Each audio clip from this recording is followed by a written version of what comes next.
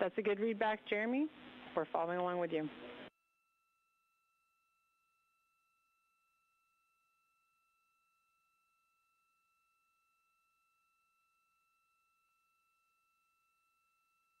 Calls from Mission Control Houston and Orion as they received a cabin leak warning.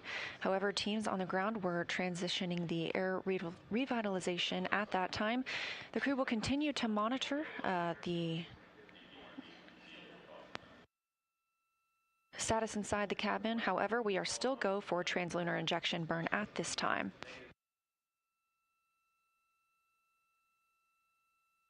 The solar array wings are in motion ahead of this burn. We position the solar array wings so that there are no loads imparted on them during the burn, keeping them safe from damage.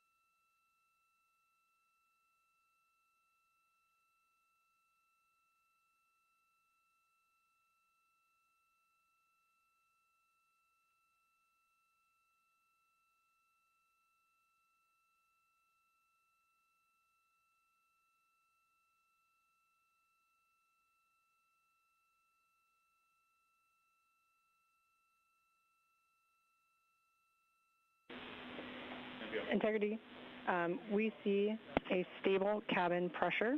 We believe that this is associated with commanding we were doing for ARS, and we will be doing some suspected leak cleanup actions after TLI. For now, we are continuing to press for TLI. Okay. Crew's feeling good about where we're at right now. That is all tracking, and we are go to continue. Houston copies. Thanks, Jeremy.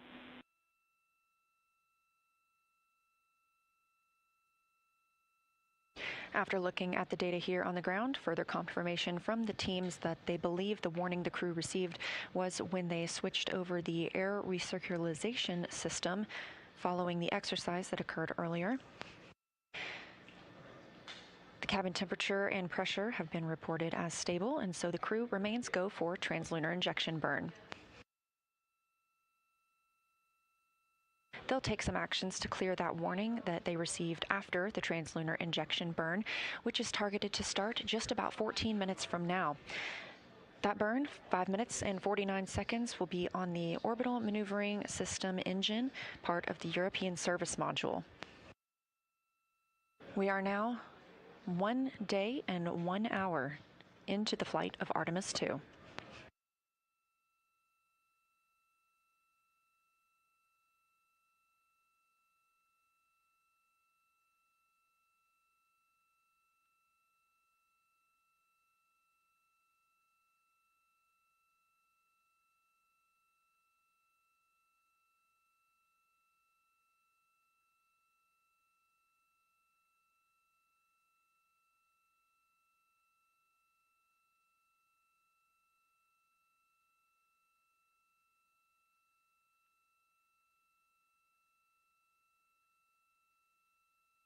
"13 minutes from the time of ignition, Orion just about 1,300 miles away from the Earth's surface." Integrity, maneuver to burn attitude starting in 2 minutes.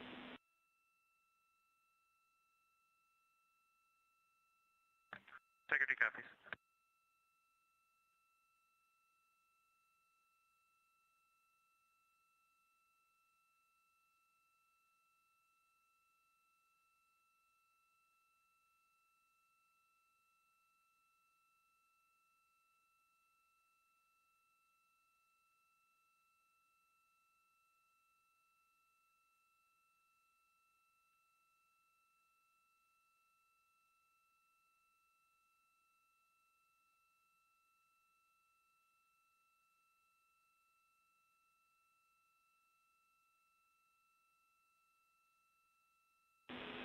Integrity, saws are configured for the burn.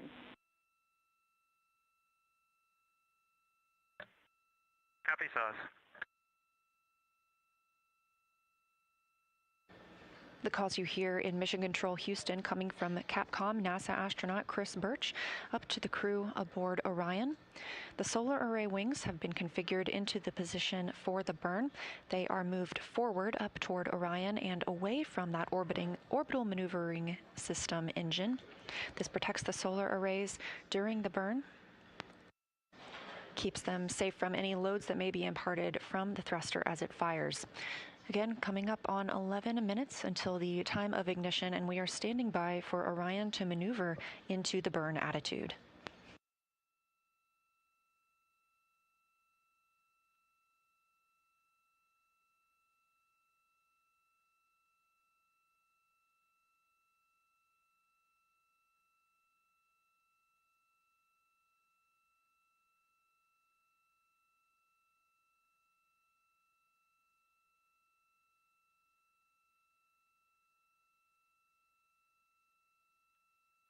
Orion now just 1,000 miles above Earth.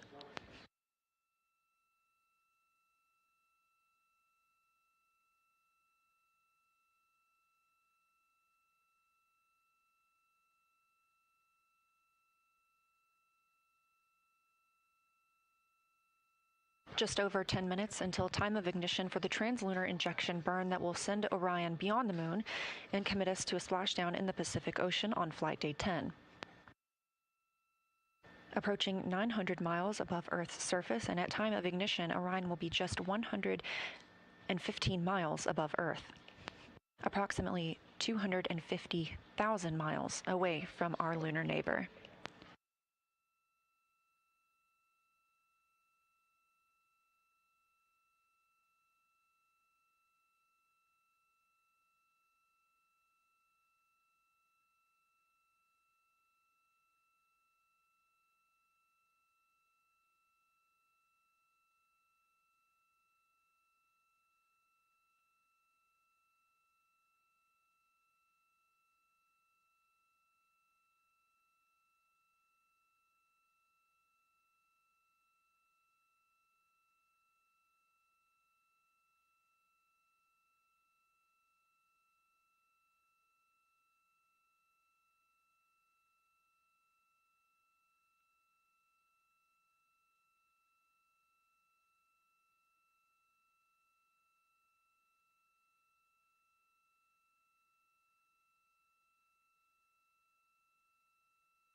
Quiet here in Artemis Mission Control at Johnson Space Center in Houston, Texas, as we approach the translunar injection burn.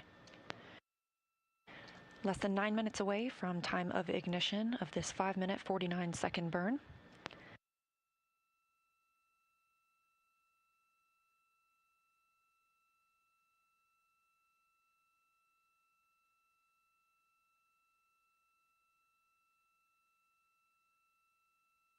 Again, the crew received the go for this configuration this morning to proceed with translunar injection from the mission management team here at Johnson Space Center.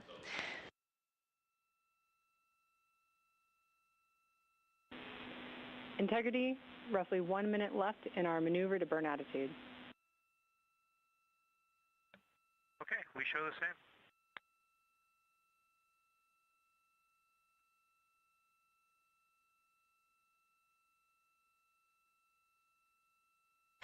Orion now 650 miles away from Earth and continuing to be maneuvered to its burn attitude, or its proper positioning for that translunar injection burn. All flight controllers here continuing to monitor their systems, and everyone remaining go for our journey to the moon.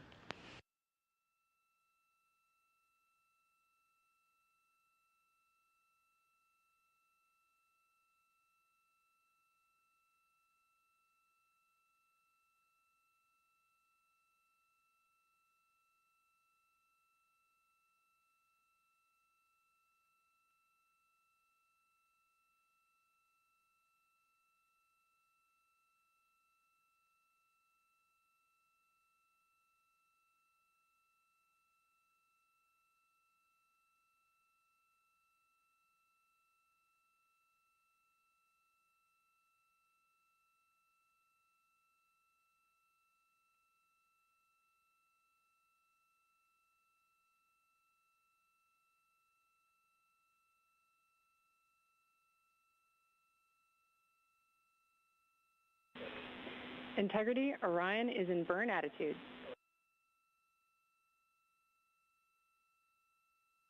Okay, we show the same.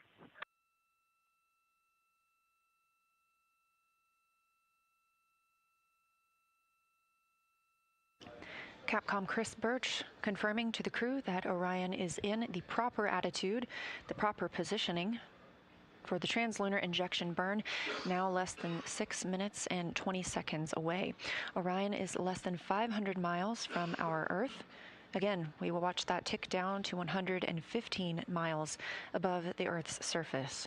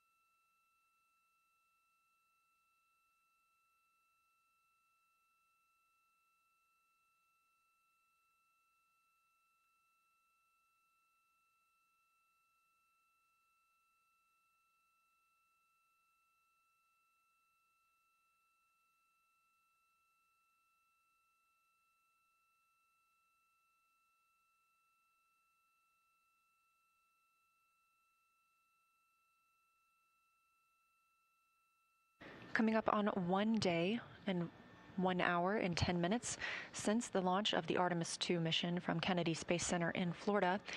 And we've just marked 5 minutes until the time of ignition for the translunar injection burn, which will send us to the moon. Our crew, Commander Reed Wiseman, Pilot Victor Glover, Mission Specialist Christina Cook, and Mission Specialist Jeremy Hansen are all aboard the spacecraft, which is properly configured for the burn. This commits us to leaving Earth orbit and moving beyond the moon. It also is our deorbit burn and commits us to coming home, splashing down in the Pacific Ocean on flight day 10. The spacecraft is in the proper attitude, the proper configuration, with its solar array wings swept up toward the spacecraft, allowing the orbital maneuvering system engine, which will conduct the burn to prevent it from imparting any loads on those solar array wings. This will be a 5 minute and 49 second burn, at which point Orion will be just 115 miles above Earth.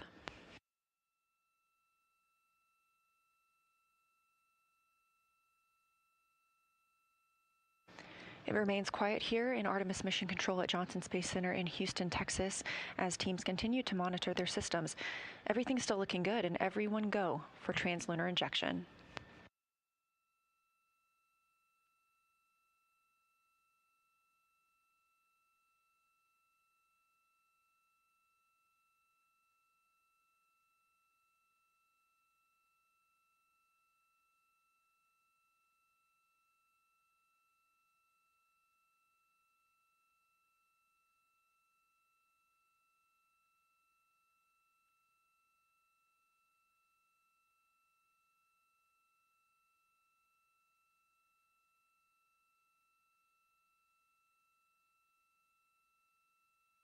Three minutes now until the time of ignition for the translunar injection burn.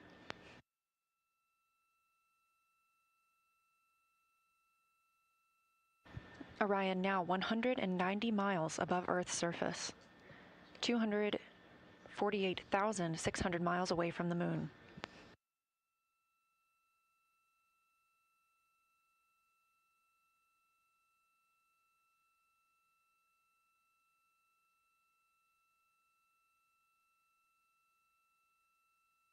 Continuing to hear good reports from the flight controllers here, Artemis Mission Control in Houston.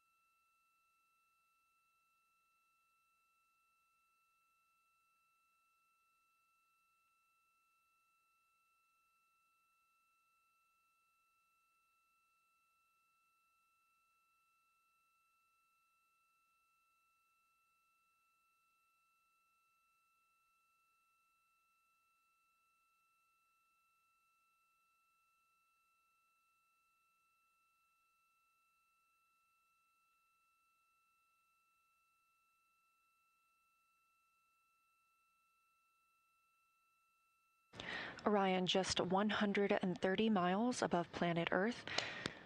As we mark 1 minute until the time of ignition of the translunar injection burn, correction to an earlier report, that will be a 5 minute and 50 second burn on the orbital maneuvering services engine.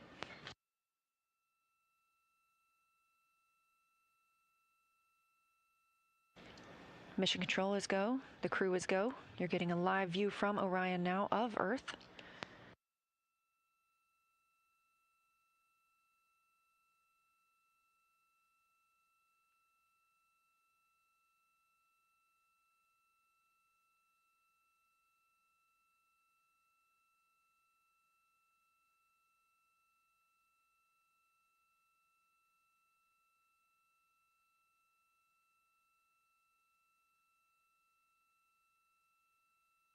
Ten seconds until translunar injection burn start.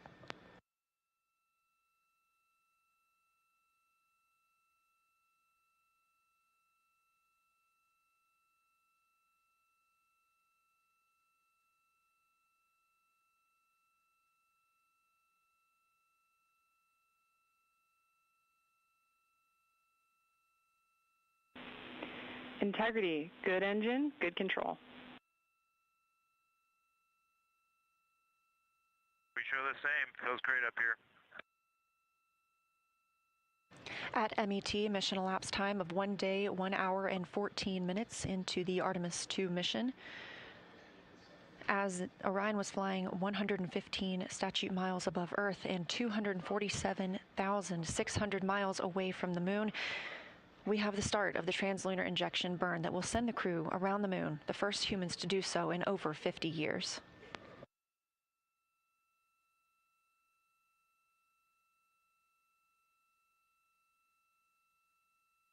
Again, this will be a 5 minute and 50 second burn on the orbital maneuvering service engine, part of the European service module.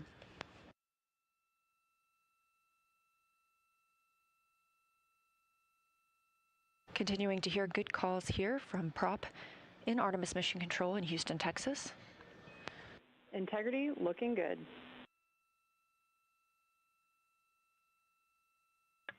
Integrity copies.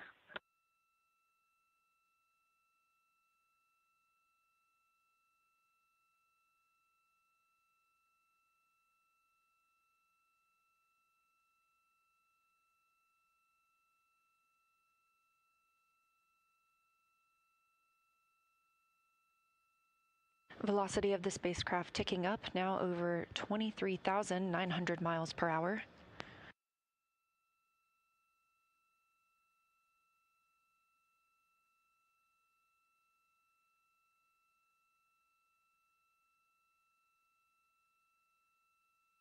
Two minutes into this 5 minute and 50 second burn. Continuing to get good calls here in Mission Control Houston from all flight controllers. Integrity, we copy the enabled caution, no crew action. Okay, integrity copies.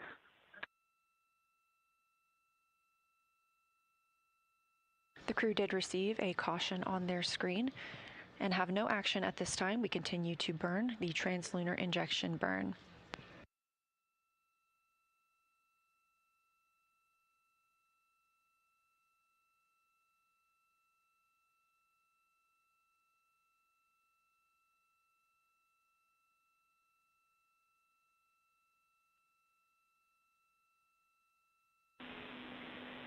Integrity, similar caution, no crew action. Integrity copies.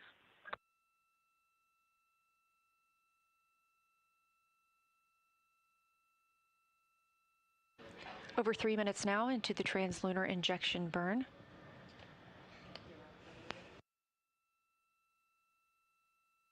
These live views coming from Orion as it looks back on Earth, leaving high Earth orbit and beginning its journey to the moon. We are now 230 miles above Earth, 246,500 miles away from the moon.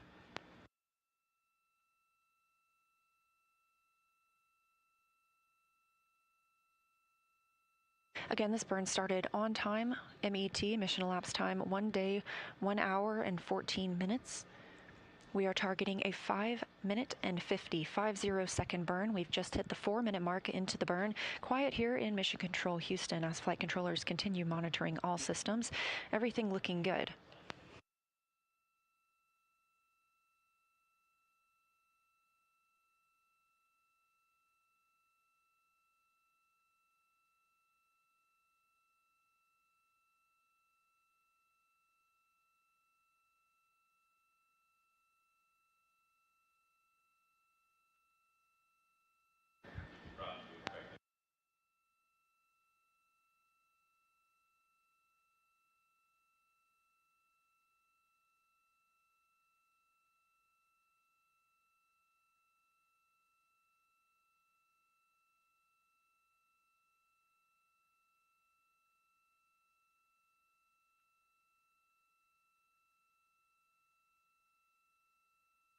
We have 1 minute left in the translunar injection burn. Everything continuing to look good. Again, these live views coming to you from Orion as it looks back on Earth and begins its journey to the moon. And this, a live look inside Mission Control Houston. Flight Director Jeff Radigan monitoring all of the Orbit 1 teams.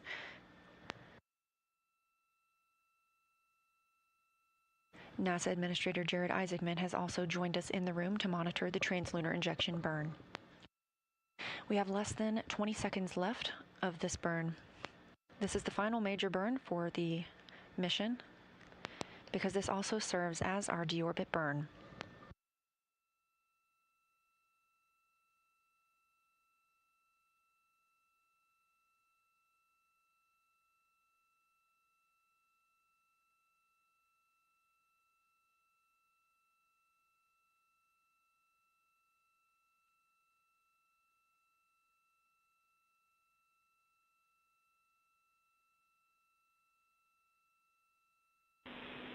Integrity looks like a good burn. We're confirming.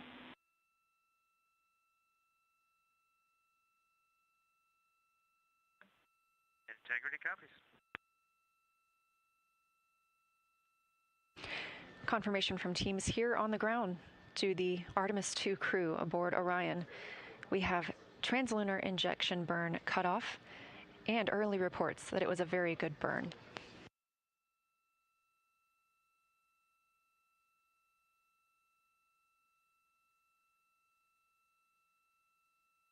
Orion now 520 miles away from Earth. Just 5 minutes ago, we were only 115 miles above Earth's surface. That distance will continue to increase as we are now on a trajectory to fly around the moon for the first time in over 50 years.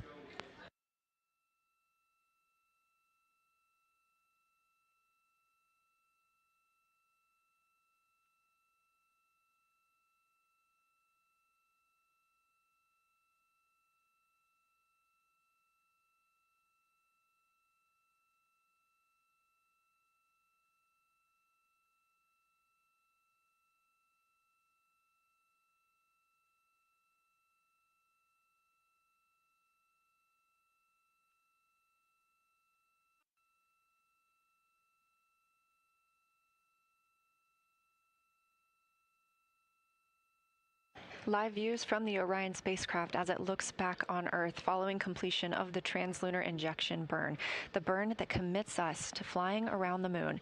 It also commits us to a return to our home planet on Flight Day 10 and a splashdown in the Pacific Ocean. But for now, these views of Earth as Orion starts its journey.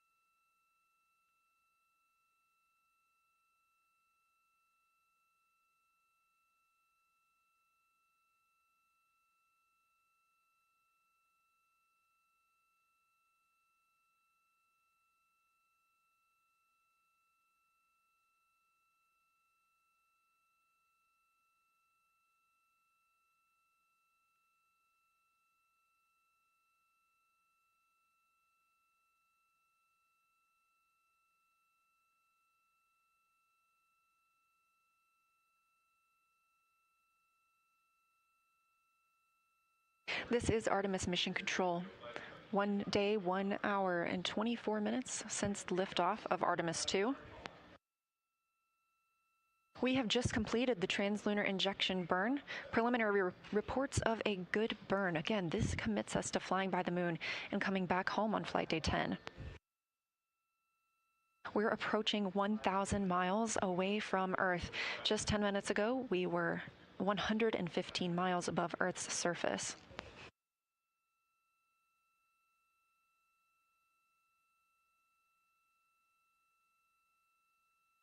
Since launch, Orion has been in a high Earth orbit. This allowed the teams to check all systems aboard the spacecraft and gain that confidence that for this first flight of humans aboard Orion, we were go for translunar injection and a flight to the moon. That go that came this morning from the mission management team and later this afternoon from the flight control team in Houston. Crew reported that they were go as well, and now we are going.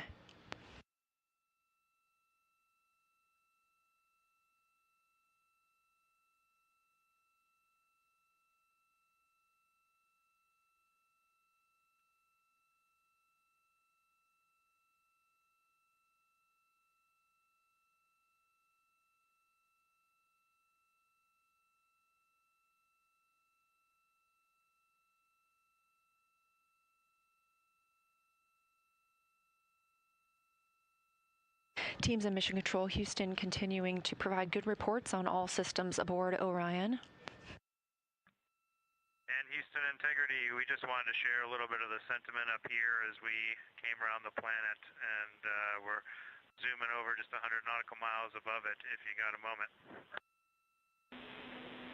Please, Jeremy, we are all ears. Well, with that successful TLI, the crew's feeling pretty good up here on our way to the moon, and we just wanted to communicate to everyone around the planet who's worked to make Artemis possible that we firmly felt the power of your perseverance during every second of that burn. Humanity has once again shown what we are capable of, and it's your hopes for the future that carry us now on this journey around the moon.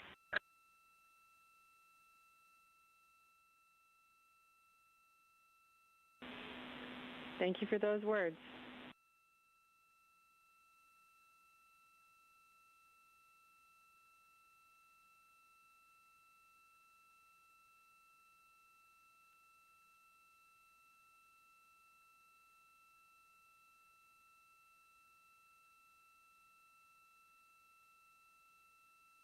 Poignant words coming down from Canadian Space Agency astronaut and mission specialist on Artemis 2, Jeremy Hansen. It's his first time to space, and it's the first flight of a Canadian to the moon. Hugs there at the Capcom console from NASA astronaut and Capcom, or capsule communicator, Chris Birch, with Artemis 2 backup and Canadian Space Agency astronaut Jenny Gibbons. We're now over 1,000. Integrity, 2 minutes until a TDRS West to TDRS East handover.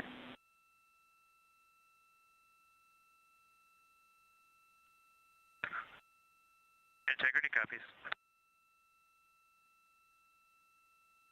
Now over 1,500 miles away from our planet, that distance continuing to increase.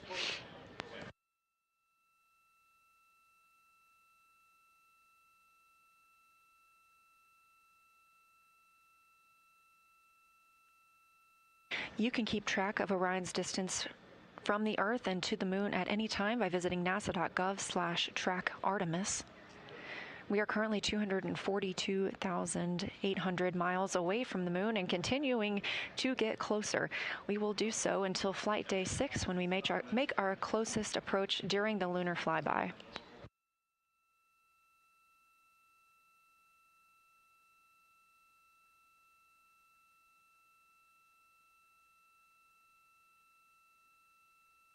This view coming from Artemis Mission Control in Houston, Texas, where the Orbit 1 flight control team is on console.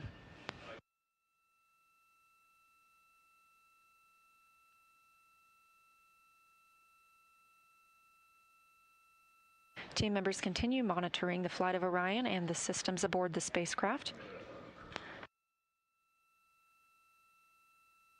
coming up on 1 day, 1 hour, and 30 minutes since the launch of Orion.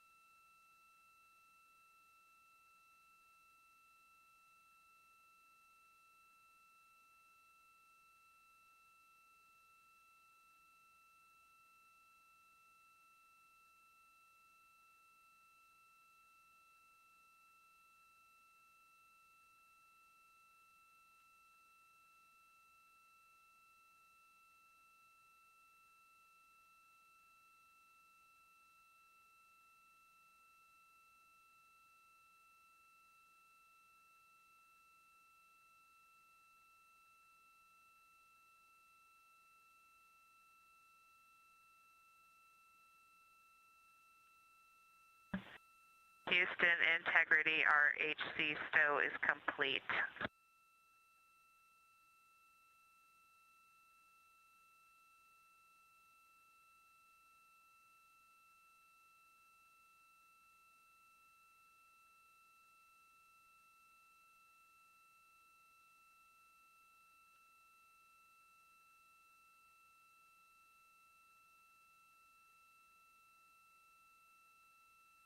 We recently heard a call that the Integrity, we copied. RHC stow is complete on Tidris East.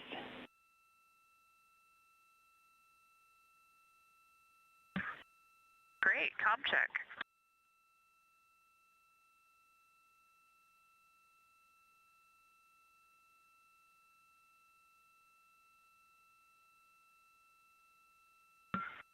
Houston, integrity, we have lost DU2. It appears it may be power cycling with a DAC message of DU2 comm fail.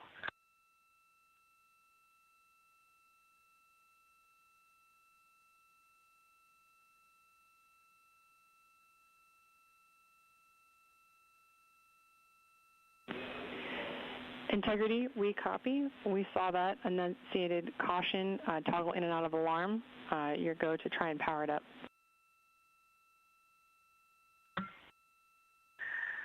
And Houston, it was in a power cycle after going down, and it has come back up. We are going to go ahead and understand the prop cautions are no action. They are recurring and going away a few seconds later.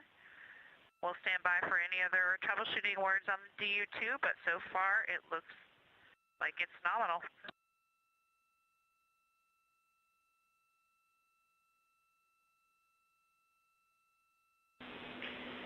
Thanks, Christina. Good news on DU2. No further actions for you on DU2 reconfig.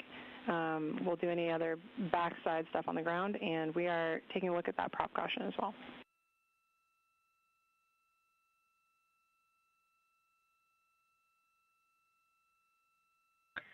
Copy all, and copy also the good comm check on Tidris.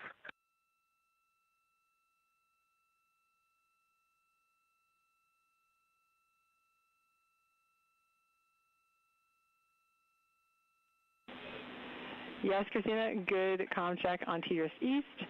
And to let you know, we are complete with our post-burn reconfig.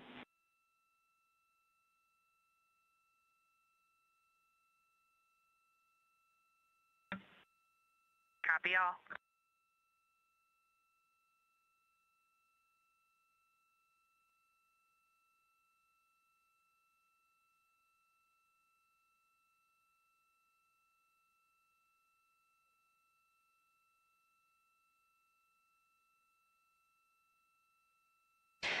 A few different communications with the crew there coming from Capcom Chris Birch. We heard the crew report that they were having an issue with their DU. That's the display unit. There are 3 display units inside Orion. It sounds like one of those is rebooting and powering back up. There were also some propulsion cautions that are being cleared.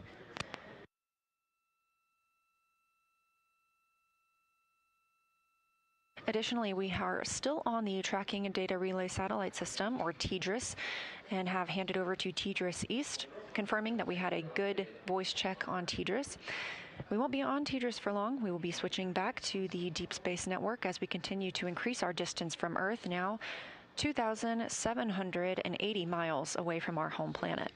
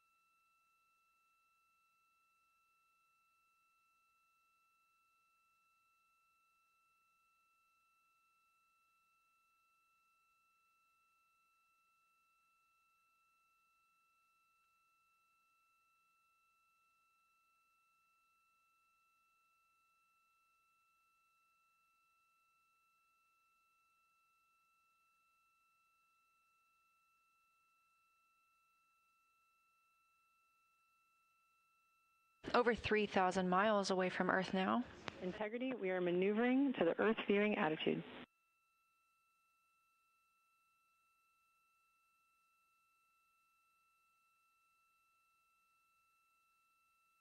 Copy, and thank you. Orion is now being maneuvered into an attitude to allow the crew to be able to see the Earth as they depart it. Again, we are rapidly leaving our home planet and growing closer to the moon, now 240,300 miles away from our lunar neighbor. In about 5 minutes, we will transition from the Tracking Data Relay Satellite System as our primary method to communicate with the crew over to the Deep Space Network. They'll remain on the Deep Space Network all the way around the moon and until they return to Earth.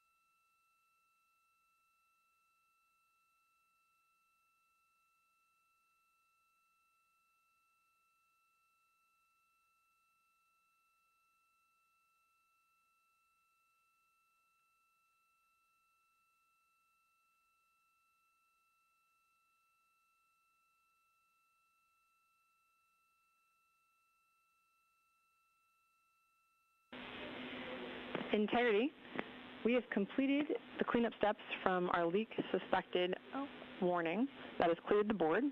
We've reset FITR, and so now we'll be able to detect any changes per our nominal config.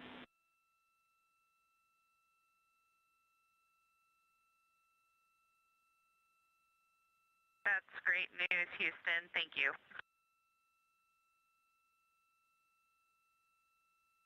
Capcom capsule communicator NASA astronaut Chris Birch calling up to the crew aboard Orion, also known as Integrity. There was a leak warning that popped up just before we got into translunar injection burn. However, it was quickly determined that this was due to the air recirculation system being transitioned into a different state.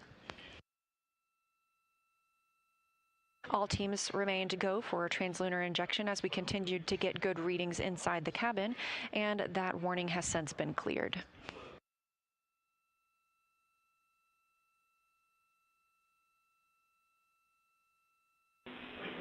Integrity, 2 minutes to TDRS East to DSN handover.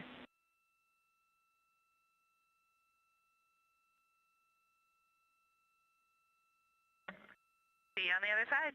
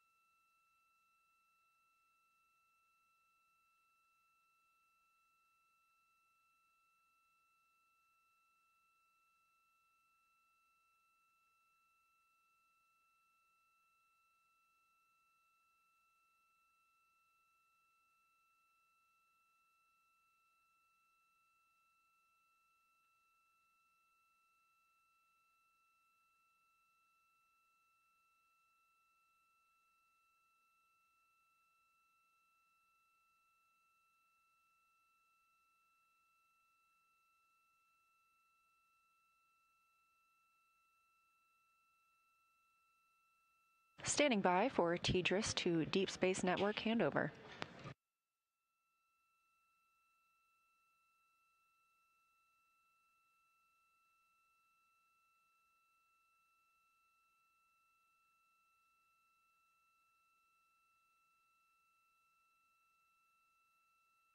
We're now handing over to the Deep Space Network and expect to hear some comm checks once the crew is on the other side.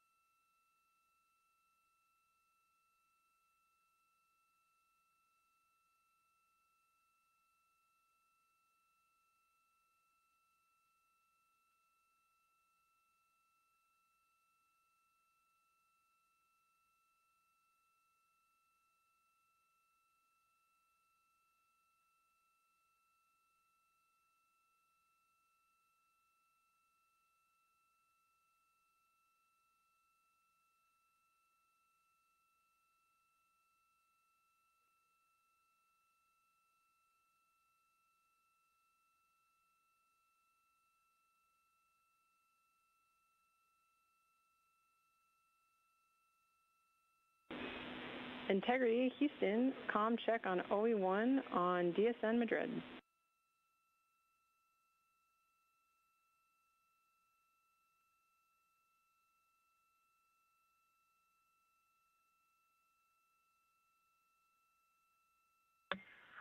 We have you loud and clear. Copy, we have you the same.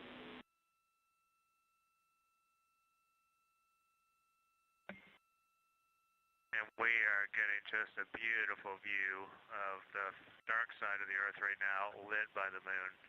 Phenomenal.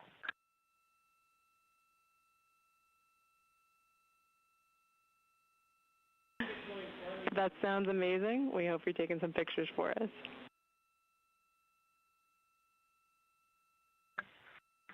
Yeah, none of us can get to lunch because we're glued to the window. We're taking pictures.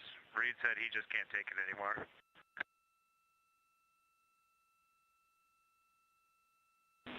That tracks.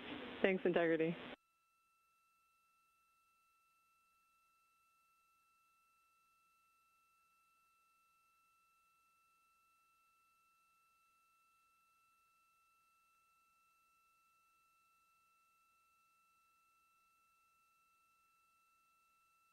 We have good communication checks on the Deep Space Network with the crew aboard Orion.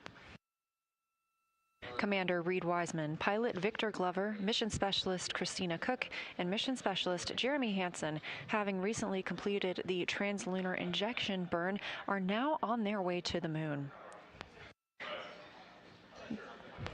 The Orion spacecraft was oriented so that they would be able to see out the windows as they departed Earth.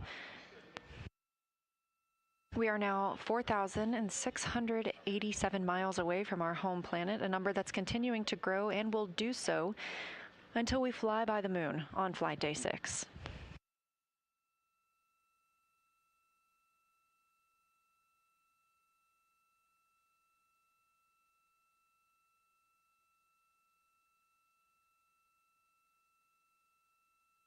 The crew reports beautiful views of Earth as they fly by the dark side, as referred to by Mission Specialist Jeremy Hansen. They are taking photos that we will expect to see downlinked later on and look forward to sharing.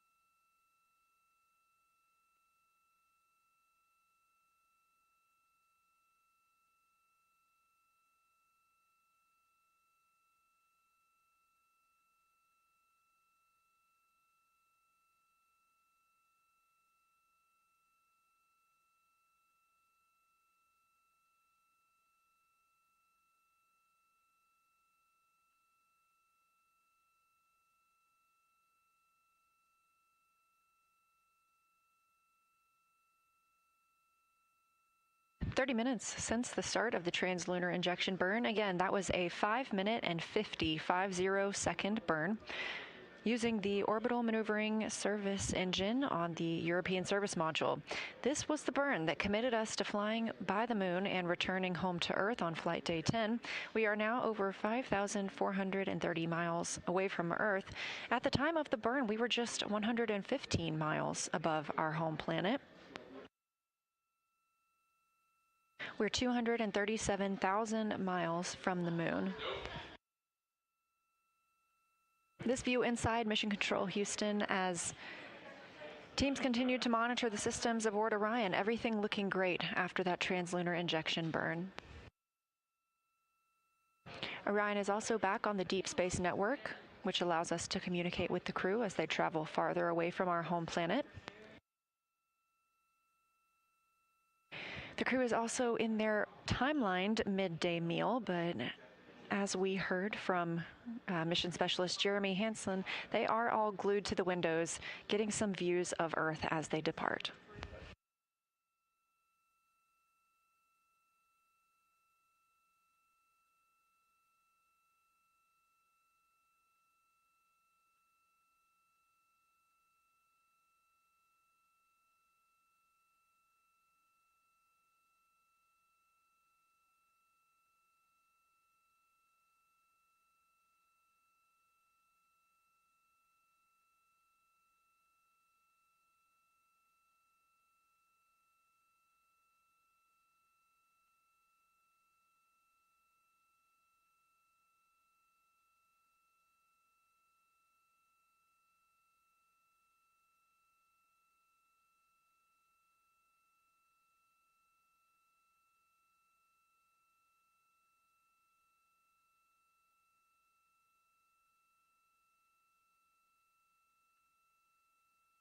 This view of visualization of Orion, you can access this at any time by visiting nasa.gov/track Artemis. This is called ARROW, the Artemis Real-Time Orbit website. This is live throughout the mission and allows you to see just how far we are from Earth and close we are to the moon.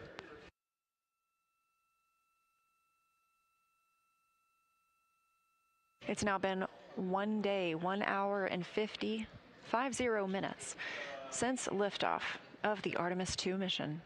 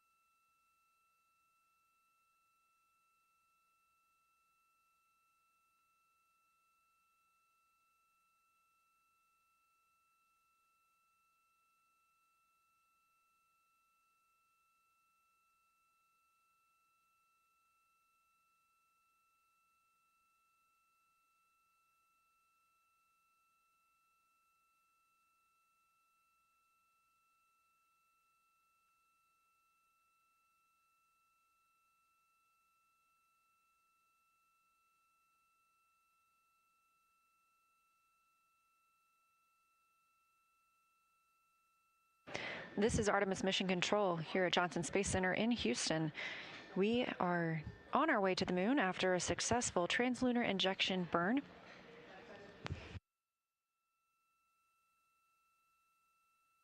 We are expecting a news conference this evening to discuss the status of the mission at this point, the translunar injection burn itself. That's slated to begin at 8:30 p.m. Eastern, 7:30 p.m. Central Time. It may get a bit of a delayed start. Integrity, for your information, the PCL pointer is set to slot 2 for post-TLI.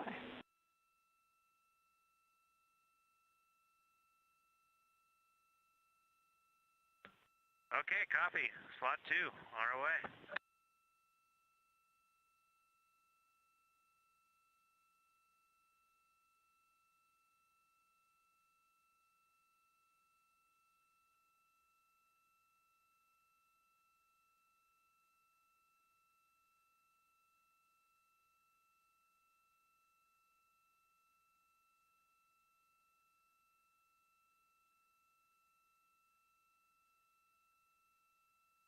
Again, as I was mentioning, we are expecting the news conference to start momentarily. If you're watching on YouTube, that news conference will air on this channel and you don't need to go anywhere. We will have that available as soon as it begins. In the meantime, Orion continues to increase its distance from Earth, now approaching 7,000 miles away from the planet. We've also gotten much closer to the moon. Just about 15 minutes ago, we were 240,000 miles away from our lunar neighbor, and now we are approaching 235,000 miles away.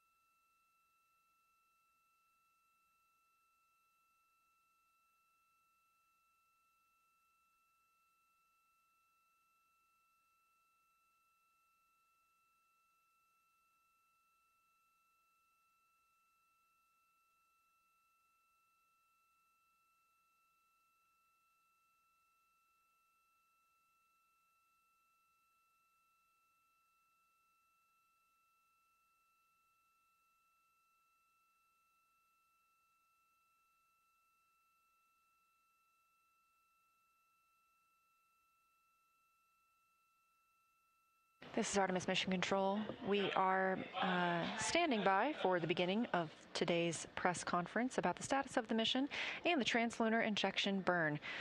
Completed that 5-minute and 50-second burn.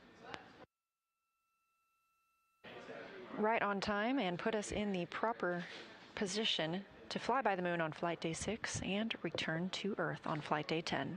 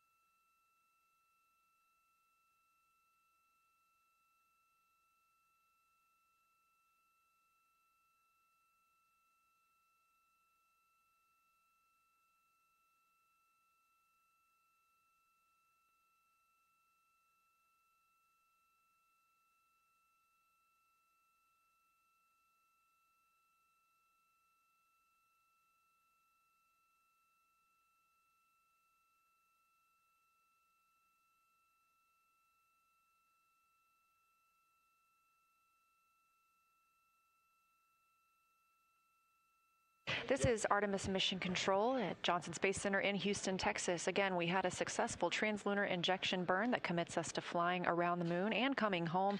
Our crew of 4 aboard Orion in their midday meal. And here on Earth, we are standing by for the start of our news conference about the status of the mission. If you're watching on NASA's YouTube, you don't need to go anywhere. We're going to bring that to you right here, and we'll be here in Artemis Mission Control.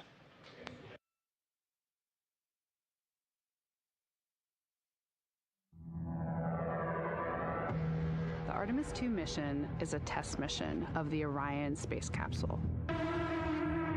Artemis II will be the first time we put humans on this rocket. We're going back to the moon because it's the next step in our journey to Mars. We were always going to the moon. Pushing ourselves to explore is just core to who we are. That's a part of being a human. And liftoff. We shall return. Continuing to test out every bit of Orion. Coming back to Earth, 7 miles a second. When humanity sets big goals, we can bring together genius from around the world. You have the best people on planet Earth putting this vehicle together. That's what's up. To innovate for the benefit of humanity and to inspire the world through discovery. And here we go.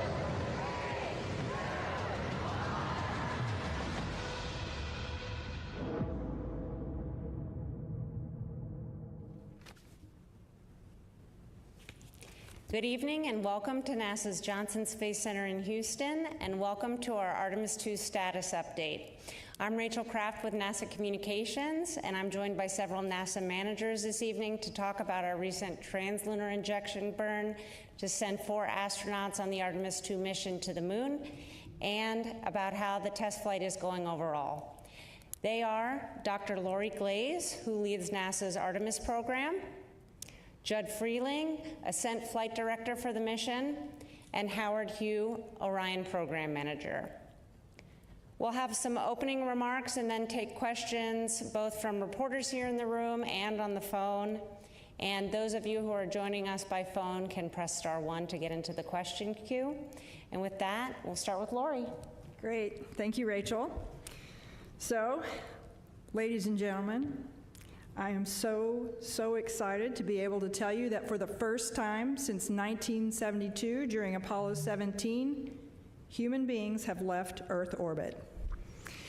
With Artemis II's successful 5-minute and 50-second translunar injection burn this evening, our 4 crew members, NASA astronauts Reed Wiseman, Victor Glover, Christina Cook, and Canadian astronaut Jeremy Hansen, are now on their trajectory toward the moon.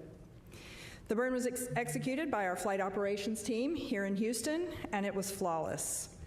The burn was the last major firing of this mission. From this point forward, the laws of orbital mechanics are going to carry our crew to the moon, around the far side, and back to Earth. Our crew is healthy, and our spacecraft is performing really well. After we've had a series of checkouts since launch, and again, everything really performing pretty well. And we are on the path that we designed for this mission. But just a reminder, again, you can hear us keep saying it over and over again, this is still a test flight.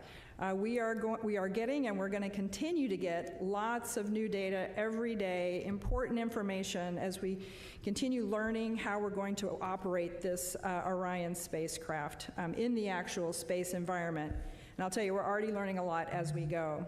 We've encountered several things along the way. We're not really tracking anything right now that's of concern, but anything that we've encountered since we've launched was brought to our mission management team today and discussed, and the satisfactory path forward on every case, and a unanimous decision to proceed forward with the go for the translunar injection burn.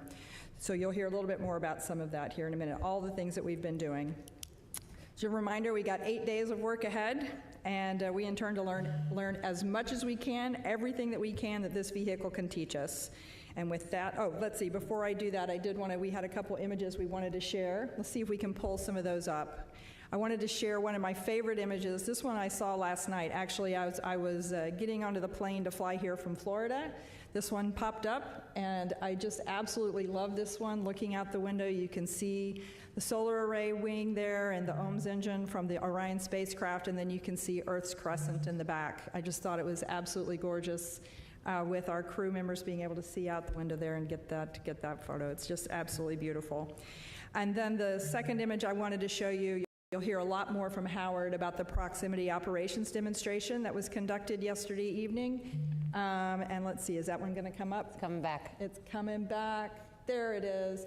And in this image, you can see Victor Glover on the left there. He was using the manual controls to maneuver the spacecraft. And then Reed Wiseman on the right there was calling out the commands. So it was really, I hope some of you got a chance to watch that. I was riveted. It was absolutely spectacular to hear Victor's narration of the whole activity. So super cool. So with all of that, I am going to hand it over to Judd, and he can talk us through some of the technical details about the flight so far. All right. Thanks, Lori. It's been a great couple of days to be in the space business. Yesterday, SLS put us right on the money during ascent. We started with some checkouts by the crew from both the water dispenser and the toilet. Those were successful. And ICPS then burned us with our perigee raise maneuver, got us in a stable orbit. We did have a brief comm outage that was due to a ground issue that we have now rectified, and we understand that's not going to be a problem henceforth. And then, let's see, the ICPS then gave us a great amount of energy, put us in high Earth orbit with the apogee raise burn, again, right down the money. So really happy with that burn. After that, as Lori mentioned, Victor did the ProxOps demonstration, gave us a lot of great feedback on how the vehicle responds in preparation for future rendezvous operations. So very valuable data. We also checked out all of the carbon dioxide scrubbers, all 3 beds successfully checked out, and CO2 is doing great in the vehicle. We did, once we were done with the ProxOps demonstration, the ICPS on its own did the automatic deploy of the 4 CubeSats, and then also ICPS did its disposal burn, and so that all went well. In the middle of the crew sleep, we also had them wake up and do the perigee raise burn, and that was 100% successful. Got us again back into a stable orbit, raised our perigee to about 100 nautical miles. So we're happy with that performance as well. This morning, the crew woke up. They had a conference with the flight control team and our lead flight director, Jeff Radigan.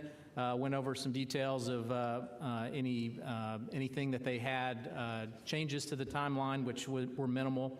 They did an exercise test of the flywheel. That was successful.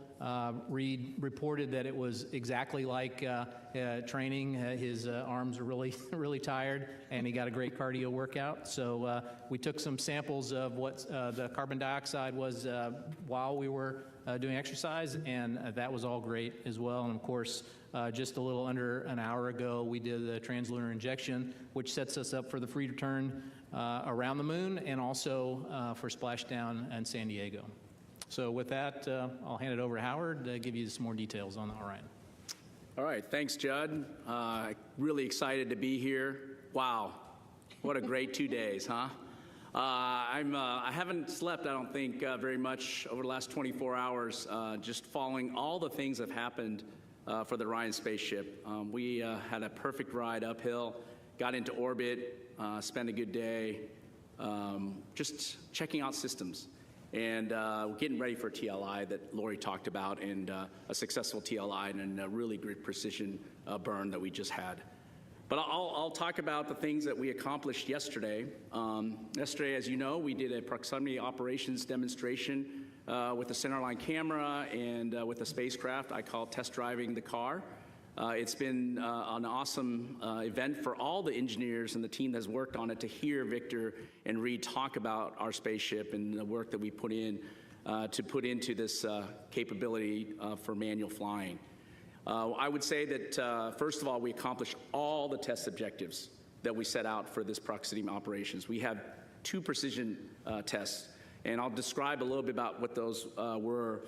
But I'll send with a picture first to show you and describe. This is a very close-in picture, these three pictures. On the, I guess, upper left of the picture is our centerline docking target right in the middle. It's a standoff cross that you'll see. It's a 2-foot wide target. This is the target that we're going to use for future missions. So this is the exact flight configuration that we would use. So it was really important that we got that on the interim cryogenic propulsion stage. So we were able to get that on that stage, and what we do, as I describe it, is as we separate from the ICPS, we do a backflip, 5 degrees per second, and we back away all the way as far in this demonstration was about 400 feet.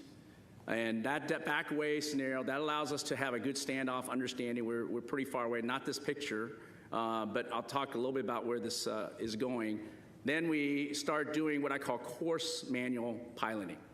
And this allows, and you might have heard this, what Victor was doing was basically moving side to side with the spaceship, up and down, and then doing the rotation pitch, roll, yaw, making sure that the response from the spacecraft and the performance is what he's seeing. And the reason it's course is because you're so far away at 400 feet that you want to make sure you have big maneuvers so you can see the target going out of your field of view a little bit, okay? So that's what we did at the initial part, and then we slowly started coming in and approaching the vehicle. And that picture that you see in the upper left side is almost to 33 feet. It's about 40 feet away, I think. And that's where we will do what I call fine manual piloting. So we're just doing a little bit of the same thing, side to side, up and down, doing the pitch, roll, and yaw maneuver and handling. And you heard that if you watched closely, and some great commentary. Especially, it was heartwarming to hear. I know I talked to some of our team members today, you know, to hear that how well their baby worked, you know, operating precisely. That is exactly what we wanted to do, holding the attitude and being able to maneuver very well and described, I think, just very excitedly by Reed and both Reed and Reed and Victor. I think it's really a great a moment for all of us who had been working in this arena to get this demonstration off. And of course, that wasn't the end of it.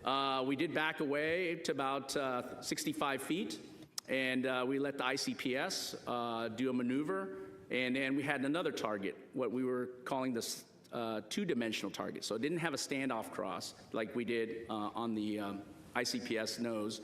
What we did was add a good 2-degree target or two-dimensional target on the spacecraft, on the ICPS, and then we did the same maneuver, but a little different. This maneuver was what we call 6-degree of freedom maneuver, where we were tracking and also maneuvering by rotating as well. So you're translating and rotating at the same time, and that allowed you to have a different characteristic of the vehicle performance in a manual piloting approach. And we were also able to go to this 33-foot range. So really important demonstration of both the fine and coarse handling of the spaceship for future missions as we go forward. And that was something that we wanted to make sure we brought down some risk. And you saw the images of the centerline camera, and performance was outstanding. And of course, the crew was outstanding. They did a terrific job. I actually flew the simulator. I did not qualify for this mission, unfortunately. So I definitely wasn't ready for this kind of mission, but Victor just did terrific and followed everything. And I saw the track today in terms of predictions, and I got to give kudos to him. He followed it right along, and it was a really great opportunity to demonstrate our capability. So that was a really important demonstration and test of our rendezvous and prox ops capabilities that we're going to need for the future. But also in that 24-hour period, we had to obviously demonstrate our readiness for translunar injection. We were able to really track a lot of the subsystems that we've learned from on Artemis 1, but also the most important subsystem when we put humans on board is the life support system. And I'm happy to report that the performance of the CO2 scrubber the ability to distribute water, control the temperature inside the cabin is exactly as we predicted, and in some cases better. And so that was really great. And of course, across all the other subsystems that we demonstrated in Artemis 1, like power generation, was better than predicted also. Over 13 kilowatts of power generation, and our ability to control, like I said, the inside cabin and control the temperature across all the parts of the spacecraft was right on and nominal. So that was really good to see. And of course, we were ready to execute the TLI burn today, and our guidance navigation control system was ready to go. And demonstrated through this burn its ability to handle this type of burn and the precision that's needed to take us to the moon and come back into Earth's atmosphere. So really great overall demonstration of the ProxOps, really great demonstration of the core subsystems that we have on board the spaceship that's required to execute the rest of the days of this Artemis 2 mission. And finally, I would say that we had, I would say, really great opportunity to just understand our overall performance across all these subsystems and making sure that we're ready to commit the crew to a safe journey to the moon and back. And we demonstrated that over the last 24 hours. We were able to, as Lori said, have a mission management team review of that and determined that we were go for TLI. And I'm just really happy that we're headed to the moon. Thank you. All right, it's time now for questions. We'll start here in the room, and then we have several on the phone. A reminder, please raise your hand if you're here. We'll have a mic coming around. And then if you are joining by phone, *1 can get you into the question queue. And we will begin in the room here. Let's come around with the mic here in the front. Tarek, yep. Thank you very much. Tarek Malik with Space.com, and I think it's for Howard. You know, the TLI seemed to go quite well, although I guess there were some reports of a couple of caution alarms that the crew reported, and then the mission control said, you know, it was not to worry about. And I'm just curious what those alarms were, or those caution lights were, and you know, how they were, I guess, set aside so quickly. Thanks. Okay. I'll let Jed maybe give some highlights there. Yeah, so about 15, 20 minutes before TLI, we had a couple of nominal reconfiguration changes of the atmosphere revitalization system, the cabin fans. And when we were moding those to a different mode, the fan speed change caused the cabin sensors to dip below the caution limit for just a bit. And of course, that rang an alarm that was a suspected cabin leak. That was a false indication. And so we quickly knew that there was no leak. We knew that there was just the sensors dipping low pretty quickly. Additionally, there were some RCS, reaction control system, SM manifold messages that we had been seeing previously.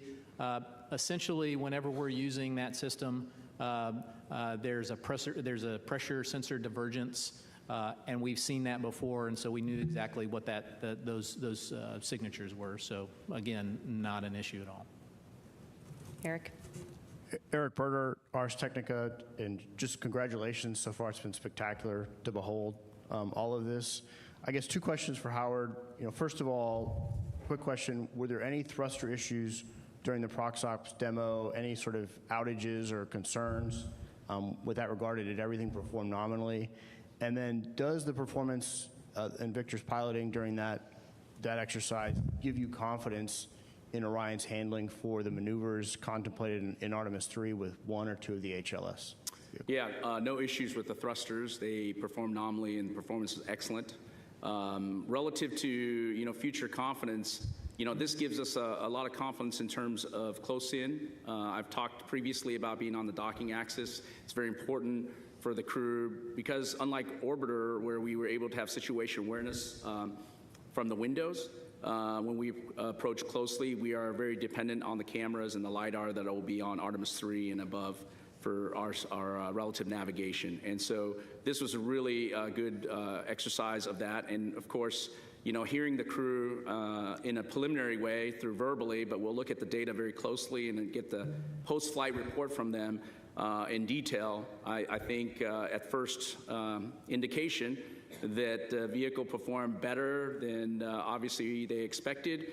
And I think, for us, it was really good understanding of how the human-in-the-loop part worked. We know precisely what our capabilities are when we have automated capability, but having a crew in the loop and demonstrating their capabilities and being able to hold and be able to execute a translational and rotational maneuvers and being able to do that precisely is really outstanding. And I look forward to them coming back home, telling us all the nuances. I'll be sitting in hours with them and questioning them on how they felt about it and what the responses were based on the pulses they put in. But yes, it's very, very heartwarming to hear that from the crew, and of course, even better to get the technical data and play that forward. Go ahead. Mark Kirkman with NSF. This is probably for a combination of both Judd and Howard. Now that we're committed with TLI, during Translunar Coast, the attitude you're going to hold, what are the out-the-view windows for the crew? Are they going to be, what are they going to be able to see Earth with regard to Earth or the Moon? And also, prior to the flight, you were talking about, based on TLI, what they would get to see when they do the close observation. It was based on the sun angle of high, medium, or low. What did we end up getting based on the launch day and the TLI that we're in? And if you don't mind, just based on what he said, I'd like to follow up with Howard. It sounds like, based on what Ike said and you said, that the handling qualities, tight, deadbeat damping, that this is better than you predicted. Is that a true statement? You want me to start first and go ahead. Talk about that? I would say that, predictions are hard. There's a human-in-the-loop kind of element, and we practice that. So I would say, yes, definitely maybe better than we anticipated in a lot of ways, because there's variations by which we go into space. On a closed-loop control system, for guidance navigation control, when you have an automated system, you know precisely and you predict exactly how the system will respond. The crew is well-trained, and Victor did exactly what he needed to do, and the spacecraft responded. As far as where the vehicle will be pointed, most of the time we spend in a tail to sun attitude. So we take the back end of the vehicle, point it towards the sun, and so whatever the geometry is, that's what you get. We sometimes have the advantage when we have good power balance. We can move the solar arrays that have cameras on the end, and we can move those around and see what look back at the Earth or look forward at the Moon. Also on flight day 6, whenever we do the lunar closer approach, we'll change attitude, make sure that the crew has those views of the lunar surface. As far as the lighting of the Moon, this was a lower lighting day that we launched. I think it was in the 20 to 30%, 20% lit area. So we'll still get good shots from the crew. We'll still get great descriptions from their Mark I eyeballs. But we're going around the Moon, so that's the main thing, right? Okay, we'll take 2 more on the end here, and then we'll go to the phone. So go ahead, Jackie. Hi, Jackie Waddle, CNN. Quick question for Howard. I know Victor said that he was going to give the Cooper-Harper rating scales during the prox ops. Are you able to share those numbers? Just curious to know how it handled. And then also would love to just ask a general question about the crew, how they're adjusting to orbit. Specifically curious about the first-time flyer and whether there's any space adaptation syndrome without, invading privacy. Thanks so much. Yeah, I'm sure we can share the Cooper-Harper handling qualities. We did assessments with the simulator, and we'll do it as part of this demonstration, and love to hear that feedback. I think we got some additional feedback, like I said, but look forward to that. Yeah, definitely. But I'll let Judd answer the other question about as far as the crew members, they're doing great. There's no indication that they're having any problems at all. So I don't expect that they're having any problems. Hi, Lauren Grush with Bloomberg. Thanks so much and congratulations again. I wanted to ask about the troubleshooting of the toilet that happened on that first day. Can you just explain to us what the issue was and how they fixed it? And on a priority scale, would you say this was a #1 priority or a #2?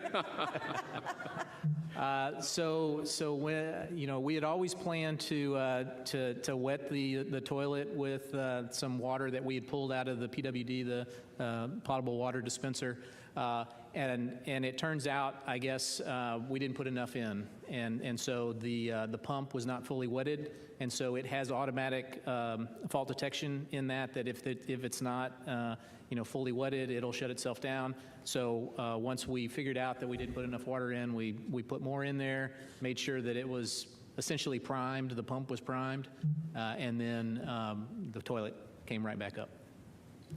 I will say that in addition, a good kind of byproduct of this, while we're working through those procedures, we were able to check out the secondary vent line for the urine as well, and so that was a good. That's an alternate path.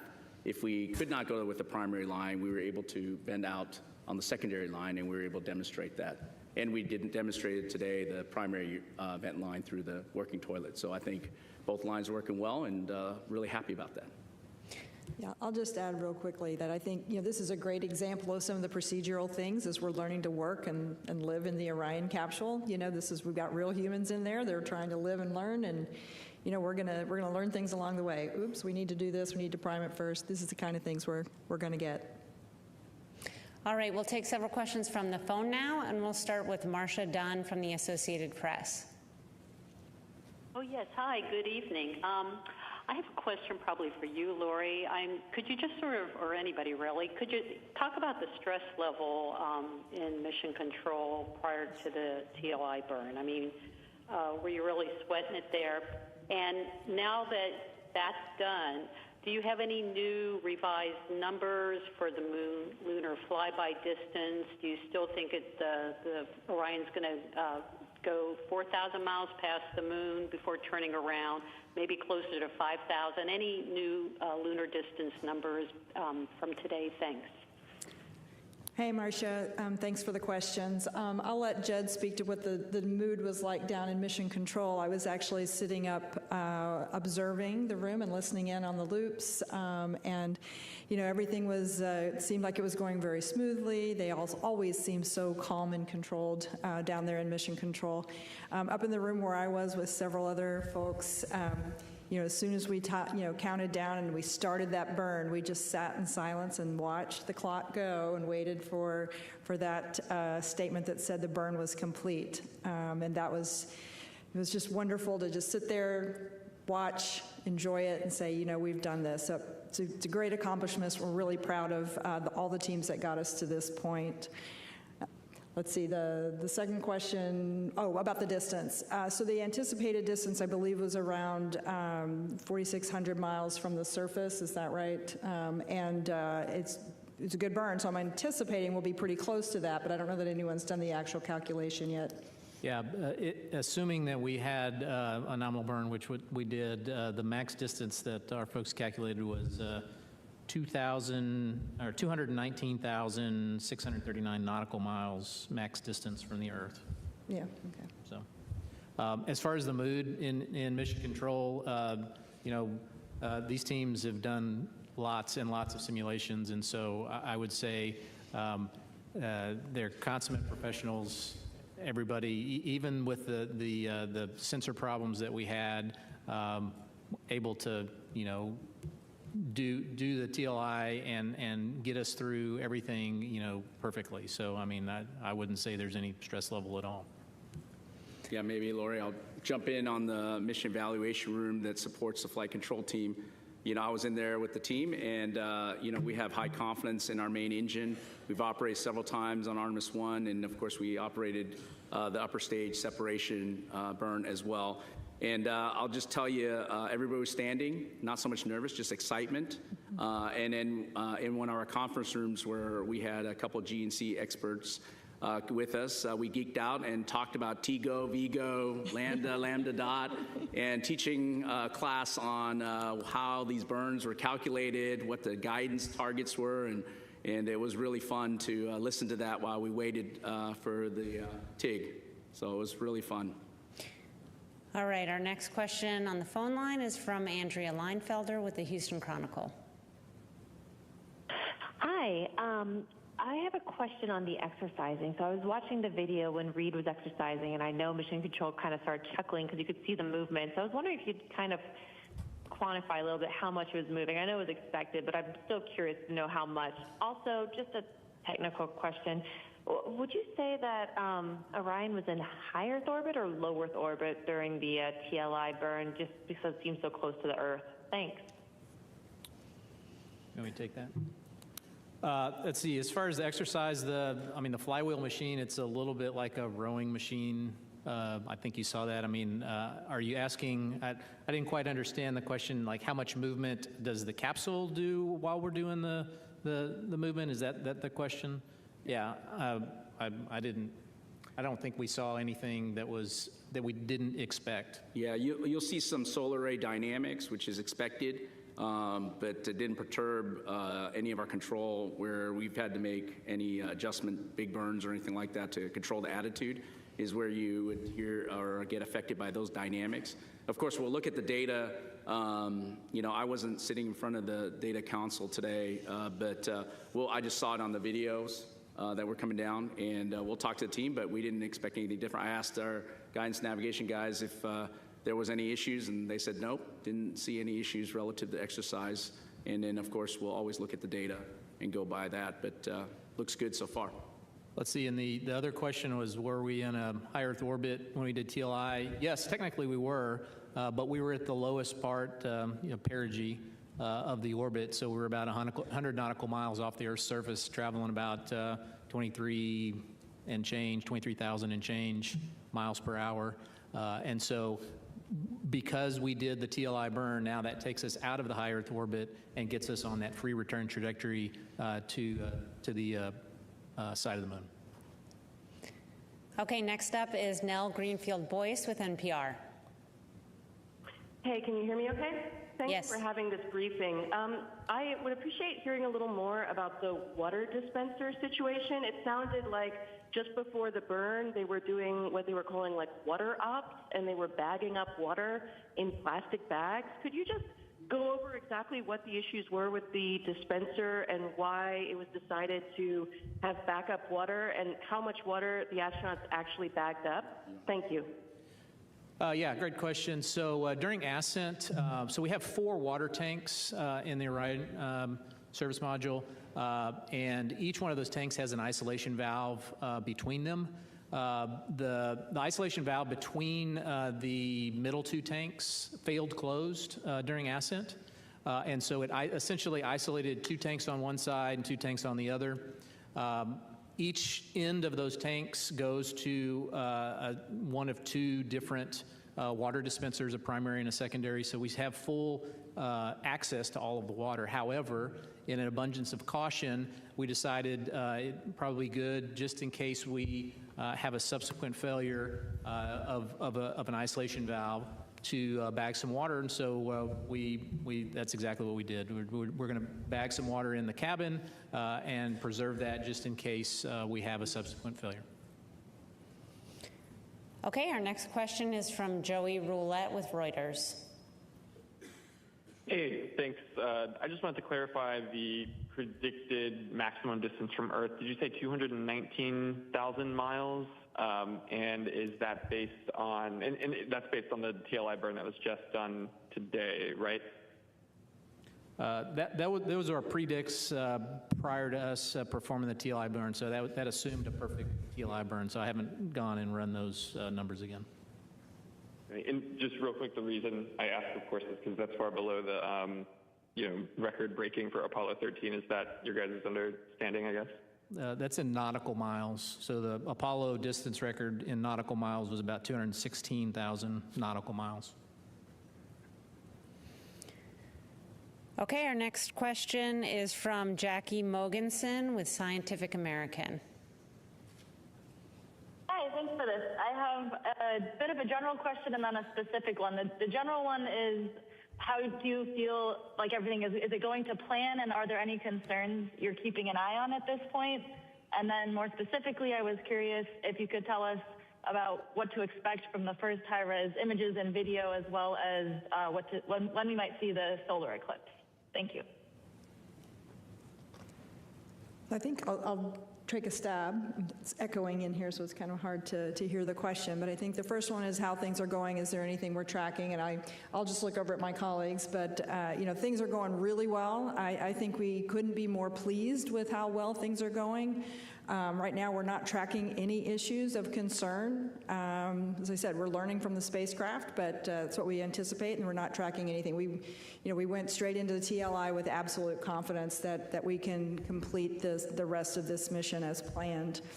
I think the other part of the question had to do with some of the imaging and expectations for when we'll get some of those back, in particular the eclipse.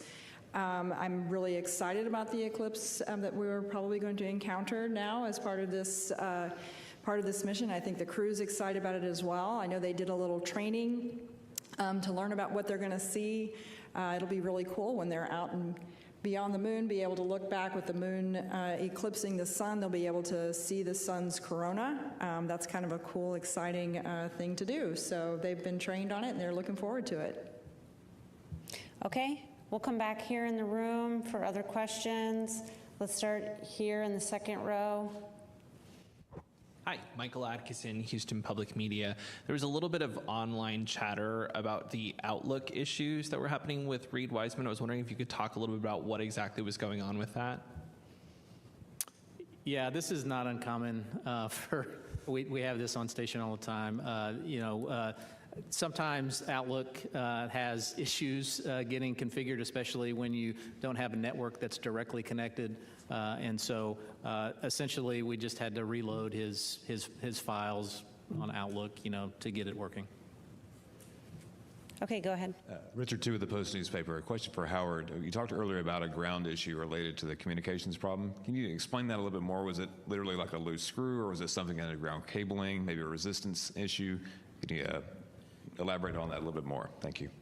Yeah, I can take that. So we have a processor at White Sands ground terminal. It's called a serial communication processor. In order to get return telemetry, it has to translate the radio messages to something that our front-end processors at MCC can understand. So that processor is supposed to be in a configuration for nominal S-band Orion telemetry. When we essentially found a bug that we didn't know was there before. So when we did our checkouts, part of our checkout is to put in a configuration for the emergency comm configuration. When we commanded it back to the nominal configuration, it showed that it had taken, but it did not actually. And so you basically had to go into low-level commanding to see what was the actual configuration and do that. So it's a software bug we now understand that we hadn't seen before, and so no issue with us going forward. Okay, we'll go right here. Hi, thanks for doing this. Beverly Casillas for Space Scout. So we talked a little bit about some of the communications anomalies and other kind of teething issues we saw on that first day of flight. And I was just curious, what would you say has been the biggest learning moment about the Orion spacecraft so far during the mission, and have there been any surprises? Thanks. Yeah, I think the biggest learning is always first-time systems, and I always go to life support. Being able to control humidity and scrubbing CO2, which performance is really great. In fact, we're maybe becoming, we need a little bit more humidity. I think it's doing too well sometimes, but I think those are things that are, like Lori said, we're learning, we're adjusting how to operate the spaceship with actual people on board and that are actually putting out CO2 and breathing in oxygen. So I think this is one of the things that we've learned in that 24 hours. We're learning a lot. The trending data, the sensors we have on board in terms of accuracy, being able to track that very closely is something that we're going to learn. No surprises. We expect good performance from our subsystems. So we're very happy about that. And again, we knew that we would learn a lot. And the other thing we would learn a lot is what you guys were all referring to relative to caution warnings. I think, we have thousands of caution warnings on board the spaceship. And it provides a lot of good information for the crew, but also we're learning about the boundaries of these caution warning parameters and whether they're really nuisances or whether they're real issues. And I think this is one of the things that we'll learn all the way along the mission as we utilize and learn more about the spacecraft and approach all these objectives we're trying to accomplish along the way. Okay, right here. Hi, T.G. Mascaro with the Epoch Times. Thank you all so much, and congratulations again. My question for Lori, in terms of a little clarification on the timeline. With the eclipse, you said it'll be when they're behind the moon, so will that be on day 6? And also, is there any clarification on what part of the timeline we'll be having the ship-to-ship communication with the station? That's definitely a question for Judd here. We'll let him, he's got the detailed timeline right in front of him. Yes, it is flight day 6 that the crew will be behind the moon. Let's see, and your other question was? The ship-to-ship. Ship-to-ship comm. I think we were going to do that on flight day 8 or 9. I don't know where that ended up. 7, I believe. Yeah, maybe it's on 7.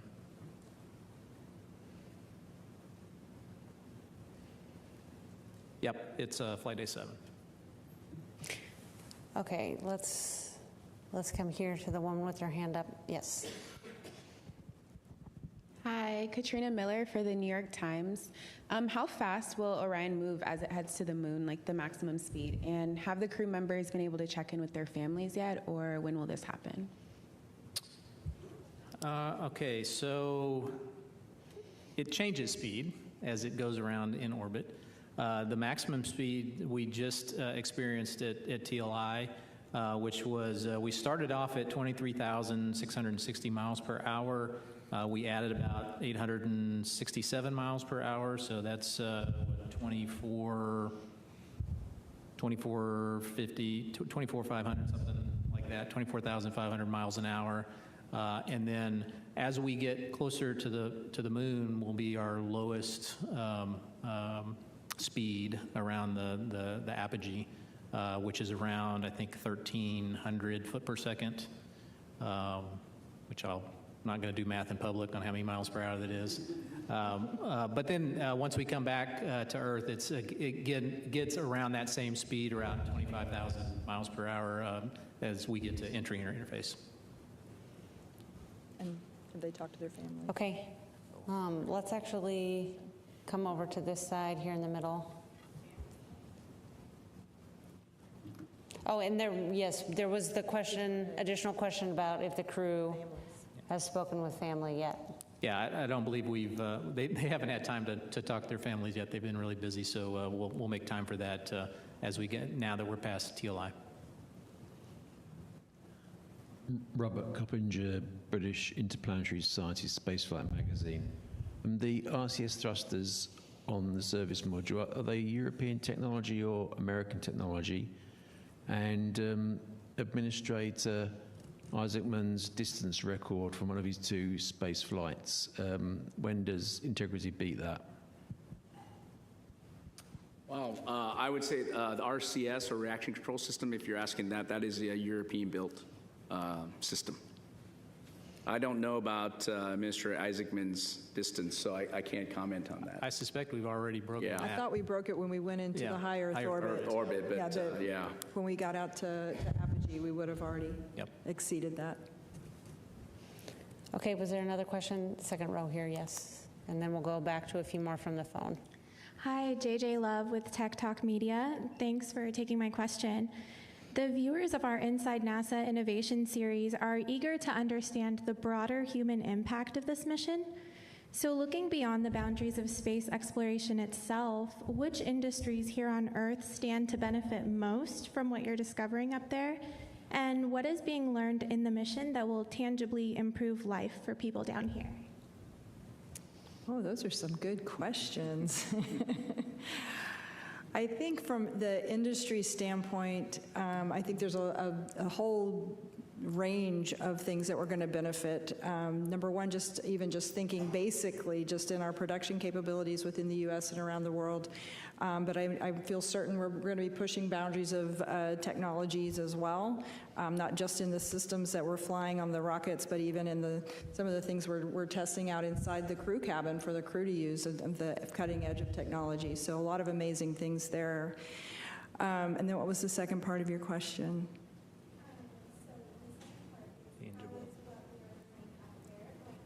Oh, help life on Earth.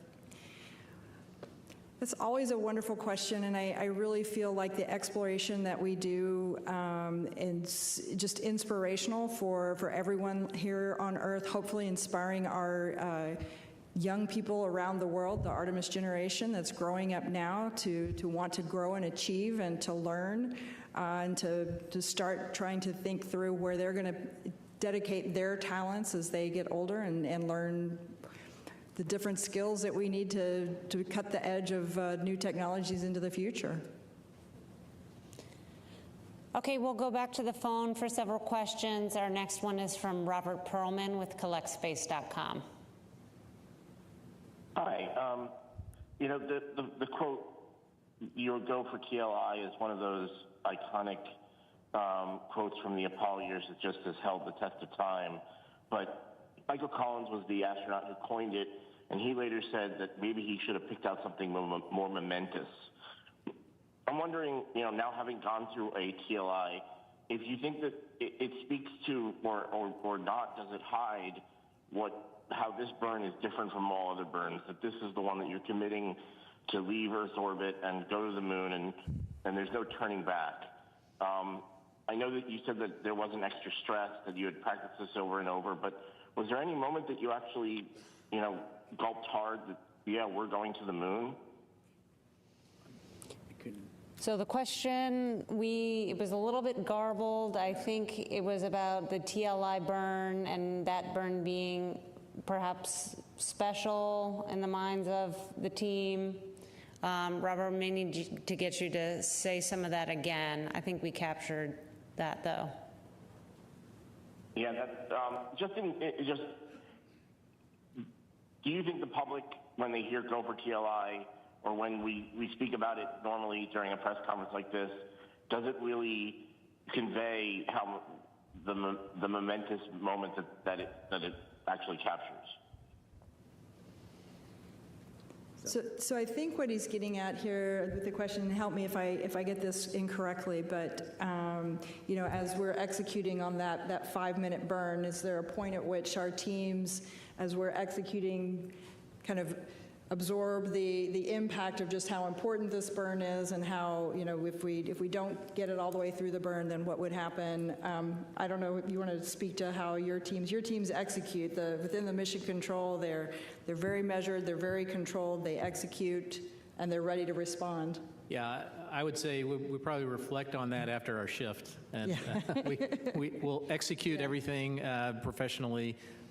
Probably save the reflection for after our shift, and certainly that reflection, I suspect everybody, you know, understands that this is a once in a lifetime moment. All right, our next question on the phone is from Christopher Mick with the Hudson Star Observer. Thank you for taking the question and for all your time tonight. Another amazing day here in the mission. I just want to ask, I think these would be for Jed and Howard. I was wondering, the crew sounded very busy in the time I was hearing the loops today, and I was just wondering on the astronauts' kind of individual task timelines, if they're kind of on schedule for that or falling behind at all or skipping some things. And then maybe to Howard, if there was any time for Earth observation photography, if there's any feedback from the crew on how things were going shooting through the Orion windows. So I would say there were, as far as the timeline goes, there were a few things that the crew was not able to get to today and yesterday, and that's fine. We knew this was going to be a very, very packed first 2 days, and now once we've got past TLI, we've got lots more time to do things.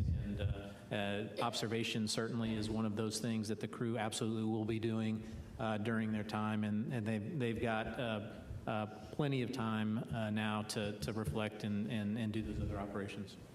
Yeah, I'll say that although, like Judd said, maybe a few things didn't get done in the schedule that was planned that could be made up, the real important one for me at least was this ProxOps demonstration. I think we budgeted around 71 minutes. The crew finished in 65. And that was awesome because, like I said earlier, we were able to accomplish all our objectives and within that time period because we were having to exit and leave the ICPS distance and move on towards the orbit. So having that done and getting all those objectives accomplished was very significant, and I'm really happy to do it with some margin. Okay, our next question is from David Denault with About Space Today News. Good evening. I have a question. Has there been a formal report issued yet on the possible damages caused by Artemis 2 compared to Artemis 1? I understand that it caused some damage to the elevators, and it also burnt through the surface area, scorching it. Has there any report issued on that as yet? So this is a question related to the potential damage to the Mobile Launcher 1, where we launched yesterday. We've talked many times about the ruggedization that we did to the Mobile Launcher following the Artemis 1 mission. And what I can tell you is that our initial assessment is showing that most of the damage is really largely cosmetic. Really, overall, everything's looking pretty good, especially compared to Artemis 1. We know we're going to have some repairs that we'll need to do, but those repairs, the repairs that we made following Artemis 1 largely worked, so that's a good thing. We are in the process of doing an in-depth assessment of what kind of damage was received there. We do know that there were some bolts, some latching bolts that perhaps didn't hold as anticipated, and there was some, I believe, some issues down in the firing well there. But we're still doing the assessment, so hold tight, and we'll get you some more details as we better understand exactly where that mobile launcher is right now. Okay, Philip. Hi, Philip Sloss. I guess a quick follow-up with Lori about the mobile launcher. After the first launch, there was a pneumatic leak. You didn't see any issues in terms of the continuity with the pneumatic systems in those lines? Everything's doing extremely well, actually, yeah. And the water suppression system was able to wash things down, so we didn't have the issues of the concerns with corrosion, the pneumatics. All of the other systems seem to fare extremely well. Okay. And then a quick one for Judd, hopefully. On the first launch, SLS had a tiny underspeed at MECO. And I know they were looking to make some tweaks so that they would hit the exact targeted MECO. What did you see yesterday during the ascent? Yeah, as I mentioned, right on the money. Okay, thank you. Hello, I'm Kaya Burgess from the Times of London. How closely did you study in planning this mission the free return slingshot trajectory of Apollo 13 in terms of the lessons to be learned of what to do similarly or what to avoid, and how different will this trajectory be from the only other time humans have taken that trajectory around the moon and back? You take it. Okay, so it is slightly different from Apollo 8. Apollo 8 actually went into the lunar orbit, gravity well, right? Orion doesn't have the capability or the propellant to do that, and so we're taking advantage of the gravity to slingshot Orion back around the moon. So it's quite actually in the early design of Apollo. As a matter of fact, Apollo 13 got on a free return trajectory to get it into a minimum energy state so that it could go back to Earth. And so this is more like that trajectory in that we're taking advantage of the moon's gravity as an assist so that we don't have to burn as much propellant. My question is, how does it compare to Apollo 13 rather than 8? Oh, 13, not 8. Okay, yeah, it's similar. So we got on a free return trajectory on Apollo 13, very similar to the one that we are doing now. Okay, we'll take another question in the room over here. I'm just wondering, I work in television, and when they're going around the moon, what are the visuals going to be like? Because I know Apollo 11, when they were live, they're black and white. And we're seeing some of the images now from the spacecraft, which we love, But, you know, they're not as grainy as they were in the Apollo days, but they're not necessarily as wonderful as maybe SpaceX gives us right now with some of their work. So what can we expect to see visually as they're going around the moon? What's it going to look like? So I'll say that we're much further away from the moon than we were on closest approach for, say, Artemis 1 or even, you know, Apollo 8, for instance, you know, 3,000 to 4,000 nautical miles away. So the moon will look smaller. It's what I've been told is if you take a basketball at arm's length, that's about what it's going to look like from the crew's vantage point. Certainly the camera technology is a lot better than it was in the 60s, so we'll have that advantage. We also have some really long lenses that the crew have for their handheld cameras, Nikons and Z9s. So they'll hopefully when we get those downlinked, they'll be really sharp images that we've all come to expect. Yeah, modern technology. The one thing I'll just mention, and Judd can probably jump in on this one as well, is, you know, while the camera technology that we have up there is outstanding and we'll have very, very high resolution, high quality images, the downlink from the moon is not as great as it could be, as it is from low Earth orbit. And so it will take a little longer to get some of those data down, and sometimes I would imagine the early downloads will be somewhat reduced resolution so that we can get them down here and at least share the lower resolution, and then as we have the capability and the bandwidth to download the higher res, we'll make those available. Go ahead. Moises Avila, AFP, Agence France Presse. I know that more than 50 years have passed and it's a new world and new technology, but compared to the Apollo missions, what things have changed and what protocols or beliefs maybe, or traditions maybe remain? Well, you know, when you say what has changed, I mean, certainly the computing capability in the amount of software. We have over 900,000 lines of software. And so I think the ability for the crew to engage in the systems in a very deep level through the displays. And of course, we have electronic procedures, which Judd and his team is very familiar with, which we don't need to carry paper around. There was a lot of paper procedures. And of course, the sensor capability. You know, the inertial measuring units. When we get close in, we got GPS. Everybody's familiar with that, of course.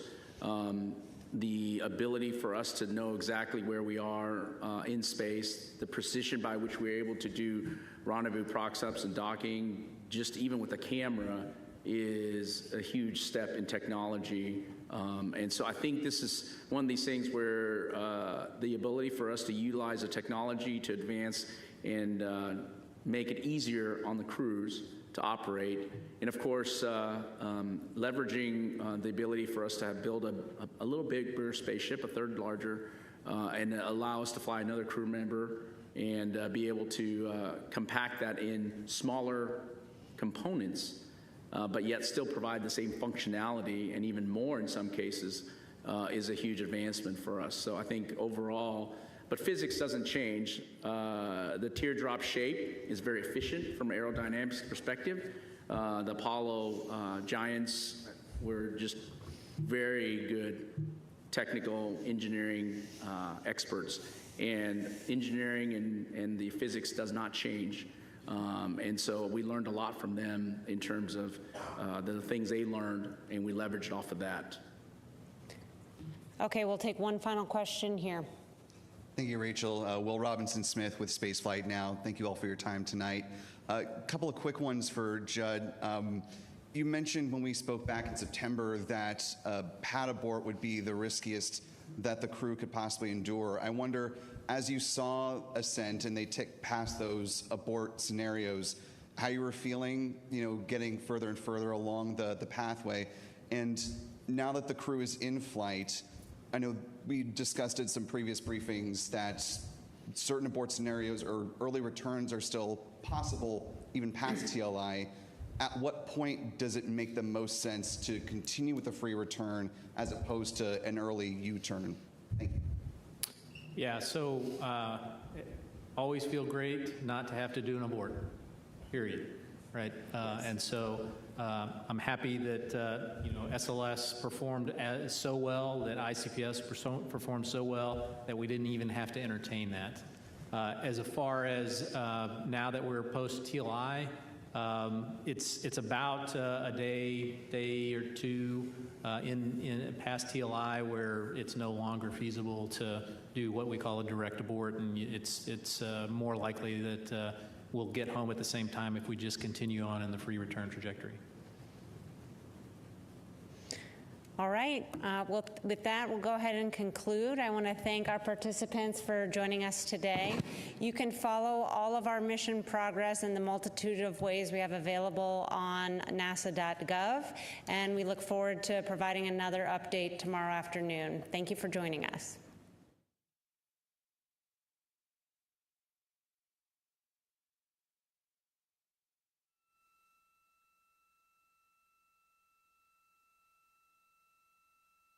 Welcome to the Artemis Flight Control Room here at Johnson Space Center in Houston, Texas. We are monitoring the flight of Artemis II and our 4 astronauts, Commander Reed Wiseman, pilot Victor Glover, and mission specialists Christina Cook and Jeremy Hansen on their flight around the moon, first humans to do so in over 50 years. This is also the first flight of humans aboard Orion, and it was a banner day for the spacecraft.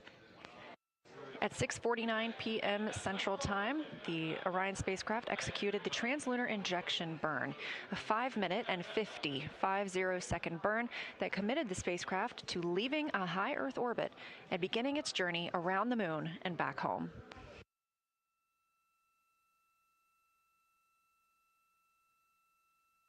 This is a live view inside the Artemis Flight Control Room here, where the Orbit 2 team is now coming on console to take over from the Orbit 1 shift.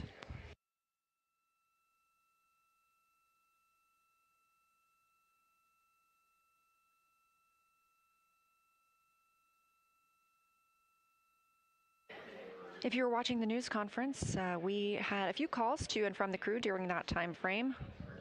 One of those was re-timelining some of the exercise for the crew later today. We are expecting a public affairs event coming up in just about an hour, and they will then execute their exercise on the flywheel afterward. We also had a time period where we had a delay on the forward link of the Deep Space Network. So our communications to the crew were delayed. That was what we believe to be due to a downlink coming down. Command and data handling stopped that downlink, which resumed the on-time communications with the crew. They'll be able to troubleshoot that and work on transferring large files down from the crew. Recently, Christina Cook reported that her PCD, her portable computing device, went dark before translunar injection and has been unresponsive on a charger. So the team here is troubleshooting to see if there's anything they can do to bring that back online. Last but not least, Commander Reed Wiseman said they got great views of the Earth as they continued departing following the translunar injection burn, and just a testament to how everything is planned and tracked in space. He reported that the windows were dirty because the crew enjoyed looking out of them so much, so he called down for procedures on how to clean the windows. It's important to ask for instructions on things like this. As I mentioned, everything is tracked so carefully throughout a mission that it's important to let the crew and the teams know what is being used.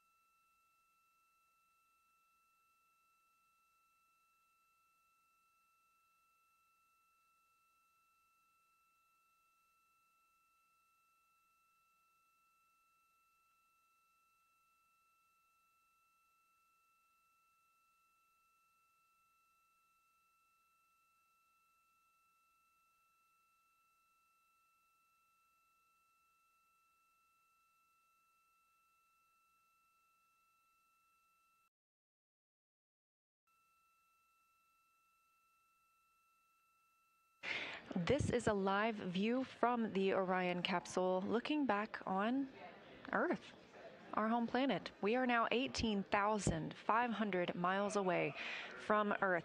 When we conducted that translunar injection burn coming up on about 2 hours ago, we were just 115 miles above our planet. Obviously, that has increased exponentially as we are now on the journey to the moon and back home. Currently, Orion is 223,000 miles away from the moon.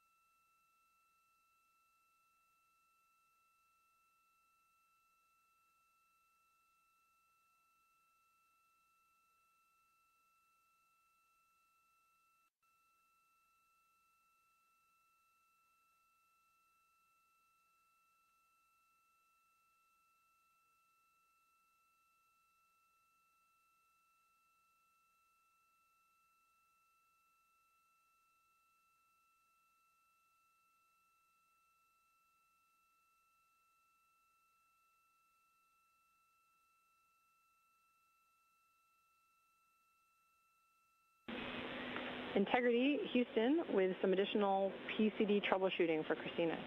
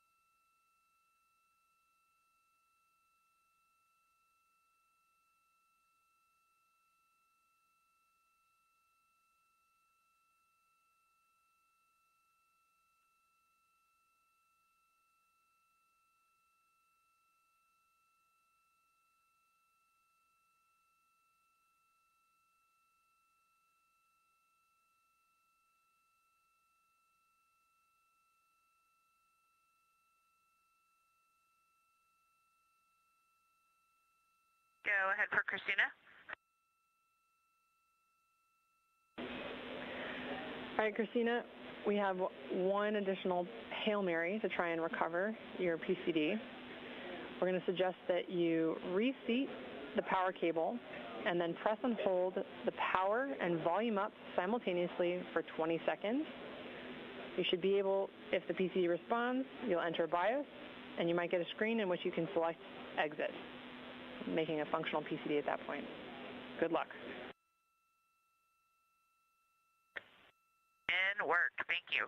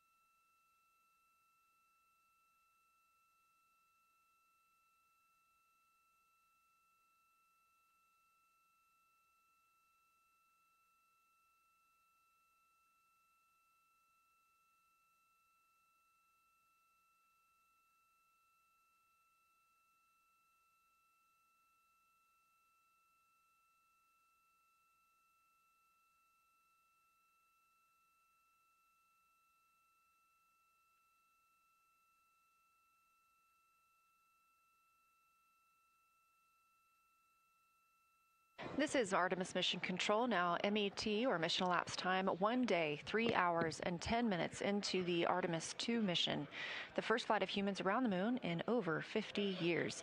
And we are going to the moon. After a successful translunar injection burn today, we are now over 19,500 miles away from Earth and growing closer to our lunar neighbor, now 222,000 miles away from the moon. The view on the left side of your screen is from Orion, a live view looking back at our home planet, that small dot.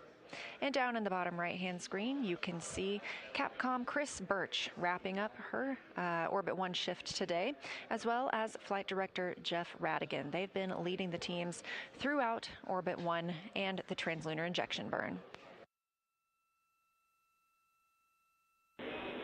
Integrity, for your information, toilet is go for use. We're estimating about 5 more uses. We copy that, and I have a question about the flywheel accelerometer, specifically the software that I'm opening up. All right, Reed, I'll take your question. When I'm opening the Orion Crew Seat Accelerometer version 1.10.5.0, I got a pop-up that came up that said, confirm disarm. The device is armed. Do you want to disarm it? Yes or no? Okay. Affirm, Reed, you do want to arm.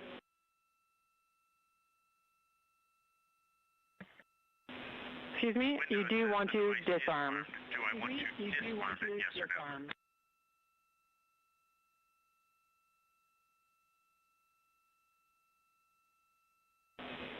Sorry, Reed, I think I stepped on you there. We do want you to disarm.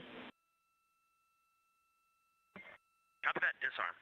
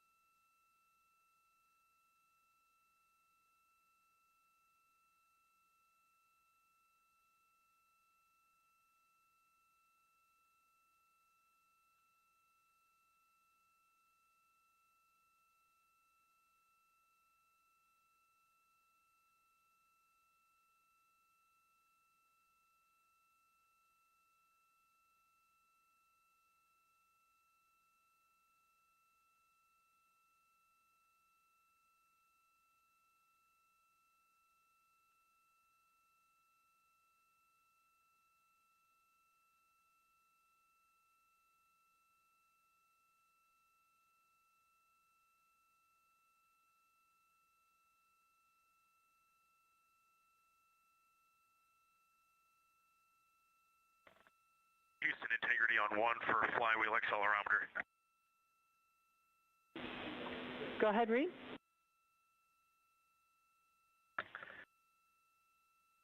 It says to secure the 2 accelerometers, 1 to the flywheel, 1 to the hull, with the Velcro, but then also with Kapton tape, which is supposed to be with the accelerometers. I don't see any Kapton tape there, and my judgment is they are very well secured, so I'm not going to put Kapton tape over them. Let me know if you need me to change that.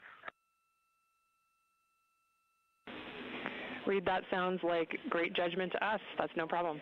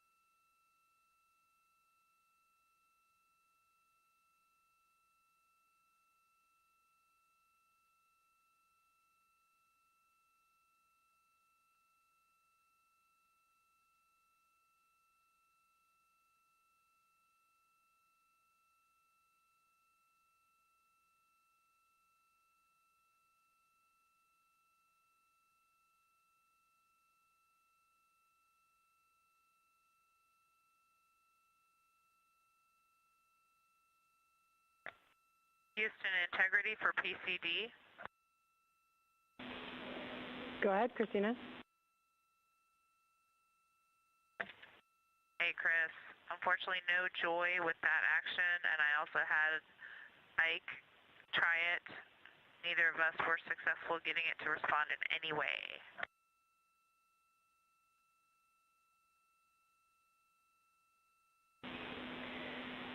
All right. Unfortunately, Christina, that's all the troubleshooting I have for you for now. We'll do some more thinking and see what we can come up with, but thanks for trying it.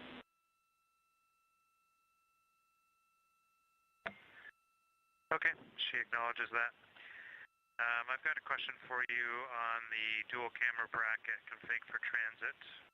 When I got to the threaded rods, just want to check with you. I was supposed to do 6 turns. When I get to 2.5 turns on all of them, I start to feel some resistance.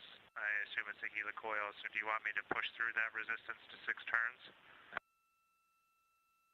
And as long as it's a reasonable amount of resistance would be the caveat.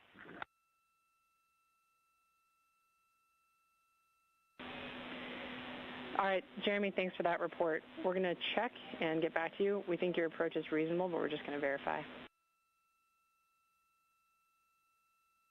Okay, standing by.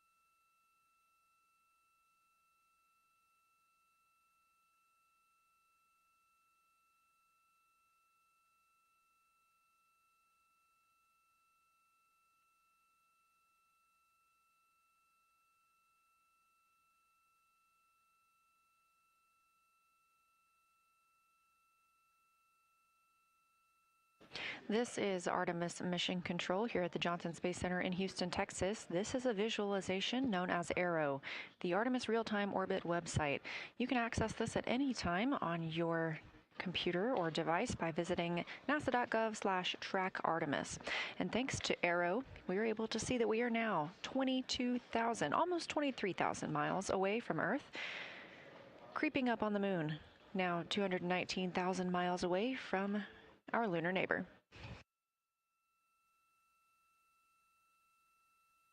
Teams in Mission Control Houston are conducting their handover with the flight director coming on console. We are now 1 day, 3 hours, and 34 minutes mission elapsed time of the Artemis II mission, a test flight and the first flight of humans aboard the Orion spacecraft. Those 4 humans, Commander Reed Wiseman, Pilot Victor Glover, and mission specialists Christina Cook and Jeremy Hansen, are preparing for an upcoming public affairs event. They'll be speaking with media clients here on the ground, giving us a good look inside the capsule and letting us know what it's been like to live and work on the spacecraft. We had a big milestone today at 6:49 p.m. Central Time when the OMS, or Orbital Maneuvering System engine, ignited on Orion, powering the translunar injection burn. Until that time, we had been in a high Earth orbit, allowing teams time to check out the systems ahead of committing to sending the crew around the moon and also serving as their deorbit burn. It was a successful burn. The crew continues to quickly depart Earth.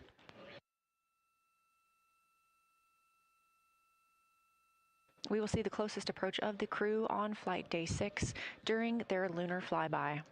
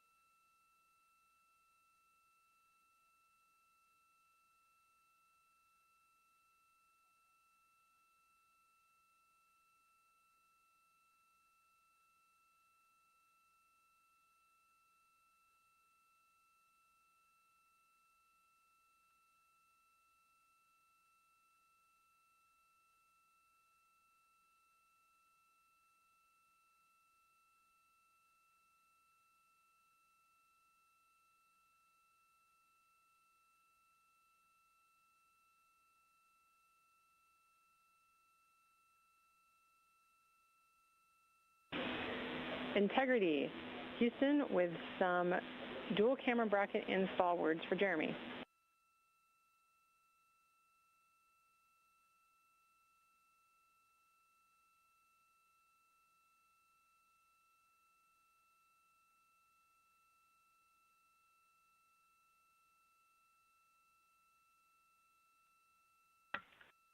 Okay, before you go ahead with that, Chris, we're going to defer the toilet maintenance to after the PAO event, just FYI. Okay, Jeremy, we copy. No problem.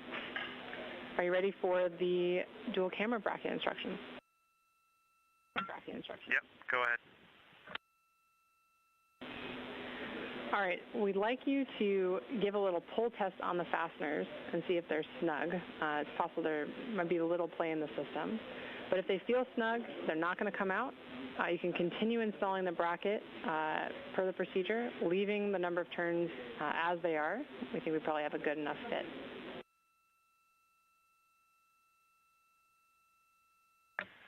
Okay, there's no wiggle in the fasteners. They do feel secure. I'll maybe give them another eighth of a turn because I stopped a bit early to snug them up. And then I think that's it for this part of the procedure. I've secured the dual camera bracket to the hatch as described, and there was nothing else to do today. I just want to confirm we're on the same page. I'm just leaving it open.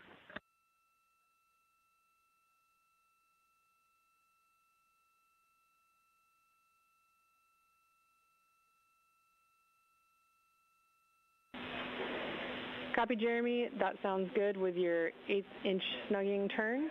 I think the next activity for this will be, I think, on Victor's timeline. But sounds like a good plan. Thanks for checking in.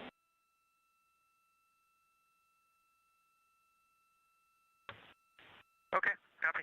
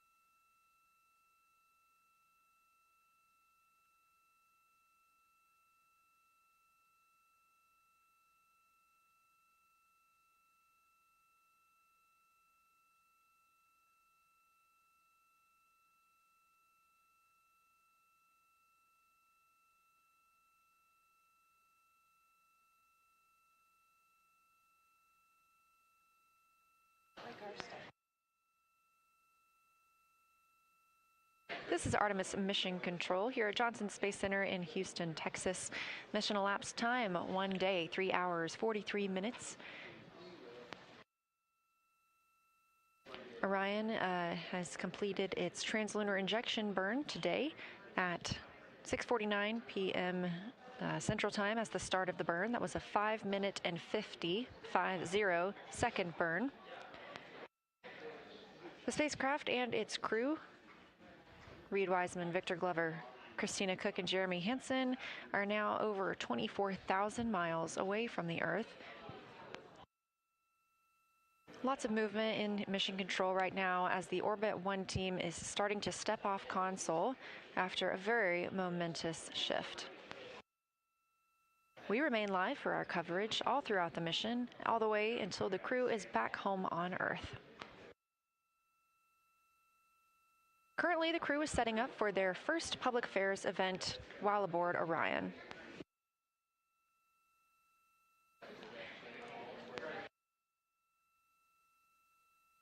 Today they also worked on setting up the flywheel. This is the exercise device that they'll use inside Orion. It's essentially like a rowing device, allows them to do both aerobic and resistance training. The entire unit is about the size of a suitcase, which is in comparison to over 4,000 pounds of exercise equipment on the International Space Station.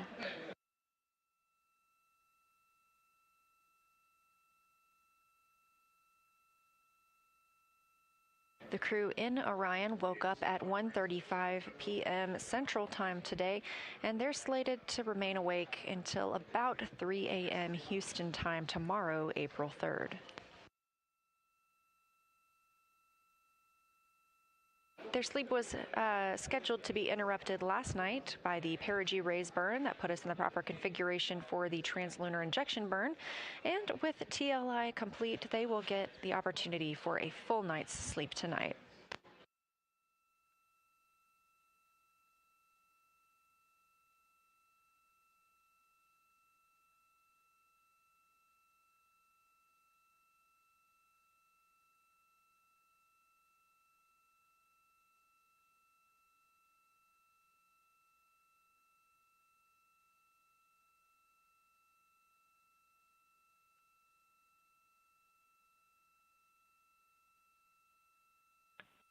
Houston Integrity, we are ready for the stream, setting up for the PAO event, and we'd love some help with voice and scene checks. Okay, we copy, we're ready.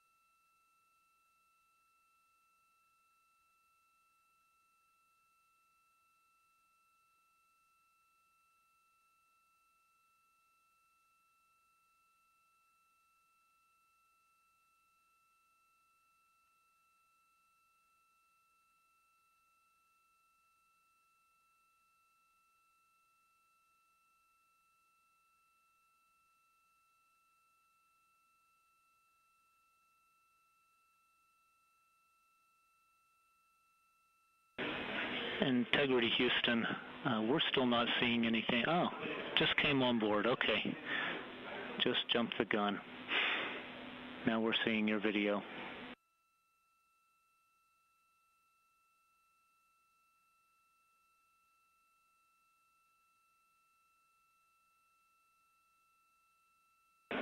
Checking.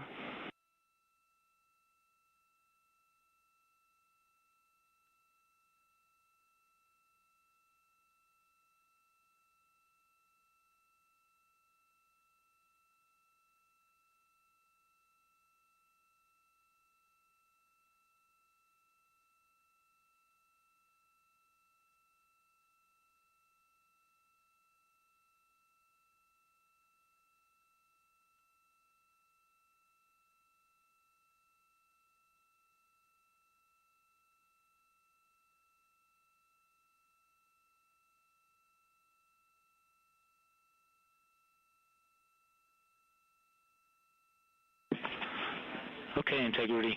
Good scene and good voice quality.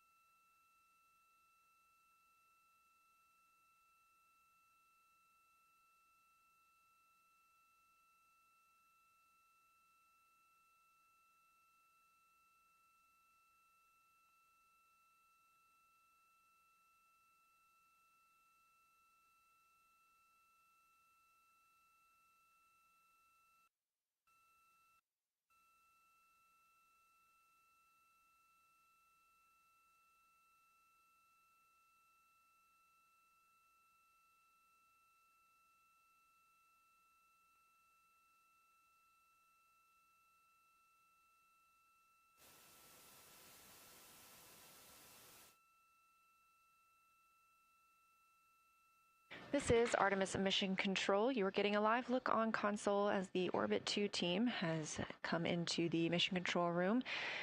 Near the top right of your screen is Flight Director Paul Kanya, joined by your new Capcoms for today.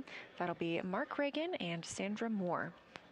Capcom stands for Capsule Communicator, and that's the single voice communicating with the crew aboard Orion. They gather information along with the flight director and make decisions on what can be called to the crew to keep that communication streamlined throughout the day. We are MET, or Mission Elapsed Time, 1 day, 3 hours, and 51 minutes into the flight of Orion, another big day for the crew as they completed the translunar injection burn, 5-minute and 50-second burn that committed them to flying around the moon on flight day 6 and returning back to Earth with a splashdown in the Pacific Ocean on flight day 10. Mark, if it's possible, we would love to get fan speed down. You're going to be able to hear it over the PAO microphone, but also it's just very cold on this side of the spacecraft. Okay, copy.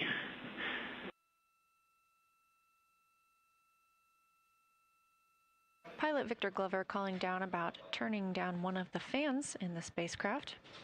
We are coming up on a public affairs event, the first time that the crew will be speaking with media live from the capsule. We expect that PAO event to start in about 7 minutes.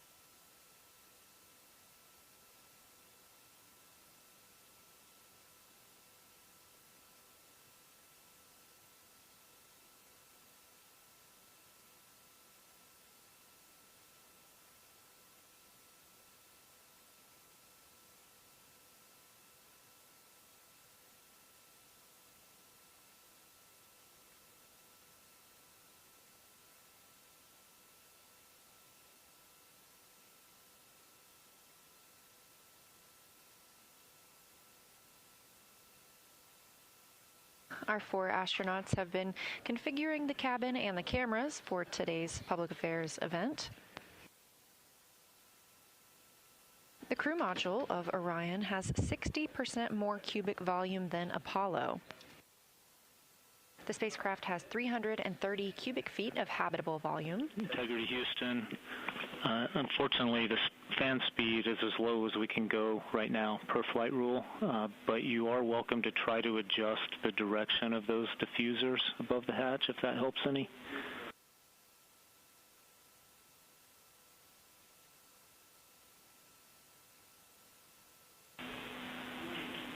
Copy your thumbs up, Reed.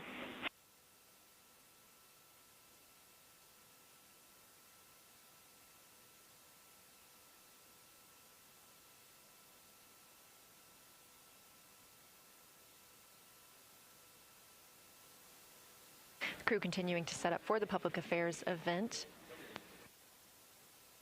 The living space inside the crew module is about the size of 2 minivans and can be habitable for 4 people up to 21 days without docking to another spacecraft.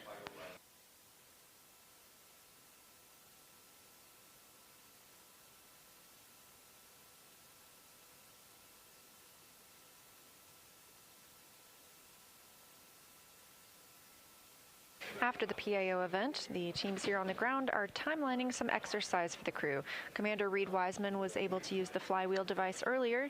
Pilot Victor Glover will do the same after this event, as well as mission specialists Christina Cook and Jeremy Hansen.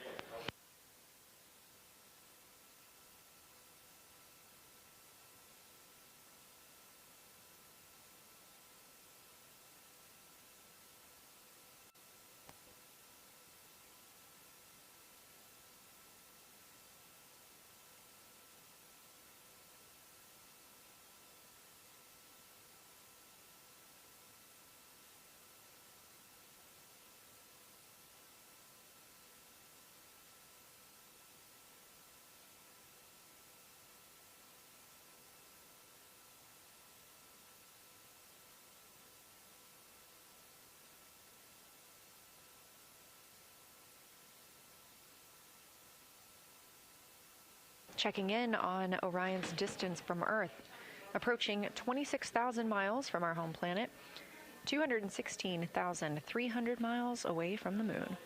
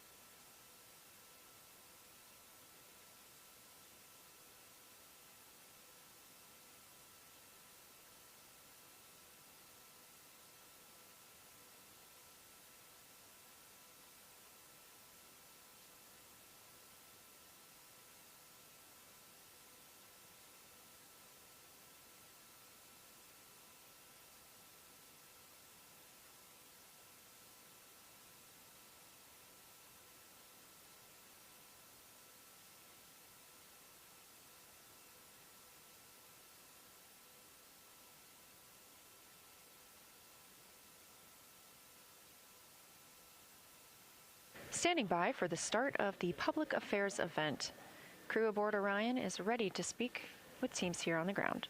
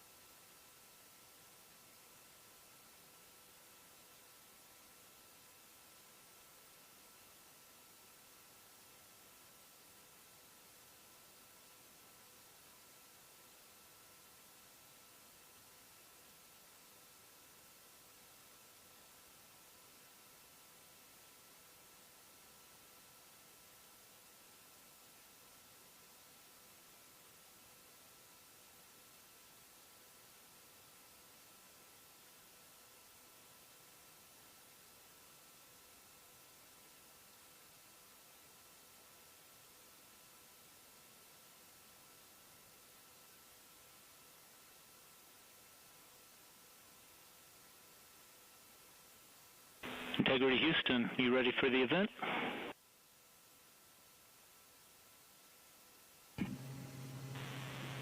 Houston Integrity, we are ready for the event. ABC News, this is Mission Control Houston. Please call Integrity for a voice check. Integrity, this is Gio Benitez at ABC News. How do you hear me? Outstanding. We have you loud and clear. How about us? I hear you loud and clear, and I truly cannot believe it. You are quite literally on the way to the moon right now and still speaking with us. Tell me, how do you feel? What's going through your mind? I mean, this must be so incredible because have you allowed the weight of the moment to really fit in here? Have you allowed that to happen? Well, first and foremost, we all wanted to give a shout out to our families first because we are pretty far from Earth and we have not gotten to say hi to them yet. But there was a moment about an hour ago where Mission Control Houston reoriented our spacecraft as the sun was setting behind the Earth.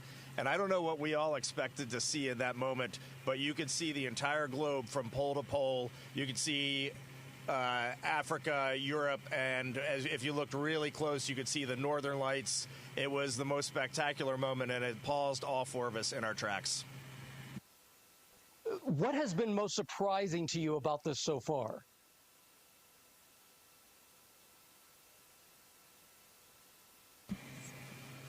Well, I think probably one of the things that surprised all of us is when those solid rocket boosters actually lit and we left the pad. It was just a moment of disbelief, and yeah, the fact that we launched, it just totally takes you by surprise, even though you're expecting it, at least for me anyway.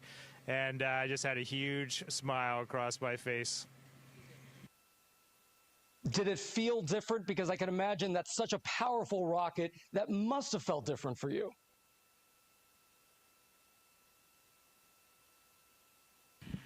One of the biggest surprises was how smooth riding those solids was. We all expected a really just dynamic ride, a lot of motion. We were prepared to potentially not being able to see telemetry, maybe even not being able to, touch switches, and it was very smooth. It was a definite difference when they separated and we were just on the main engines, but just a steady rumble and a great ride.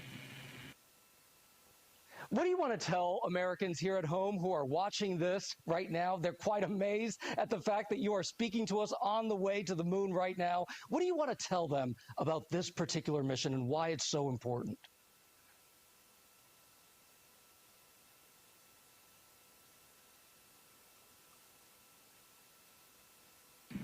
First and foremost, I would just like to say thank you. Your support and trust in us has enabled this, and so many people that have worked for so long to make this possible. But also, we're just getting started. You know, we've worked really hard, and even though we were a little surprised to actually launch yesterday, we have a lot of mission left ahead of us. And so I really want to tell them, stay tuned and keep tabs on what's going on. NASA's doing a great job of communicating all the things to come.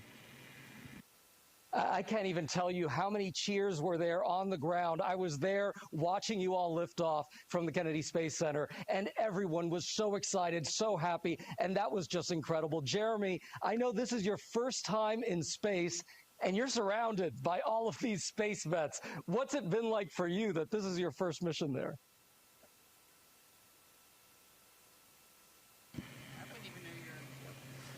There has been a tremendous amount of disbelief for me. It's just so extraordinary.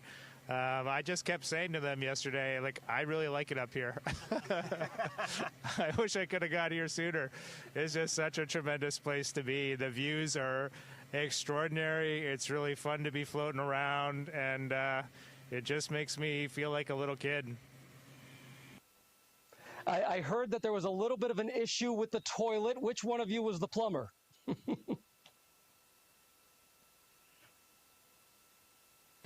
I'll take that one. I'm the space plumber. I'm proud to call myself the space plumber.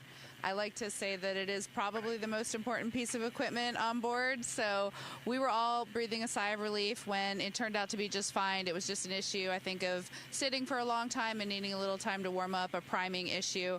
But we did originally think that there could have been potentially something fouling up the motor, and luckily we are all systems go. Oh, well, I'm sure I could see the faces right there. Y'all are very happy about that. I see that you're very cozy in there. It's tight quarters, but it was also a little chilly, I heard.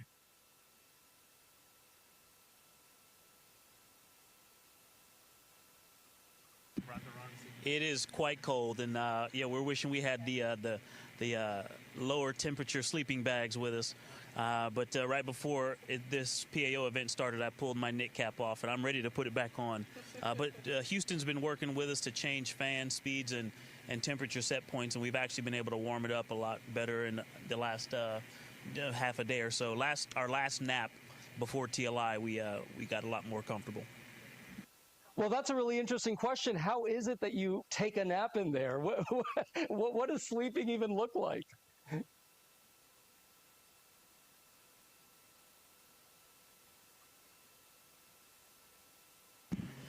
Well, let's see. So we've been off the planet for, what, about 30 hours now, and we've had 2 very short naps. We actually just gathered for our first meal together in space. That is how busy we have been the last day and a half. It has been really an amazing beginning flight plan. But sleeping here is it's actually sort of comical.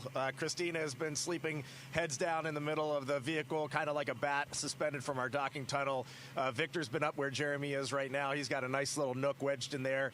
And then Jeremy has been stretched out on seat 1, and I've been sleeping under the displays just in case anything goes wrong. It's more comfortable than you would think, and it's nice. It's nice to sleep in weightlessness again. Every time I was dozing off last night, I had that image that I was tripping off a curb and I was waking myself up. So my body's getting reacclimated. It's been a few years since I've been up here. I've heard it's the best sleep up in space. Do you feel the weight of history knowing that you're going to be traveling farther than any other human?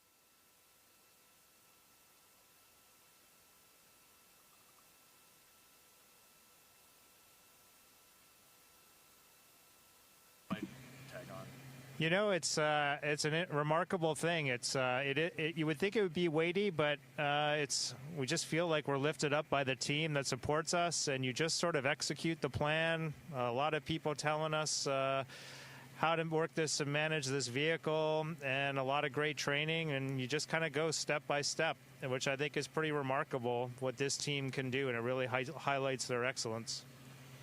And I think I just want to add, we just got done our translunar injection burn, and it was pretty tense moments there.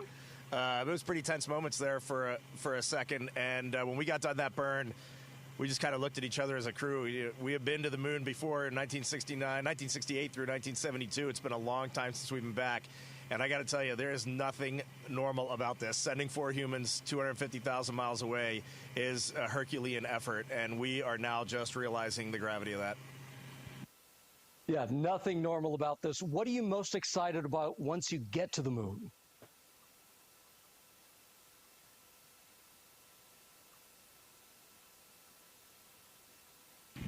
Having just experienced incredible views of planet Earth and seeing the entire planet out the window in one pane, knowing that we're about to have some similar views of the moon in that same way is definitely getting me more excited for it. I knew that that is what we would see, but there's nothing that prepares you for the breathtaking aspect of seeing your home planet both lit up bright as day and also the moon glow on it at night with the beautiful beam of the sunset, and knowing that we're going to get similar views of the moon. I'm really excited for that. And then of course heading home. Right now we're in our cruise phase outbound, but we'll be turning our sights back on our home planet shortly. Shorter probably, it's going to fly by, but we're just excited for both of those milestones. As you all know, there is so much division at home right now. What is it that you're feeling, and what message do you want to send to the American people about what you're seeing out that window?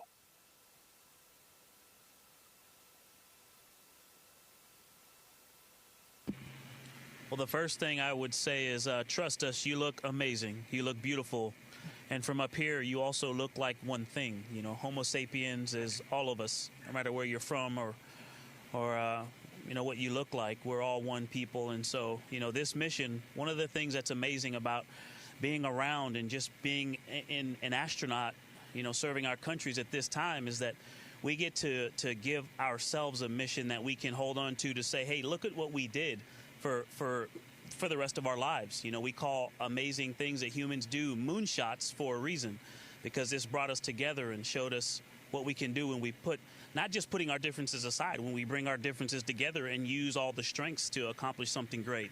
And so this mission will give us one of those that we all can remember and hold on to for the rest of our days. And I hope people will tune in and give us a chance. Integrity, what an honor to speak with you. Thank you so much.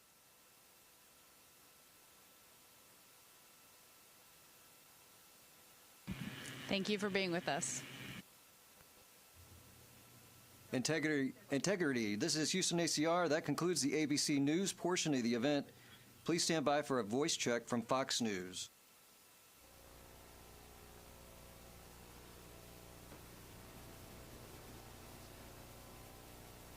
910 ready. Integrity, this is Trace Gallagher with Fox News. How do you hear me? Hey, Trace, we got you loud and clear. How about us? I've got you loud and clear. I want to explain to the audience that there is a 4-second delay, so there'll be some pause between the questions and the answers. Congratulations.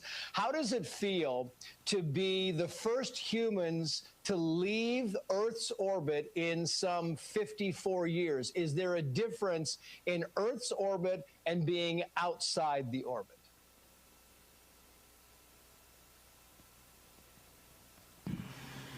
Well, we are still technically in Earth's orbit, although we did just do our translunar injection burn, and so we are definitely 100% on our way to the moon. The lunar gravity will take over in a couple of days here and start pulling us around the far side.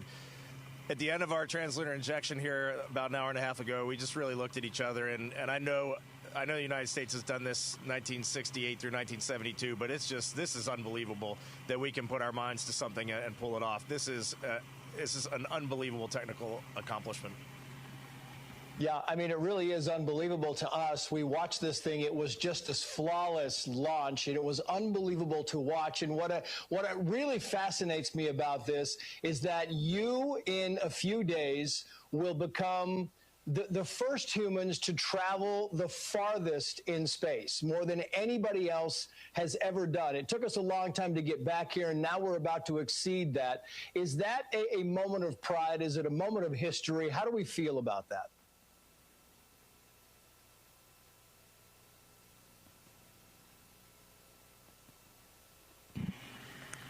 It's great you brought that up. We were aware that we would pass that milestone if we happened to launch on this date. There were other days where we wouldn't have necessarily. So we are not necessarily a crew that lives on superlatives, but it is a milestone that's important. It's important that people can understand and wrap their heads around what is the latest in what we're doing. What does this mean relative to what we've done in the past? What are we going to be pushing for into the future? We think that the journey that we've been on and all of our teams have been on with us is so much more than just one number. But we also hope that that number just keeps being exceeded and exceeded by the future crews. That's why we're here, to build a legacy for the future. You know, it's interesting because yesterday, I mean, this thing went off almost perfectly, right? It was on time. Was that surprising? Because, you know, you look back just in recent history and missions tend to be delayed, sometimes hours, sometimes days. This thing went pretty much according to what everybody was hoping it would do. Was that somewhat surprising when they said we are a go for launch?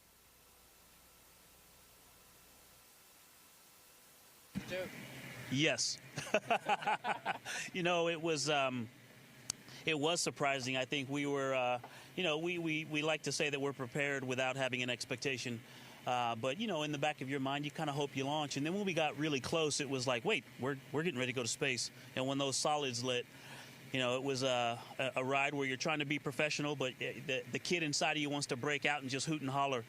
But what I wanted to say about that was, our Exploration Ground Systems team, our launch control team, they have had some time to practice since February and March and really dial in their procedures and learn and grow. And so I just want to give them some credit. It was an example of how hard they've been working lately that we launched. And it was, even though we didn't get to really watch, but it felt beautiful. Yeah, they should give themselves a big round of applause because it really, I know it felt beautiful. It certainly looked beautiful. Very quickly, Victor Glover, while I have you on the microphone, we are broadcasting across the nation, but we're focused. We're based in Los Angeles. And I thought since you were from Southern California, maybe you'd like to give a shout out to your friends and family here.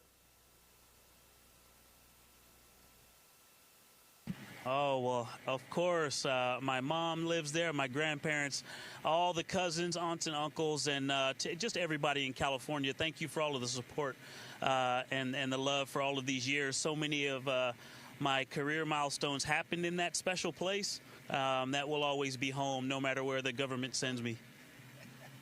You're going with us. How has it been? Yeah, how has it been on board now for your first night? I know you haven't gotten much sleep. They keep waking you up. They kind of send out the songs they are doing. And I hear, Christina, that you are somehow sleeping upside down or face down. Maybe you can explain that to us. Sure. Yes, it has been a great couple of days just learning how to live in Orion. And I would love to give a quick shout out to our families before we keep going on with the questions, just because we haven't had a chance to say hi to them, and it's just so great to have had their support building up to the launch, and we miss you guys already.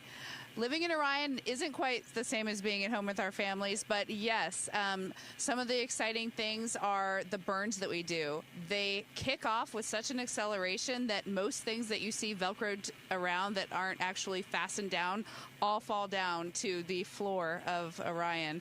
But speaking of floors and ceilings, it actually is just all by convention only. There is no difference between up and down, and so yes, I've been sleeping with my feet there and my head down here, and it's very comfortable. I think I'll probably stay there the whole mission unless someone kicks me out. So we're finding out how to make this space capsule a home.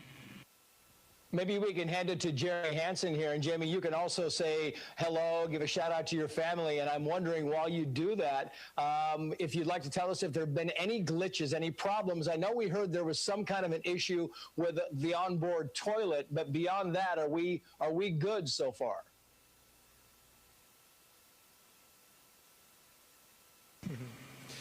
Yeah, great to have a chance just to say thanks to my family and missing them, and for the support from Canadians back home.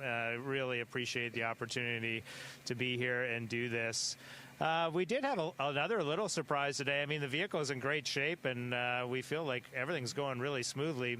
But on our way to the translunar injection burn inside of 20 minutes, we did get a warning message that, emergency message for cabin leak suspected, which grabs your attention because this is right when you're coming through some of the higher density orbits and you might run into something. And, you go from 20 minutes to doing this burn where you're going to head to the moon to thinking about, are we going to cancel this burn, start getting in our spacesuits, and then trying to figure out how to get home in a day or less. And luckily, that was just a little anomaly, and the Houston helped us out. They confirmed they were seeing good cabin pressure, as were we on board, and we did the burn, and now we're on our way to the moon. Feeling good about Integrity. She's a good ship.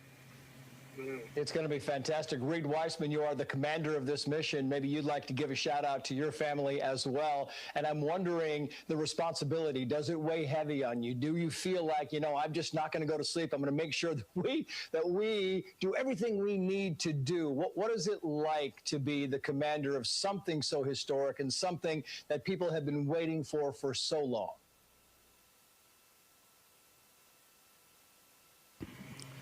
Well, to answer that, I'm learning from my crewmates here. I'm flying in space with two of the most skilled astronauts that we have, most accomplished astronauts. And Jeremy, on his first day in orbit yesterday, was just getting the job done 100%. So my job here is pretty easy. Definitely sometimes you get a little bit nervous. There's a couple things that caught our attention so far, but it's going great.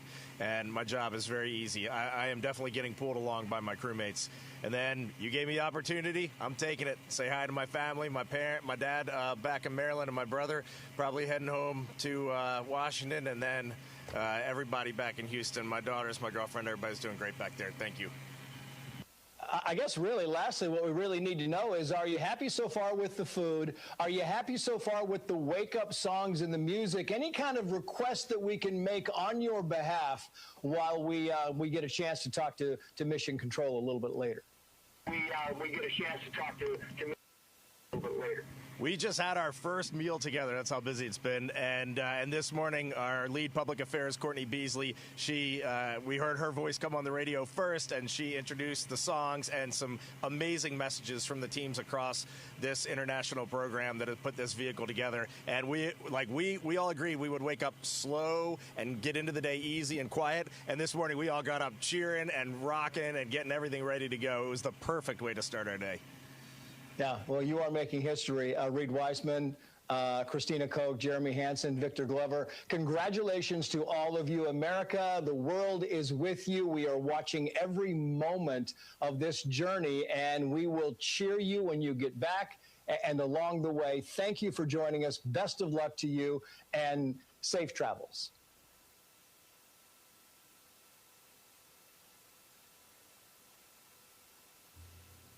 Integrity, this is Houston ACR. That concludes the event. Thank you. And thank you to all participants. Integrity, we're now resuming operational audio comm.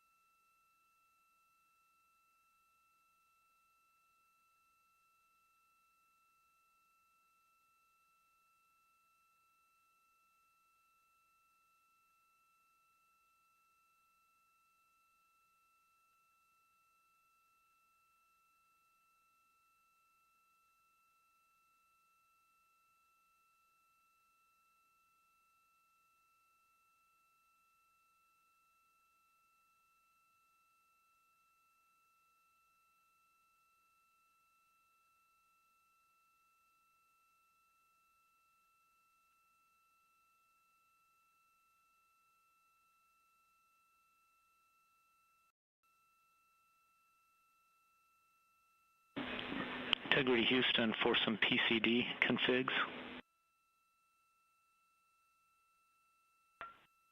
Go ahead, Mark.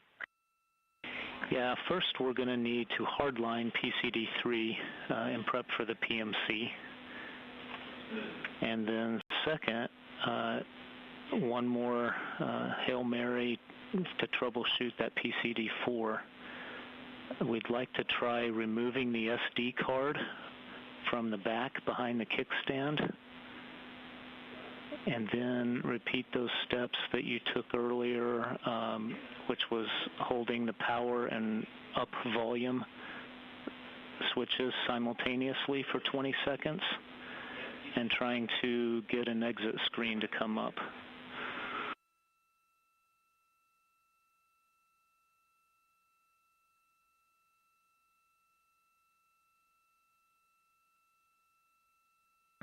Okay, Mark, I'll work on getting the PCD hardlined right away for you. Thank you, Jeremy. Can you confirm you need that right now, or because I was going to use it for toilet maintenance, but I can use another PCD if you need this one hardwired right away.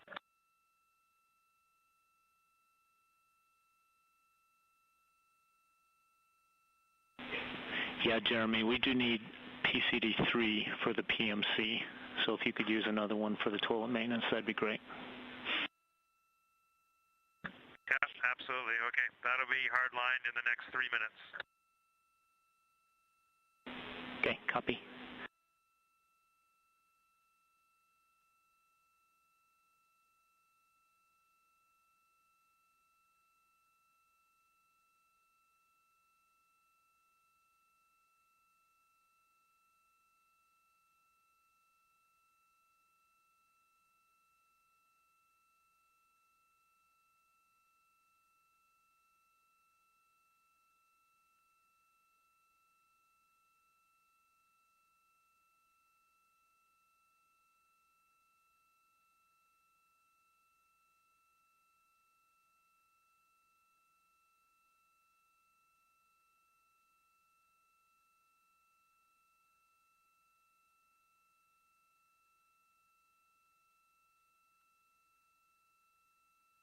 This is Artemis Mission Control with a mission elapsed time of 1 day, 4 hours, 29 minutes into the Artemis II mission. We got a great look at the crew aboard Orion, also called Integrity.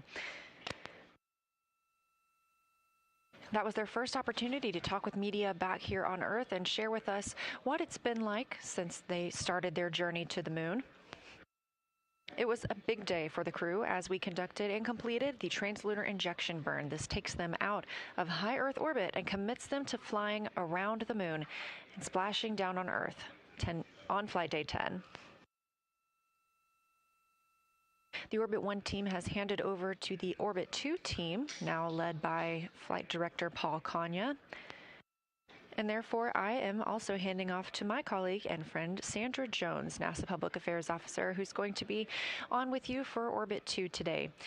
Our live coverage continues on NASA YouTube 24/7 all the way until the crew is safe back home on Earth. Thanks for watching, and I personally will rejoin you tomorrow morning.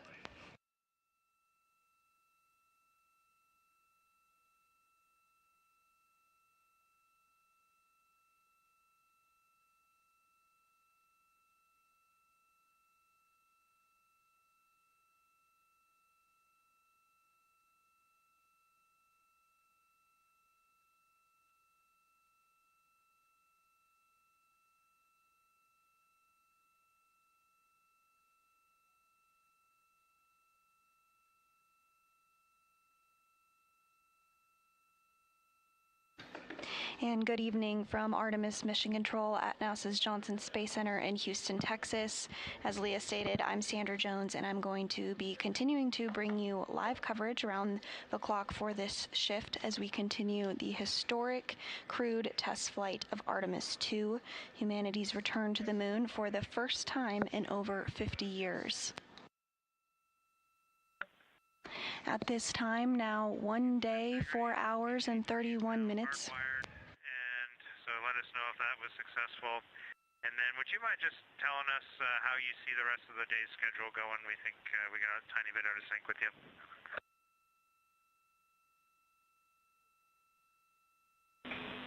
Copy. Checking.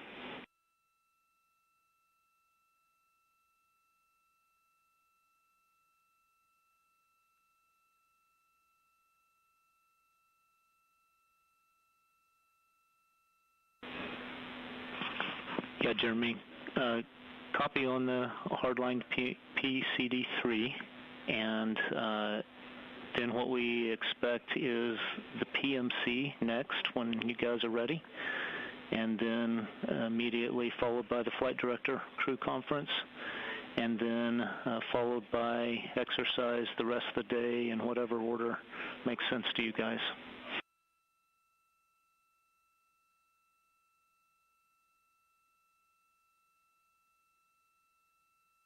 Okay, copy that. And any leans on when we do the toilet maintenance from your perspective? Checking.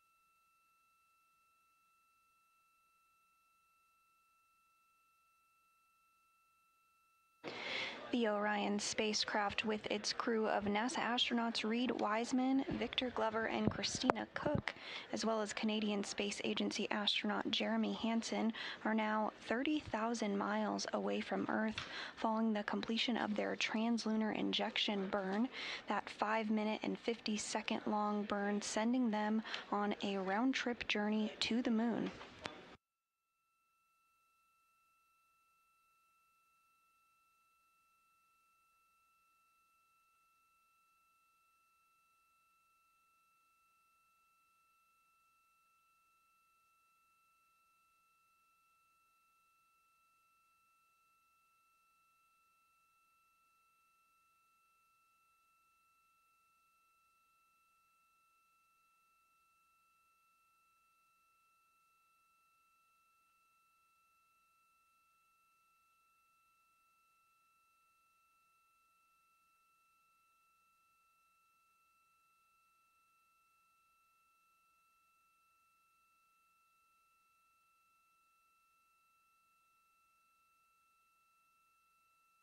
And following that 5-minute and 50-second long translunar injection burn, we do have some updated statistics for you regarding the Integrity spacecraft and the distance that it will travel from the Earth.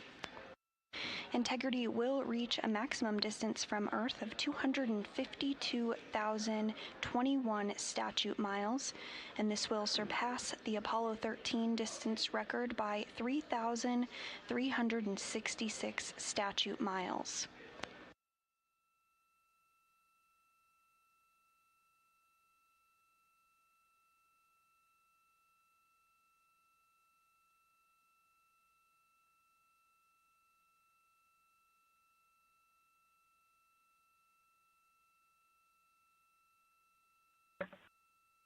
Houston Integrity for VC. I believe we are logged in, waiting on your call.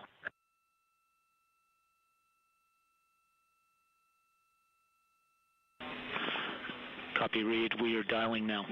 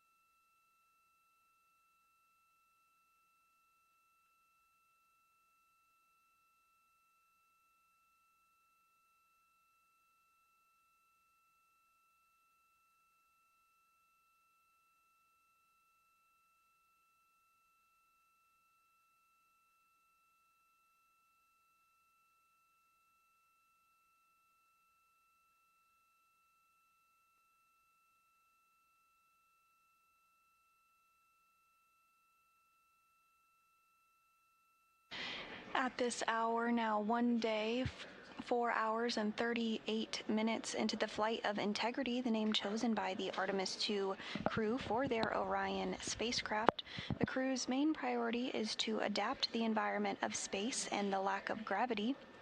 Wiseman, Glover, and Cook have all flown in space before, but this is the first flight for Hansen.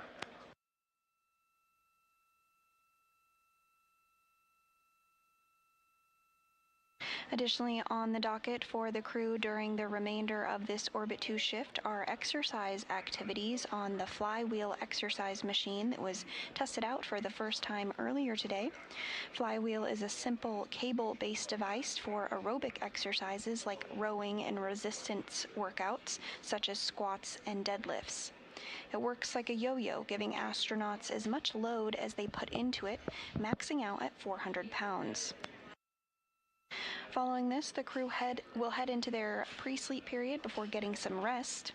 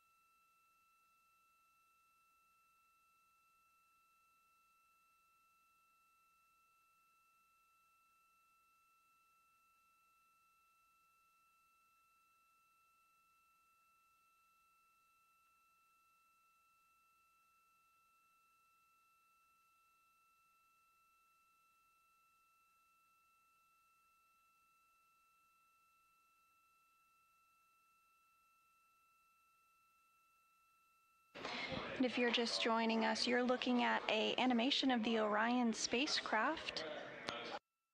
Integrity is now 31,000 miles from Earth and just over 211,000 miles from the Moon, traveling at a speed of 7,820 miles per hour. We did have a successful translunar injection burn earlier today, that 5-minute and 50-second burn, sending Orion on the path to the Moon.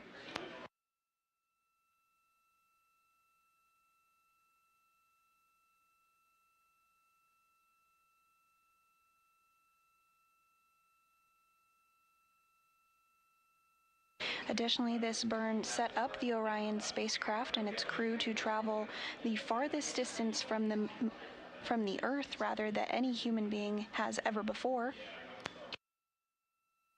The maximum distance that we expect Orion to travel is 252,021 statute miles.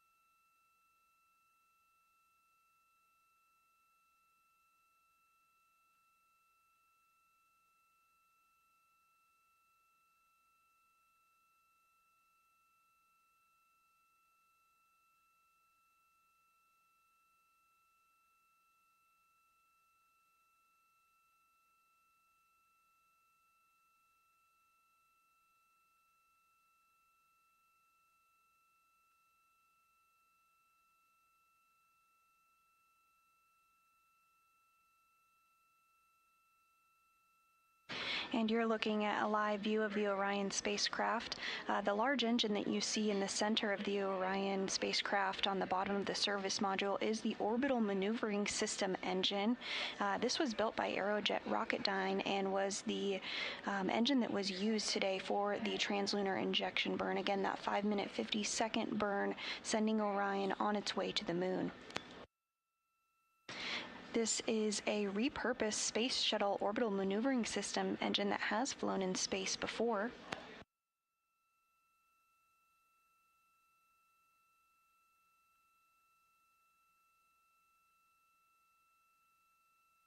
This engine flew on the Space Shuttle Atlantis on several missions, including STS-101, STS-98,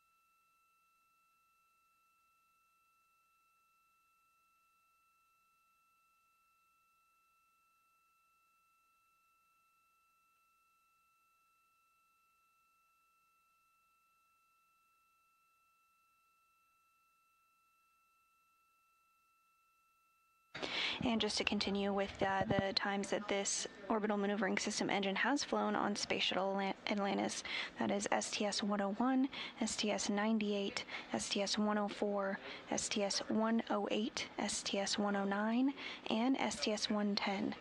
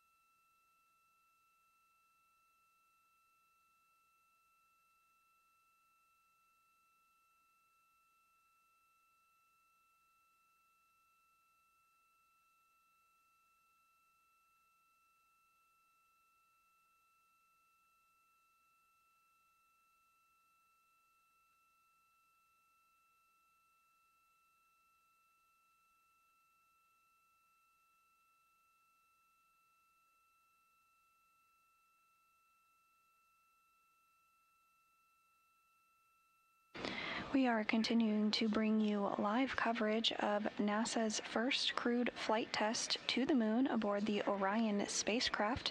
Orion now 31,500 miles from Earth following launch.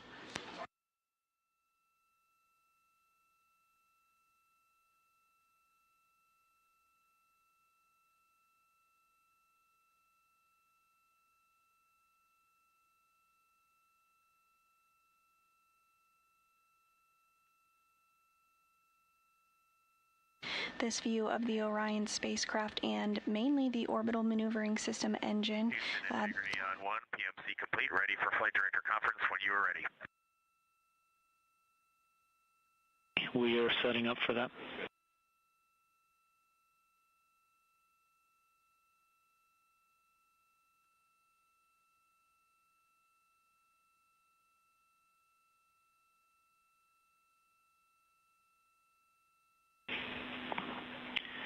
And while we're waiting for that to happen, Jeremy, the answer on this toilet maintenance is that we're already getting close to the bingo, so we'd like you to go ahead and get that started as soon as we're done with this flight director conference.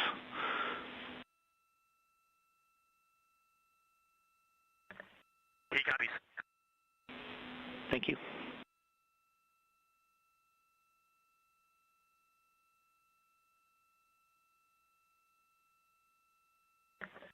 And we're just going to have Jeremy get going on the toilet maintenance now. Okay, copy that. Sounds good.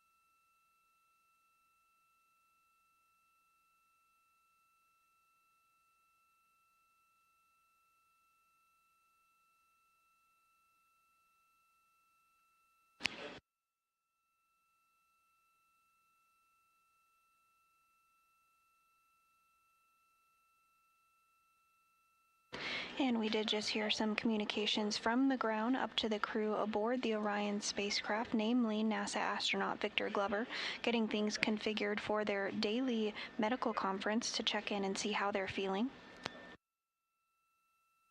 Everything continuing to go smoothly now, 1 day, 4 hours, and 55 minutes into this historic test flight of NASA's Orion spacecraft.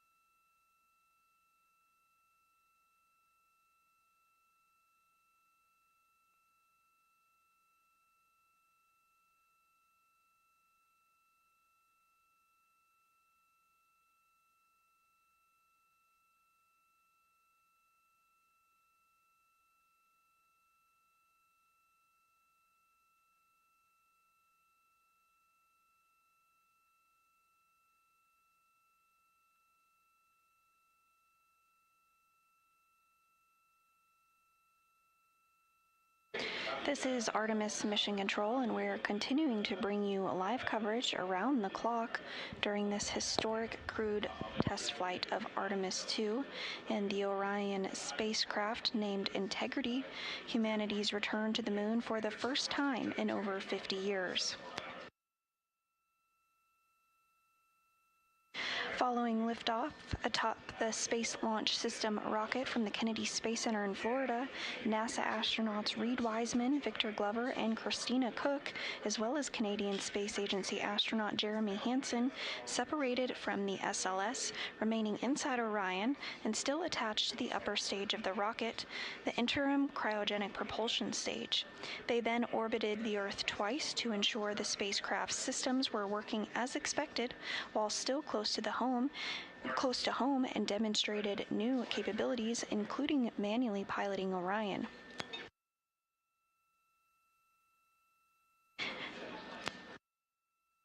Earlier today, the orbital maneuvering system engine, the large engine you see on your screen there, fired for 5 minutes and 50 seconds.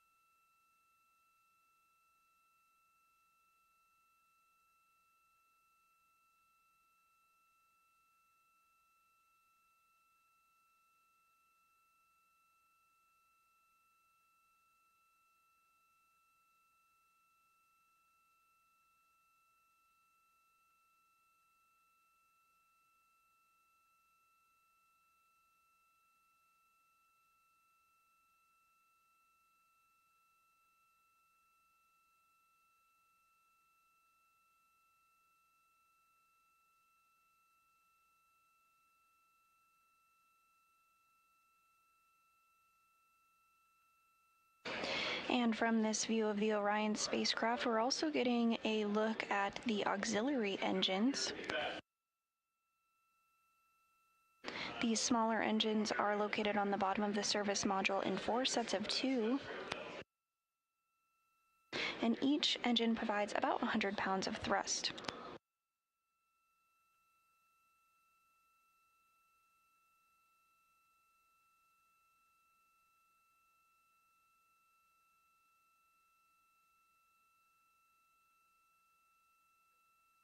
But again, that larger engine, the orbital maneuvering system engine, really went through its paces today as it performed the translunar injection. 5 minutes and 50 seconds long, that burn, sending Orion and its crew on a round trip path to the moon.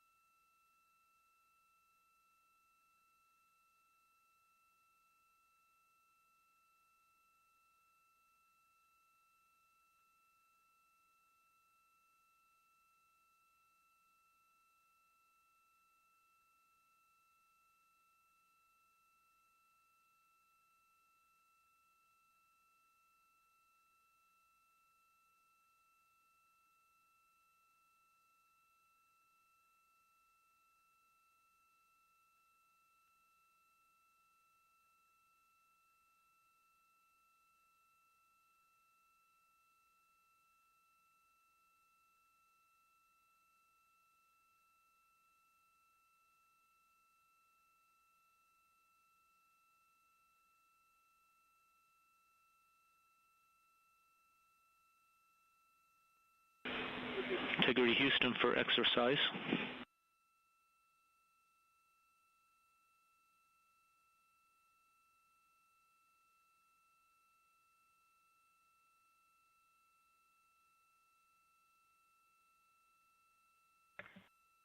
Go ahead, Mark. Yeah, at this time you have a go for exercise. We'd like to remind you to do the AGA readings before you get started, and also ask you to give us the state of charge on the batteries on the accelerometers first.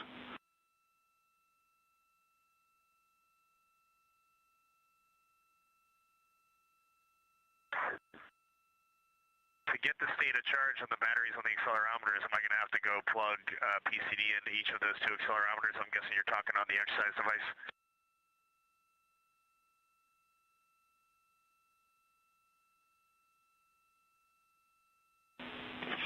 Actually, Reed, did you catch that when you did the initial activity? Did you remember seeing that? I do not remember seeing state of charge.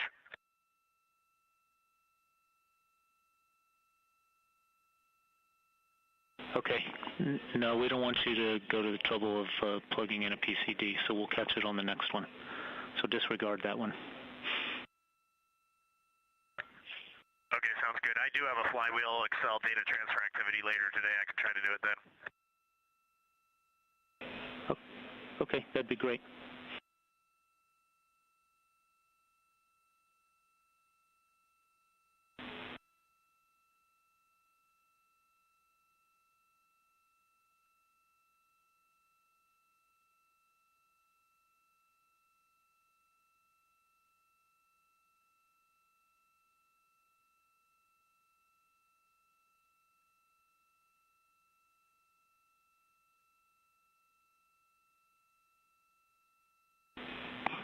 And Reed, when you do that later, that is only on one accelerometer, and that'll be fine. We'll just take that reading from the one, whichever one you choose.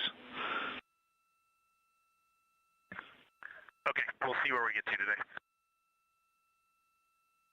Sounds good. And those communications to the Orion. When you're ready. We are ready.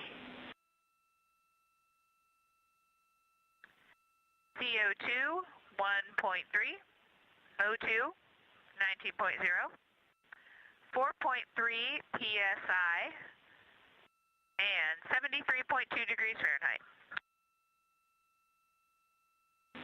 Okay, copy. Thank you.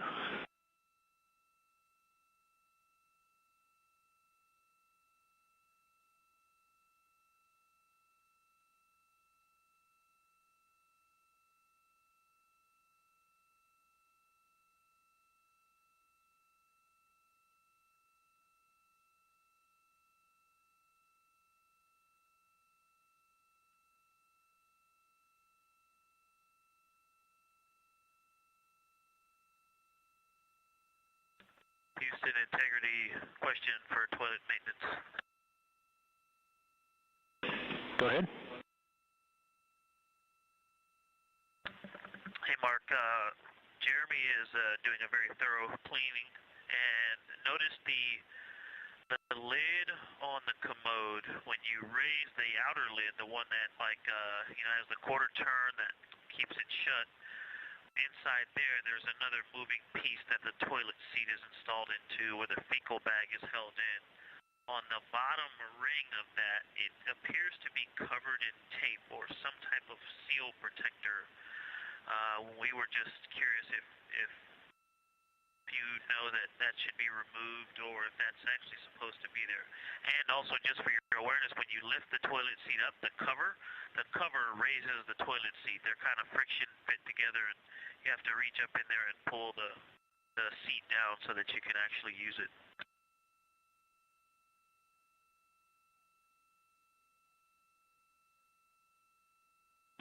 Okay, checking on that.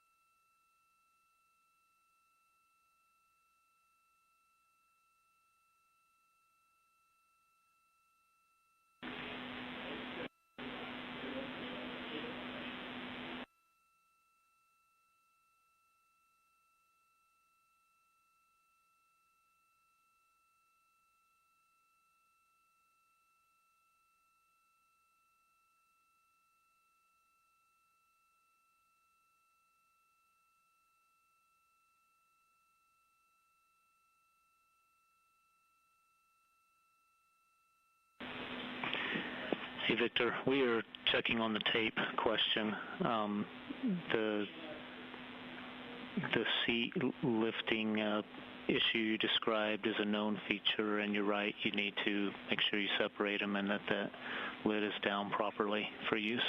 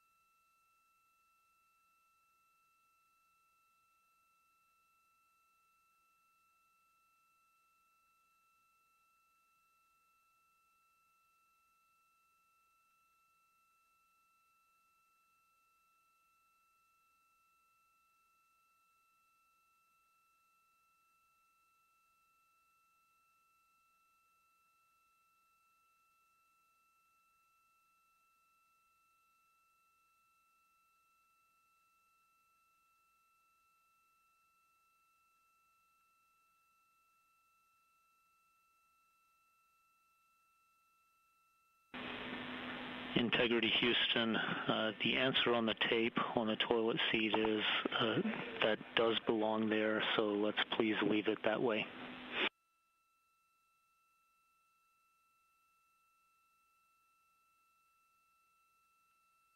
Okay, we copy. Thanks for checking. You bet.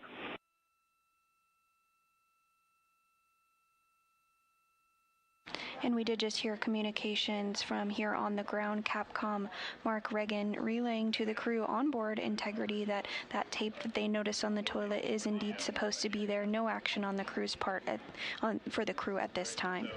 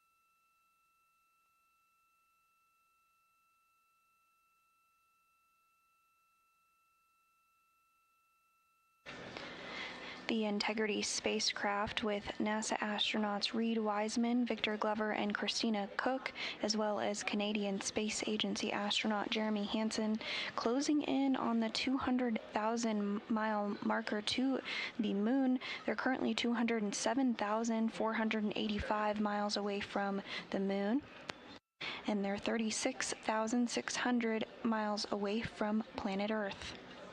Orion is traveling at a velocity of 7,239 miles per hour.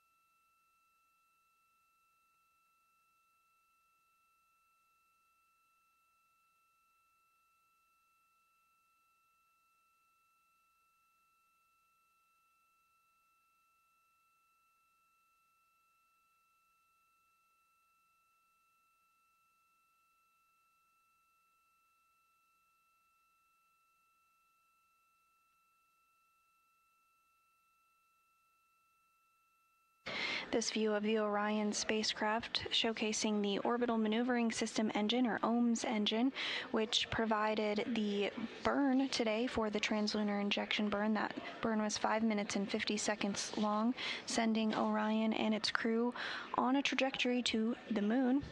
We can also see a view of some of the auxiliary engines on the Orion spacecraft. There are 8 in total. These engines provide trajectory corrections and can be used as a backup to the main engine if needed. Each engine provides about 100 pounds of thrust and can provide steering during burns by pulsing on and off.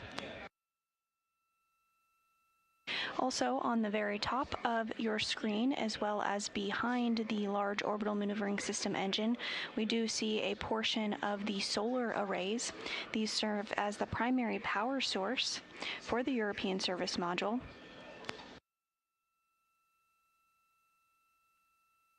And in this animation, you can see a better view of the Orion spacecraft as well as those 4 solar arrays. Each wing The 4 wings can pivot on 2 axes to remain continuously aligned with the sun for maximum efficiency.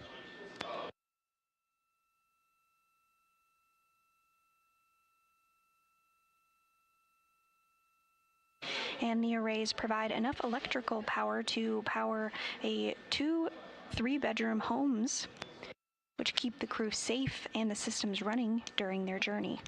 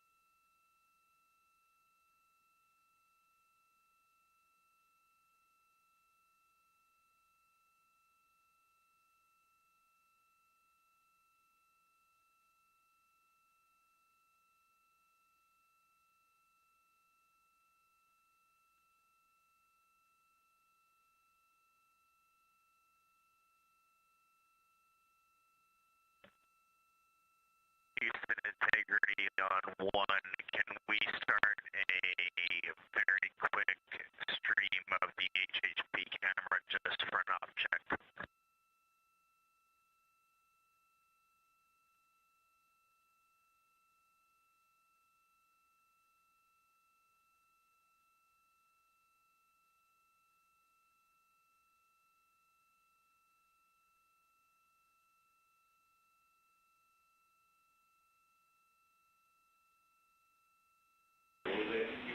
Integrity, that was unreadable. We're trying something. Hang on a second.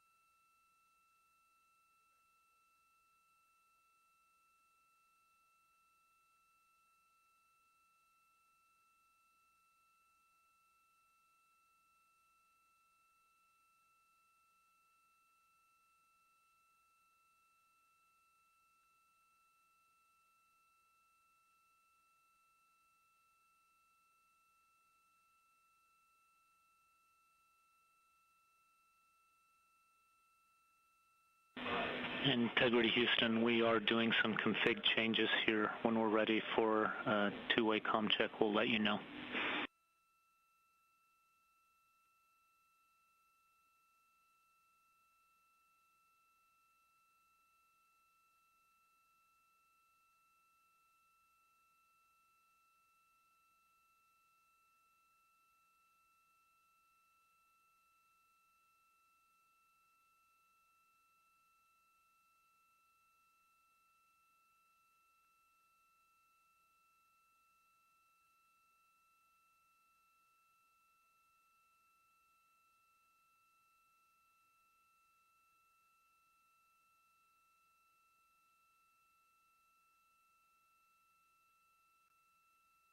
You're looking at a live view inside the white flight control room here, serving as Artemis Mission Control. The team of flight controllers on console during this Orbit 2 shift are currently being led by NASA Flight Director Paul Kanya. Serving as Capcom is Mark Regan. And next to him is Sandra Moore.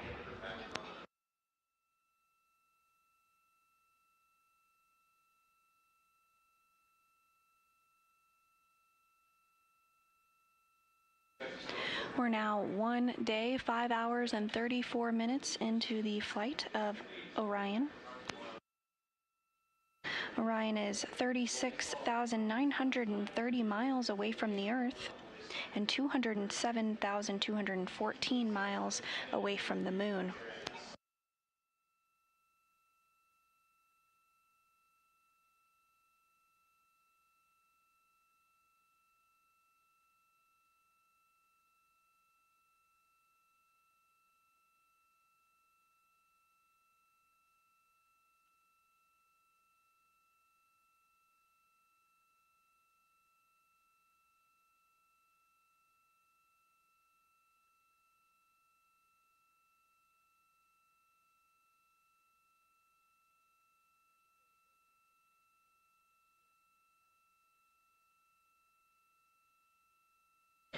Earlier today, the translunar injection burn was completed with the large engine you're seeing on your screen there, the Orbital Maneuvering System engine. That burn was 5 minutes and 50 seconds long, sending Orion on the path to the Moon. Additionally, the crew had the opportunity to test out the flywheel exercise device on board the Orion spacecraft.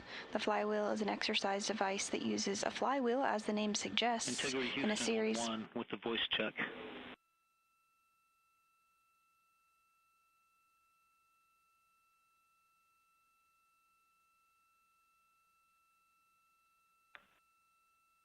Integrity has you loud and clear, Houston. Hey, Reed.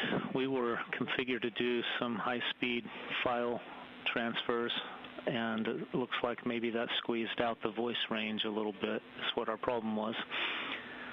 But go ahead and repeat your call, just to make sure we are on the same page.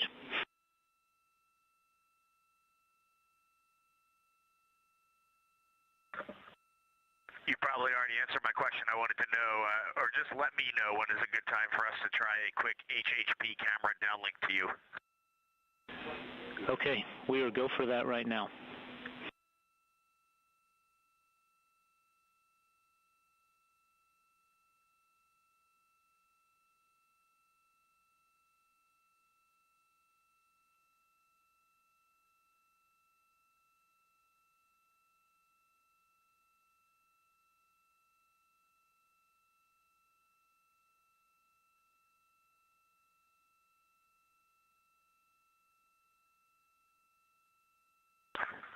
Not 100% sure I did everything right, but you should have a HHP camera downlink with no audio.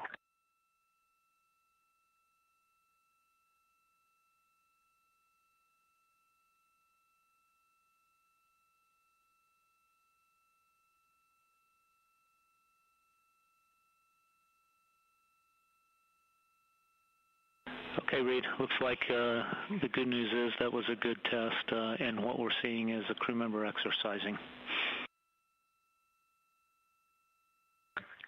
Yep, Ike was totally fine with that. We just wanted to do the test real quick. So I'll go ahead and stop it now. We know it's got a good end-to-end work.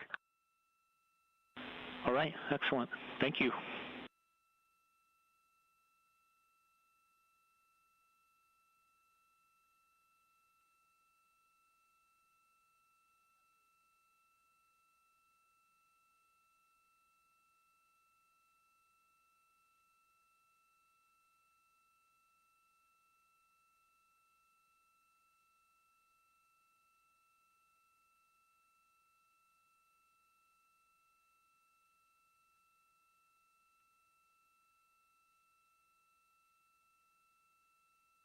We did hear those communications from the ground up to the crew on board Orion. One of the crew members is utilizing the flywheel exercise device, which uses a series of pulleys and a torque limiter encased in a frame the size of an extra large shoebox, which functions like a rowing machine.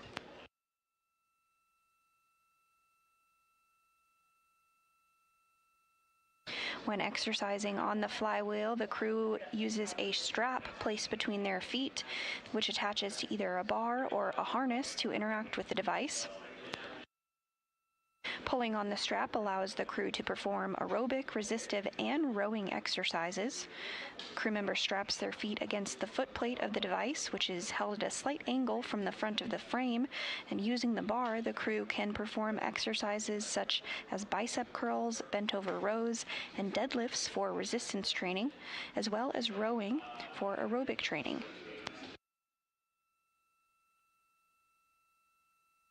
During this mission, the crew will use the flywheel every day except launch and landing.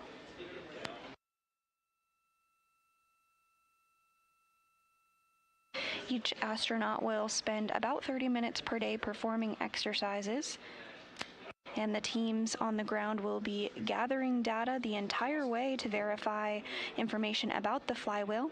And this data, amongst other observations, such as video of exercise, will be used to further develop the flywheel in preparation for future Artemis missions.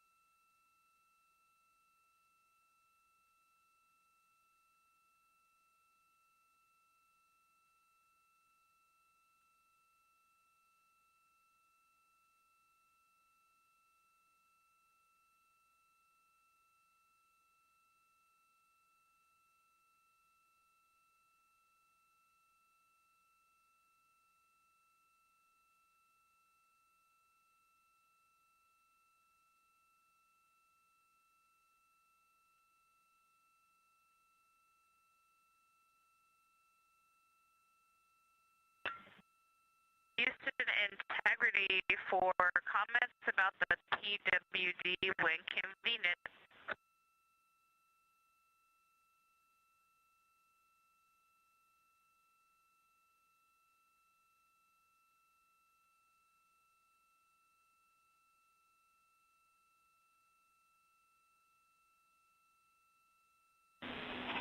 Hey, Christina, can you give us a minute?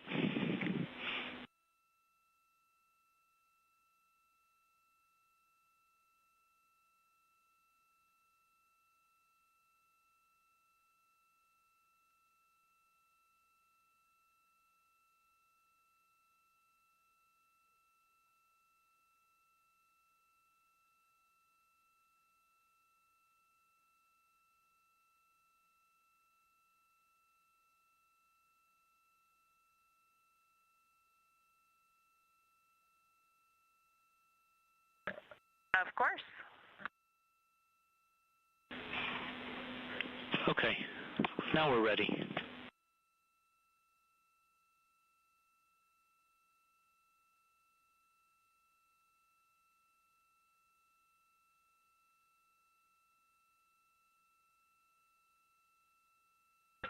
Excellent. Hey, actually, question about that. When I first made the call and there was the pause in calling back, we saw a ping suspect. Do you expect ping to go suspect when you're doing large or high rate file transfers? We did check and saw we weren't in a handover.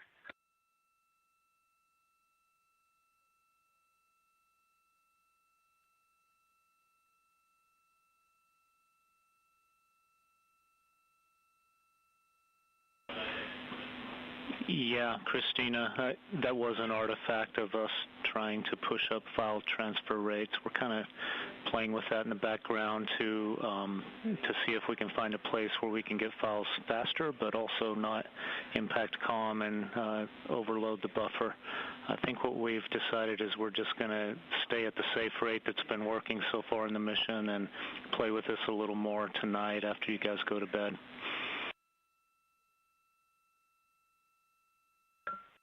Okay, copy all, makes sense. We're just trying to understand our displays, and we love the exploration on that one. The original call was about the PWD. Wanted to let you know that after doing a fill, we have been having to wait 30 seconds minimum so that when we remove the water bag after closing the valve, there's not residual water coming out of the dispenser. We've just been implementing that as a workaround to wait that 30 seconds, but wanted to let you know both for your awareness and also to see if there could be a workaround. Okay, copy the report. Let us talk about it. We'll let you know.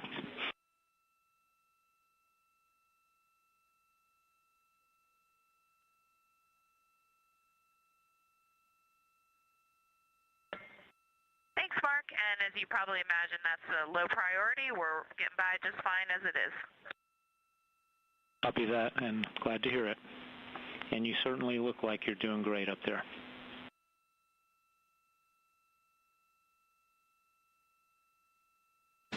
And those communications from the ground to NASA astronaut Christina Cook referencing the PWD, that's the potable water dispenser, which gives the crew easy access to water inside the crew module during their missions. It's also used to rehydrate food and drink packages.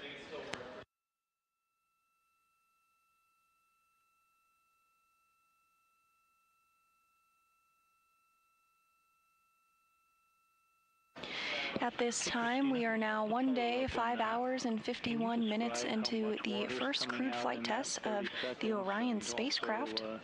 Is it just trickling, dripping, or is it more of a steady flow for a little while?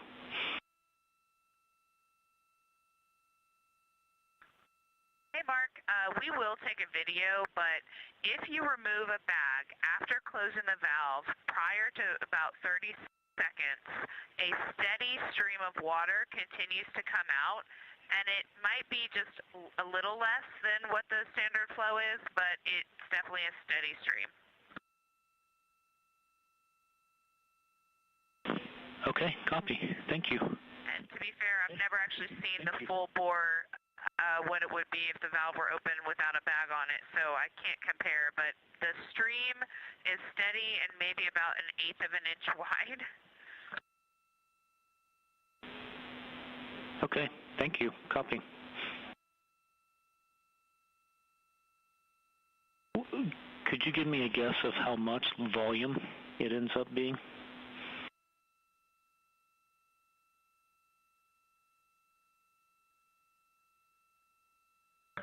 We have someone who thinks that what it is just a line's worth of water. Maybe it's just emptying out until the back pressure goes away. Can't say the volume because we always just stick a bag back on it quickly to stop the flow and then wait longer. So don't have a strong, easy answer for you on that one. That's good enough for now. Thank you.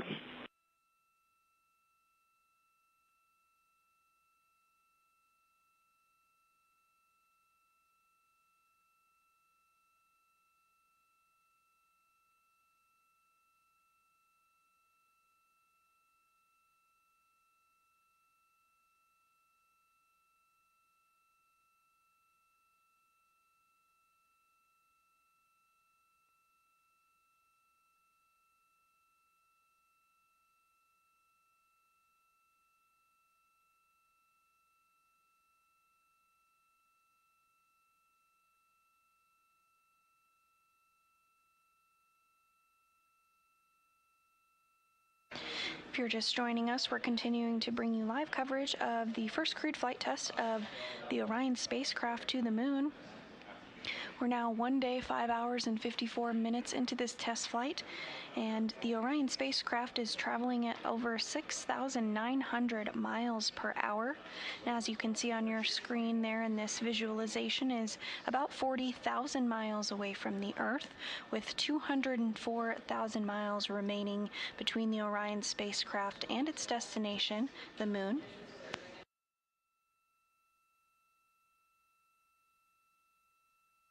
Following the translunar injection burn earlier today, the Orion spacecraft is slated to beat the Apollo 13 record of farthest distance from the moon by which will be 252,021 statute miles.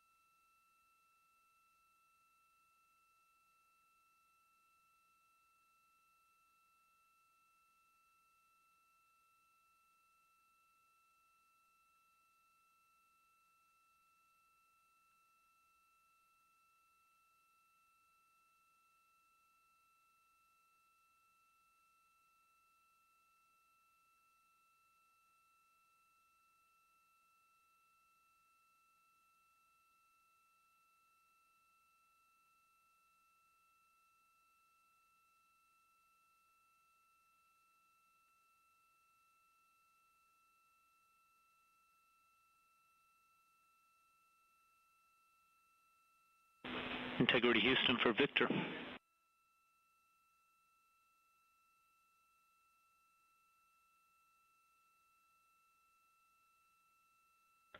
Mark, go ahead. Yeah, on this PAO daily imagery transfer activity, we would like priority on those Earth photos the first 30 minutes after TLI that Reed was excited about, if possible.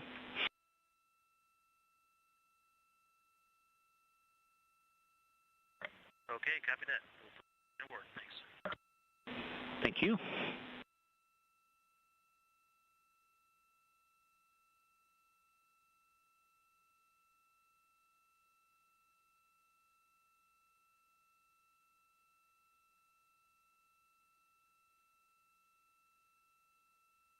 And you did just hear those communications referencing some imagery that was taken shortly after the translunar injection burn.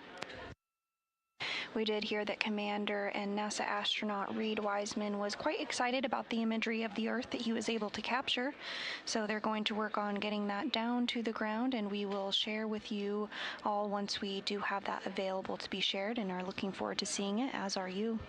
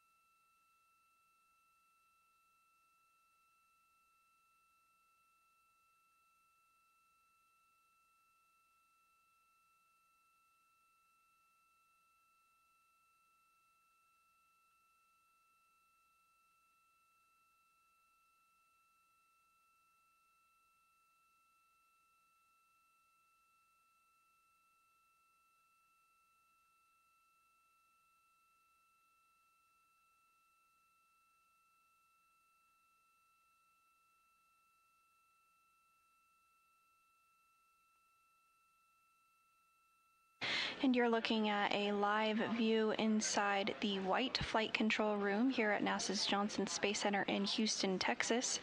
This Orbit 2 team on Flight Day 2 being led by Flight Director Paul Kanya.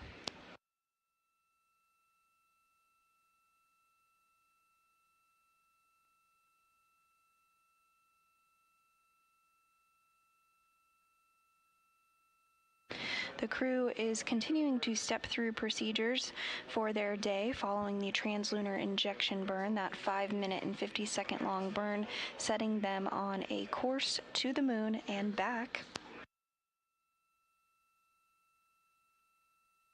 At this time, NASA astronaut Christina Cook is utilizing the flywheel exercise machine on board Orion as part of her 30-minute exercise requirement per day.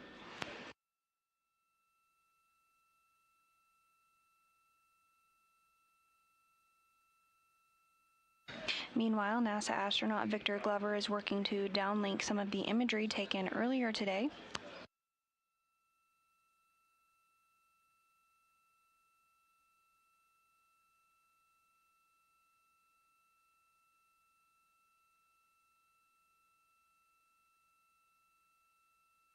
The crew will continue to step through a few more procedures before they have a private medical conference. This is a standard daily conference. On one for window inspection on Reed's timeline.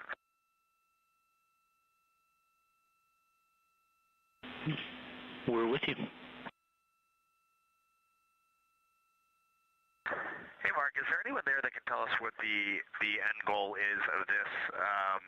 Are we trying to do the interior panes or all the panes all the way through? I know it says I can dim cabin lights, but it's next to impossible to get a clean image of these windows. Okay.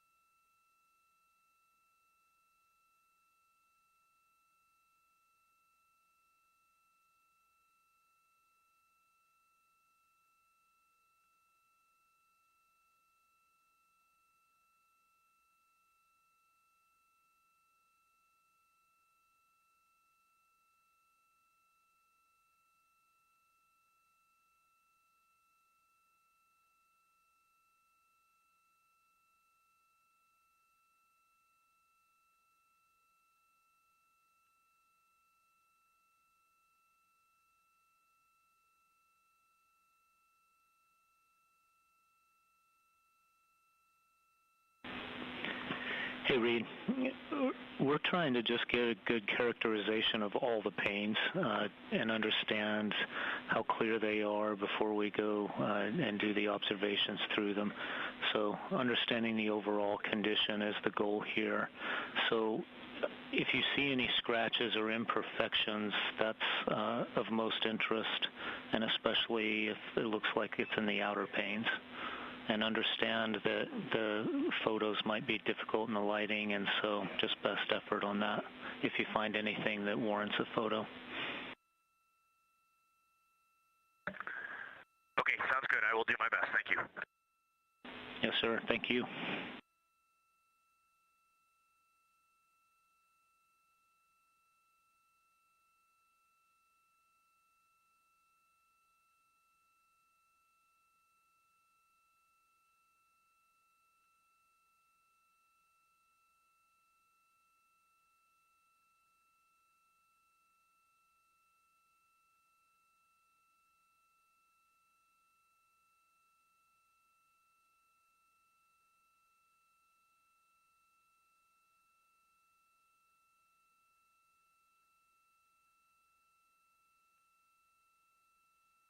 Houston integrity for exercise.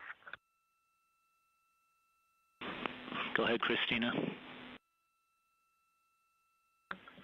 Yes, I'm in the flywheel exercise ops procedure step 8.4. This is our first time with the accelerometers configured, and it does say on MCCH Go, switch them both to the on position. I actually just did that. Is that going to be okay? Yes, it's going to be okay, so you have a go in hindsight. Thank Thank you for the retroactive go. Do you need us to get the accelerometer go every time, or is this just a final check to make sure we're go for exercise? Checking.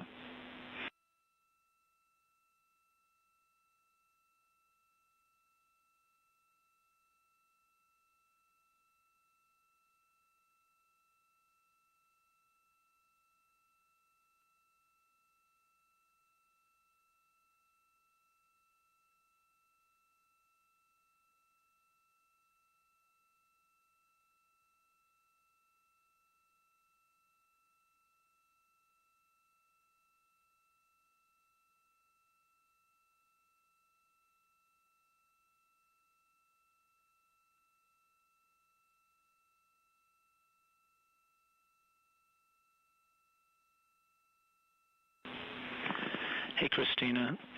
Those files are basically only able to record as long as the exercise is scheduled. So the important thing here is that you turn it on right before you start, and that you also turn it off when you finish, and then we get a new file going for the next person. So if you guys can remember that and understand that, then you don't have to report that every time.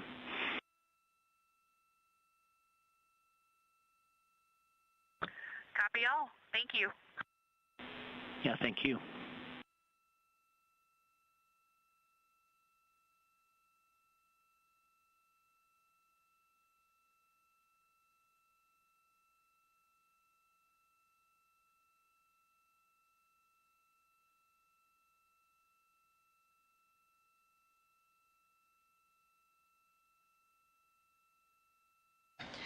And those words to NASA astronaut Christina Cook as she wraps up her exercise for the day on the flywheel machine. The flywheel exercise device is utilized for 30 minutes each day by every crew member during this test flight.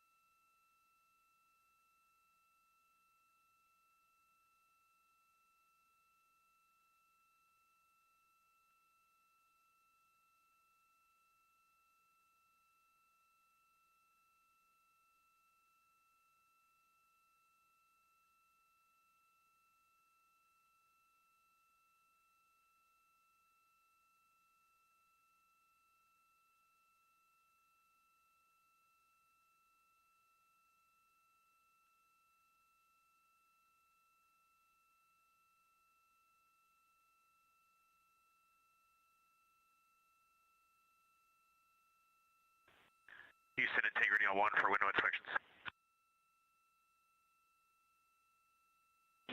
With you on 1. Hey, Mark, I will put all those images on PCD1 in a folder under imagery for downlink window inspection. I'll make sure that's what it says in the procedure. I'll double check that. And then just big picture, there's just a few little blemishes here and there, a couple little scrapes on the innermost panes. And then there are some blemishes on the outer panes. Obviously, we're not going to be able to do anything about. The most notable one is on window 1. So what we're calling window 1 is the portmost window. There it looks like just a touch of charring on the outer edge. I think it occurred during last jettison. I noticed it on the way uphill. Shouldn't be a factor for our photographs, but you'll hopefully see it in the picture. It's really hard to get a picture of it. It's very small.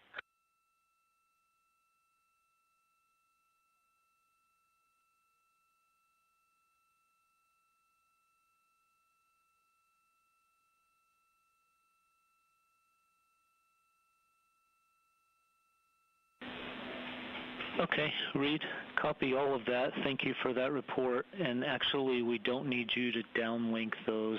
We'll get those for post-flight analysis.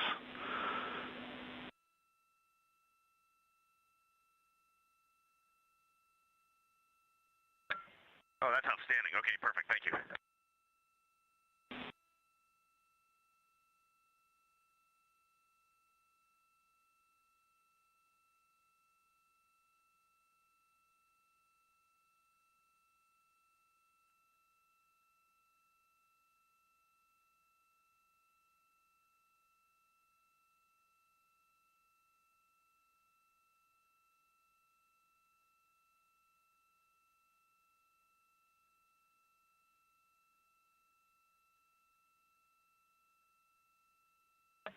Houston integrity for portable speaker.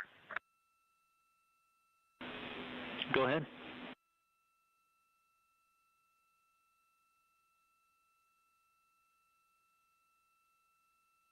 Okay, I've connected the portable speaker to Beat 1's AIU. I put it into J2 instead of J3.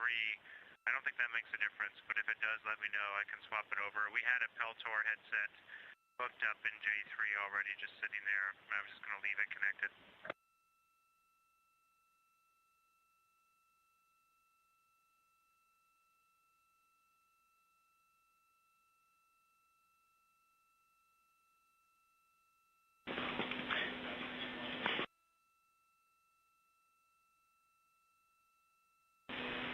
Yeah, Jeremy, those are fine. J2 and J3 are functionally the same. We have one command, but thank you for letting us know where that is.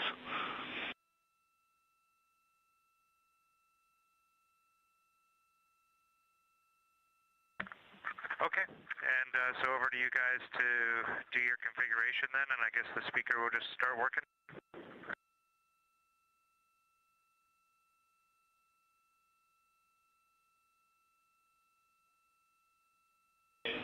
Checking.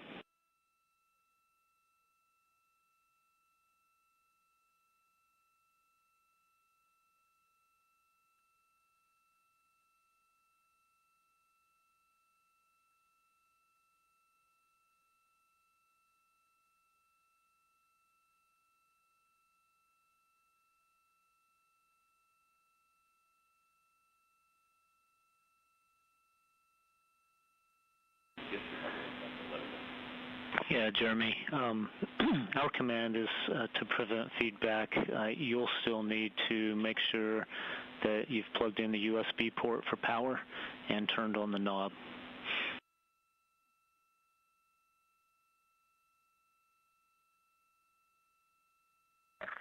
Okay, those are done, and it has a light on it, and the knob is full volume.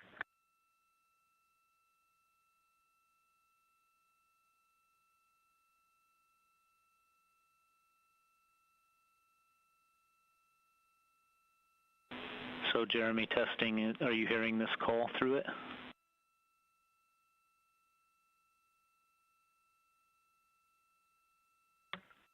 Try one more test, Mark. Can you give us a 5 count? Testing on the portable speaker. 5, 4, 3, 2, 1.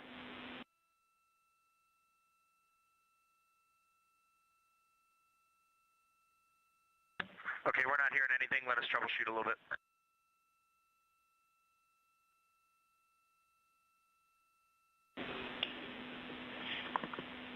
If there's nothing you see that's obvious, we'll go ahead and send that command as a first troubleshooting effort.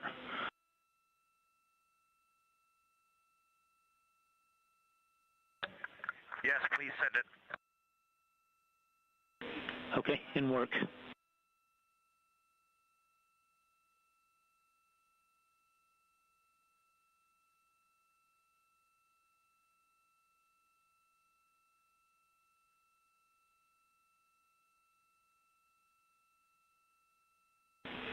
Okay, that has been sent. How are you hearing me now through the speaker? No apparent change. Okay, well, let us scratch our heads.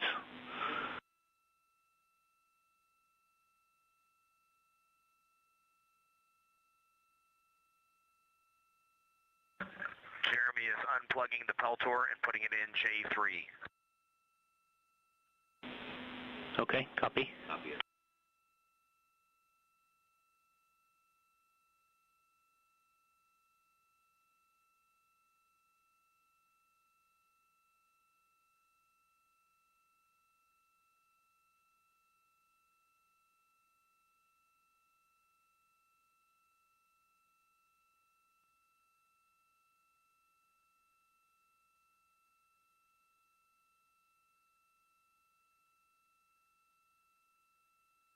If you're just joining us, we are 1 day, 6 hours, and 21 minutes. And if so, are you hearing any difference?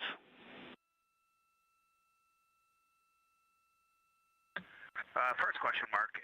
This is on C1 umbilical, so don't we need C1 on listen?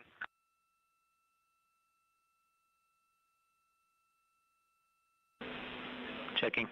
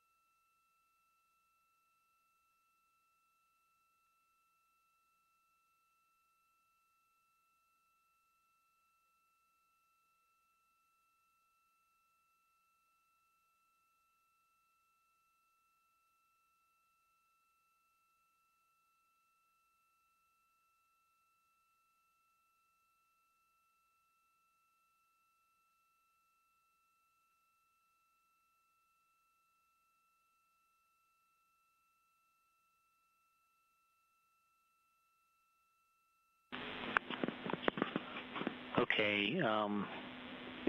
Can you verify, first of all, you are plugged into J3 now and you're still not hearing me in that config, is that correct?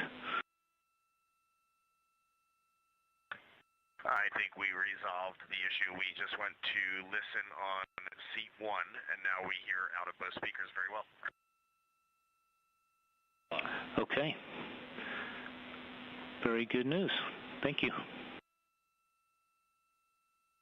The only issue is now when we transmit, we can hear it almost real time coming out of the COT speaker.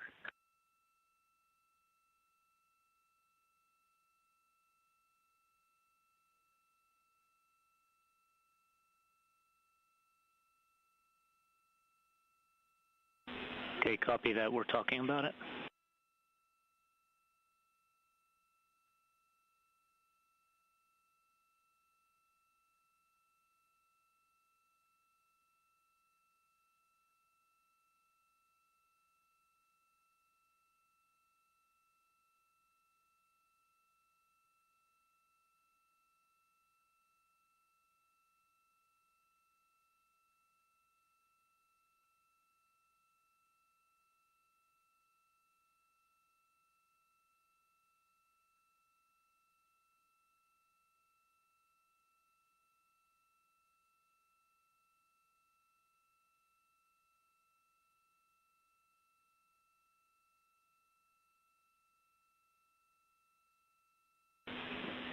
Okay, we sent another command. Does that change anything now? We're checking. Yes, we do not hear that feedback at all. Like magic. All right, good news.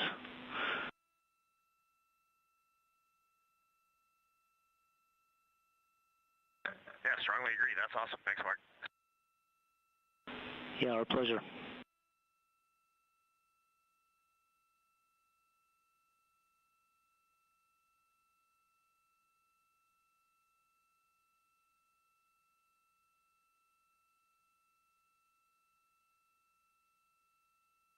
And the crew on the Orion spacecraft continuing to step through some procedures to configure audio, all working as expected now at this hour, 1 day, 6 hours and 27 minutes into the flight of the Orion spacecraft with the crew on board for the very first time.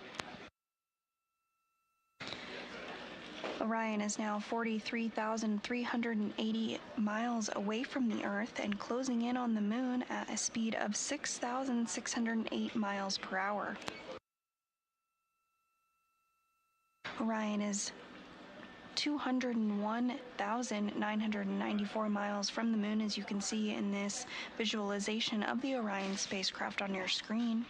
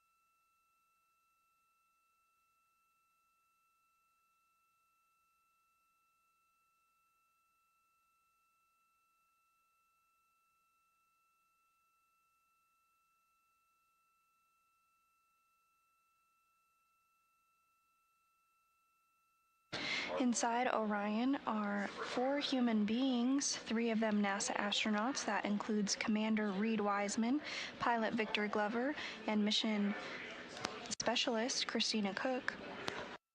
Additionally, Canadian Space Agency astronaut Jeremy Hansen is also on board. Cook, Glover, and Wiseman have all flown to space before, but this is the first flight for Hansen.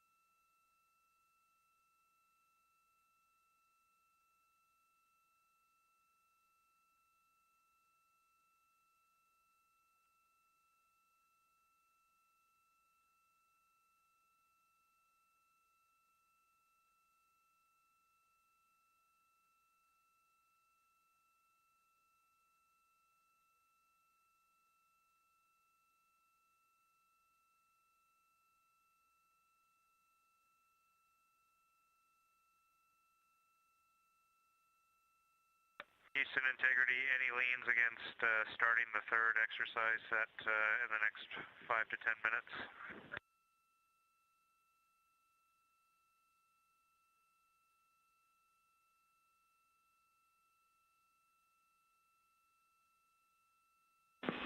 No leans, have at it.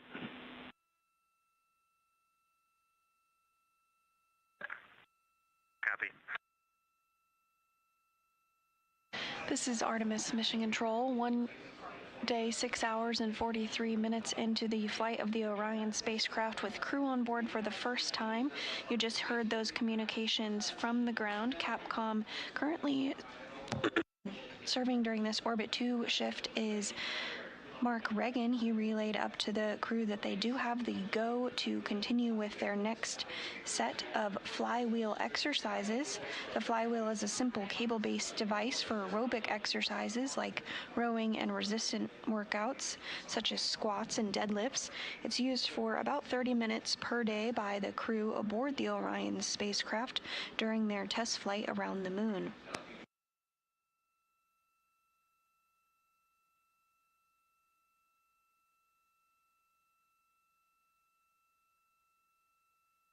Earlier today, the crew worked to install accelerometers on the flywheel exercise device.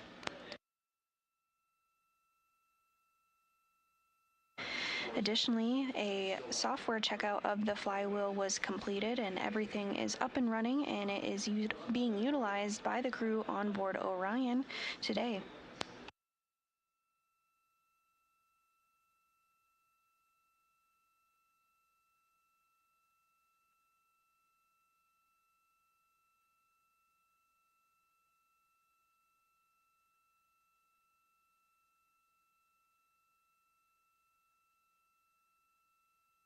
Observations and data from the flywheel, such as video of exercise sessions, will be used to further develop the flywheel in preparation for future Artemis missions.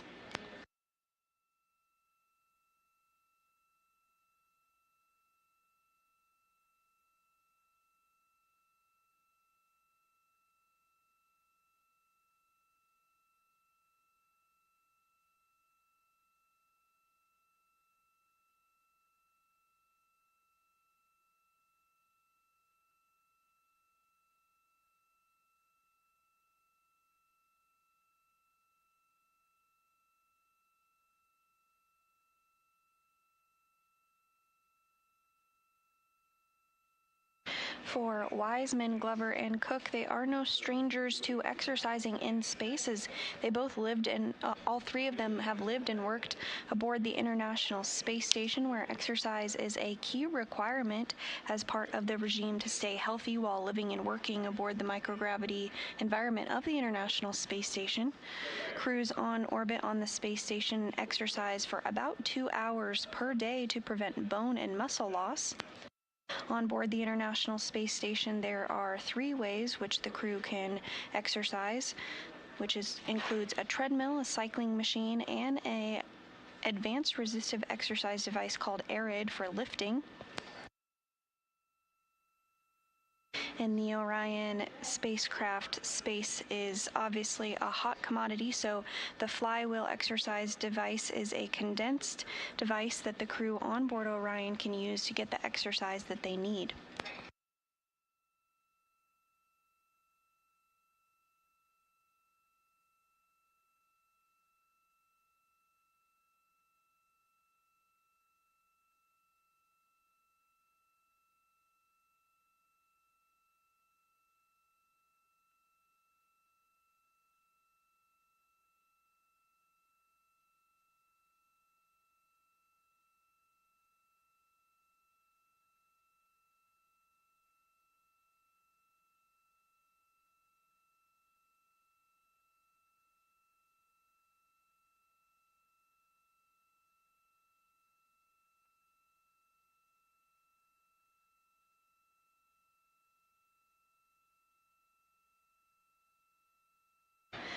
Coming up here shortly at about 1 a.m. Central Time, the crew will settle in for their pre-sleep period before getting some rest.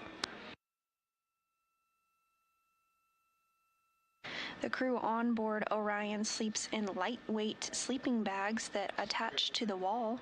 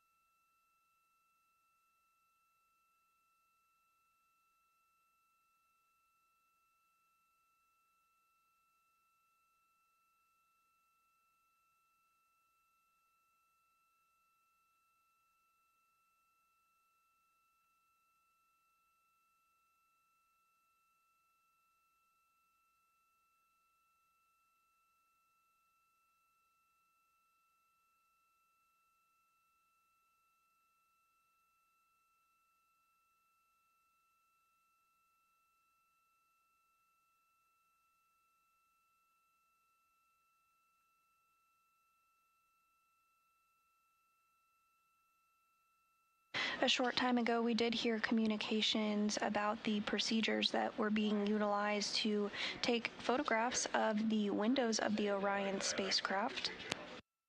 This was one of several tasks on the crew's timeline today, but the largest of which and the biggest milestone for today was, of course, the TLI burn, that translunar injection burn, sending the crew on a path to the moon. At this point, the crew is now closing in on 200,000 miles away from the moon and is 45,814 miles away from Earth, traveling at a velocity of 6,412 miles per hour. As you can tell from this visualization on your screen,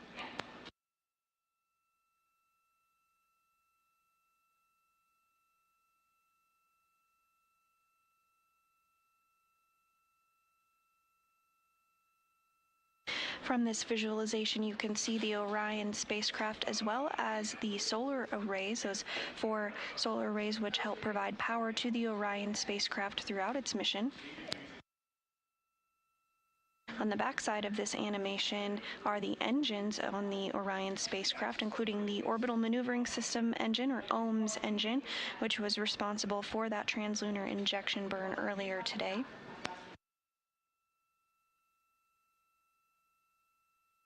Additionally, there are 8 auxiliary engines on board Orion on the bottom of the service module in 4 sets of 2.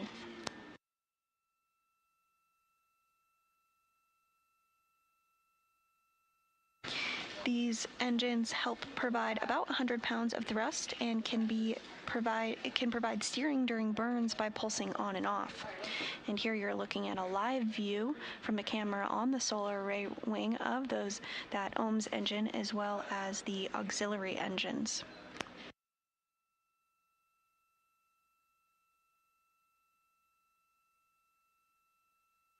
The Artemis II spacecraft, named Integrity, features over 28 cameras, including exterior, interior, and crew-operated systems for monitoring, as well as public affairs. Key positions include solar array wingtips, the crew module exterior, and multiple interior cabin cameras for recording, navigating, and live streaming crew activities during the 10-day mission.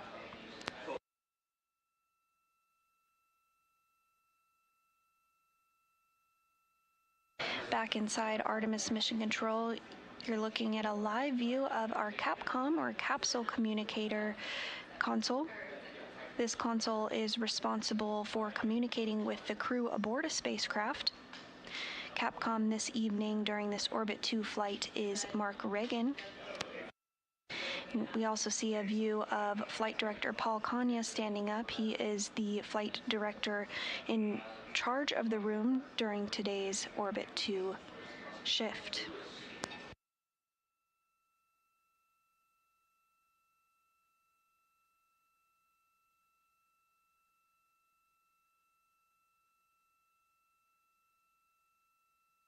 There are a variety of other console positions which help monitor the Orion spacecraft and its systems, such as PROP, which played a key role earlier today during the translunar injection burn, sending Orion on a course to the moon.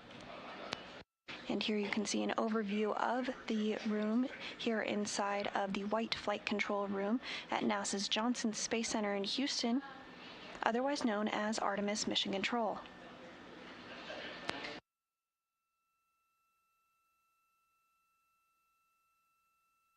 Along the walls, you see a variety of different mission patches hanging up.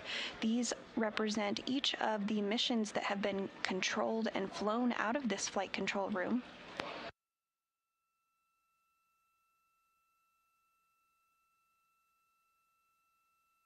A special tradition inside of Mission Control Houston is that once a mission wraps up, one individual that played a particularly impactful and important role during the mission is selected to hang up the flight patch on the wall.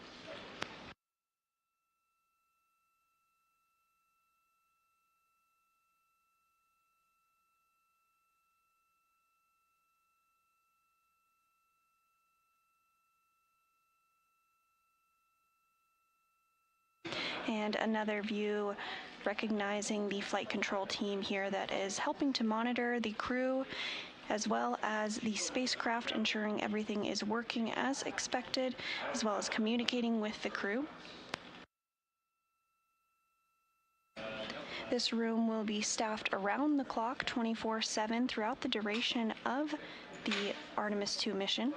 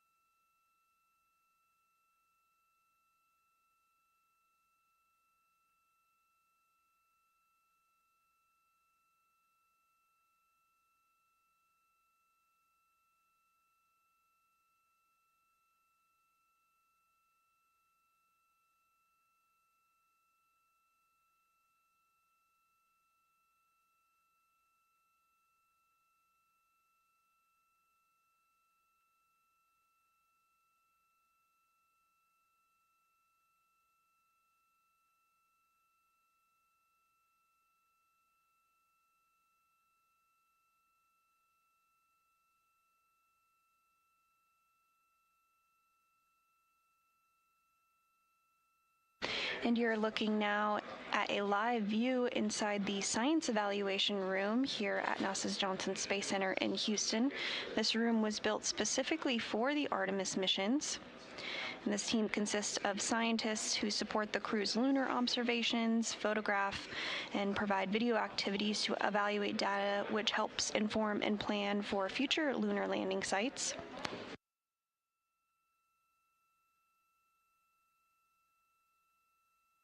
When the crew flies by the moon later on in the mission, they will be flying in an area of the moon that has never been seen by human eyes before.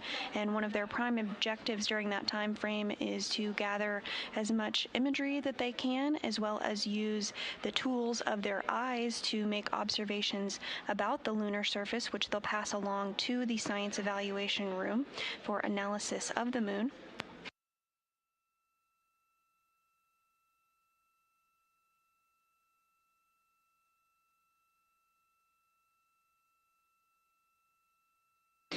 The SIR will provide real-time support to the main flight control room, the white flight control room here at the Johnson Space Center, which you're seeing a view of there on the left-hand side of your screen.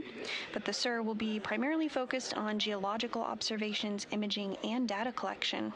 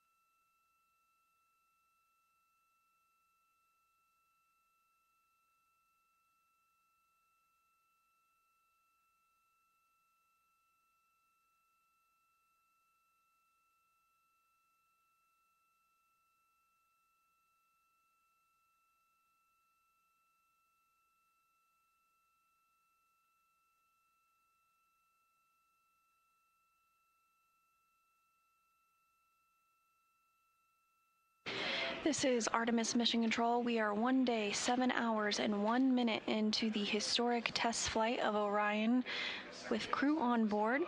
Orion now has less than 200,000 miles remaining between it and the moon. Distance from Earth continuing to grow, now at 46,985 miles from the Earth.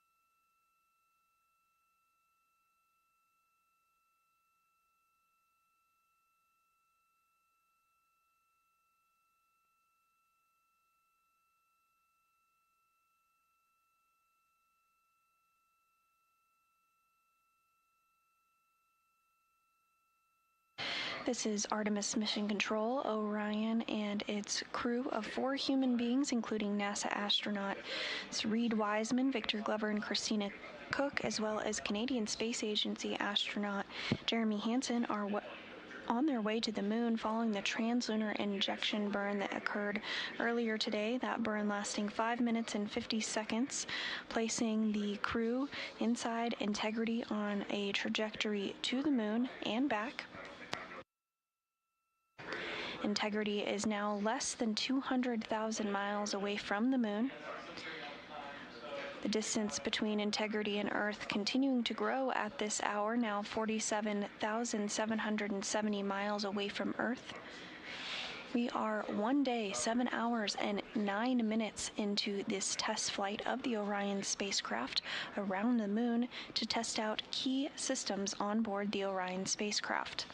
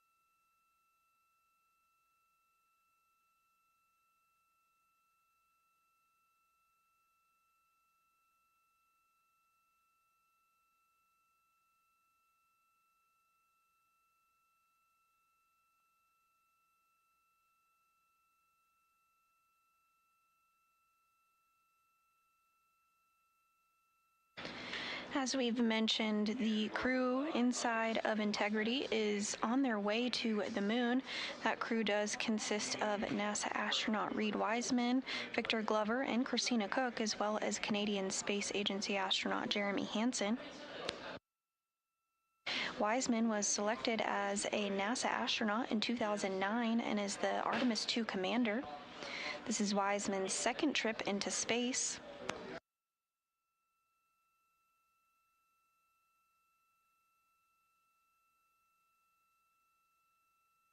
He's previously served as a flight engineer aboard the International Space Station for Expedition 41 from May through November of 2014, and he's logged more than 165 days in space, including almost 13 hours as a lead spacewalker during 2 trips outside the orbital complex.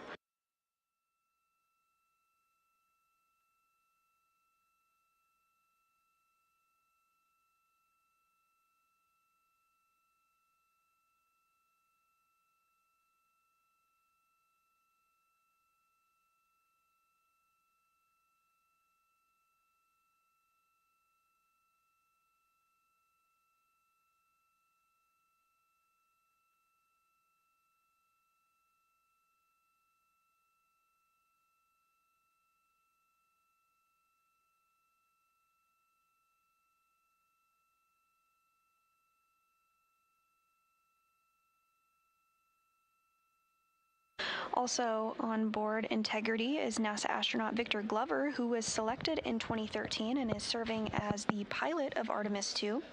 This is also Glover's second space flight. He previously served as a pilot on NASA's SpaceX Crew 1 mission, which landed in May of 2021 after 168 days in space. During his Expedition 64 mission, he contributed to scientific investigations, technology demonstrations, and participated in 4 spacewalks. NASA astronaut Christina Cook was also selected as a NASA astronaut in 2013 and is serving as a mission specialist for Artemis 2. This will be her second flight into space as well. She previously served as a flight engineer aboard the International Space Station for Expeditions 59, 60, and 61. Cook set a record for the longest single space flight by a woman with a total of 328 days in space and participated in the first all-female spacewalks. Representing Canada, Jeremy Hansen is making his first flight to space. He's a colonel in the Canadian Armed Forces and former fighter pilot. He was one of 2 recruits selected by the Canadian Space Agency in May 2009 through the 3rd Canadian Astronaut Recruitment Campaign and has served as Capcom in NASA's Mission Control Center at Johnson, and in 2017 became the first Canadian to be entrusted with leading a NASA astronaut class, leading the training of astronaut candidates from the United States and Canada at that time. And there you have it, the crew of Artemis 2, slated to make history, traveling further than any human being has ever before.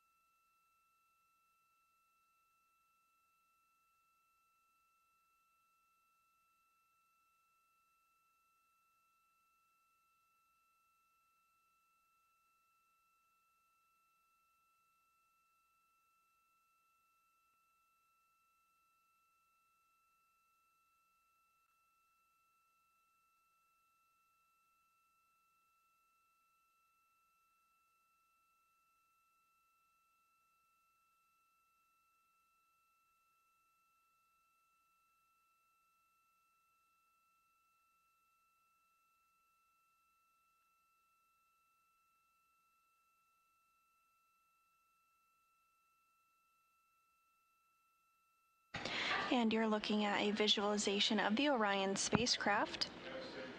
Orion now 48,586 miles away from Earth and less than 200,000 miles away from the Moon. Orion is currently the only spacecraft capable of crewed deep space flight and high-speed return to Earth from the vicinity of the Moon.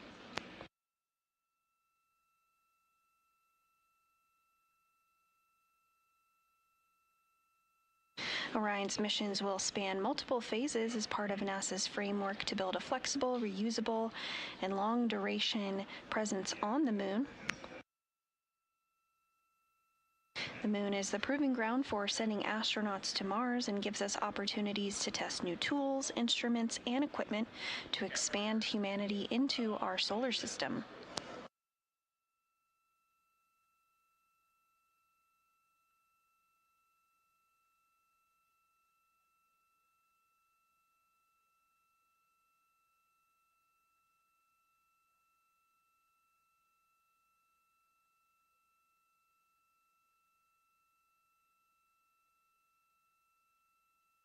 The Orion spacecraft, with NASA astronauts Reed Wiseman, Victor Glover, and Christina Cook, as well as Canadian Space Agency astronaut Jeremy Hansen, launched from the Kennedy Space Center in Florida 1 day, 7 hours, and 19 minutes ago.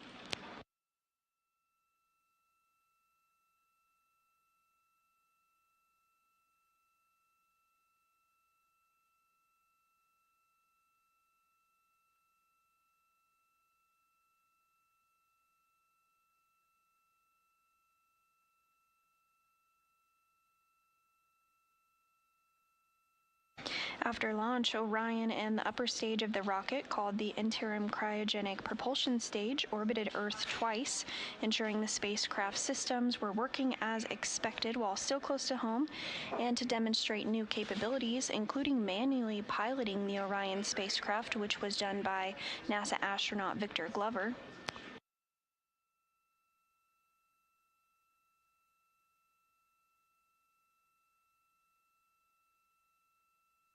That initial elliptical orbit around the Earth lasted about 90 minutes before the upper stage fired to send the crew to a higher elliptical orbit around the Earth. After the burn for high Earth orbit, Orion separated from its interim cryogenic propulsion stage, and at that point used it for that piloting demonstration as discussed.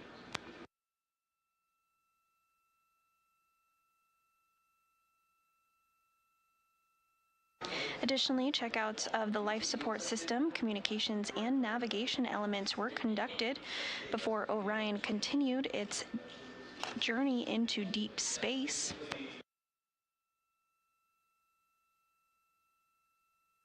Orion's European-built service module fired its engines during a move called the translunar injection burn to send the crew on a path toward the Moon. It will take the crew about 4 days to reach the Moon. During this phase, astronauts will fly around the far side of the Moon in a figure 8. Artemis is slated to set a record for the farthest distance anyone has ever traveled from the Earth.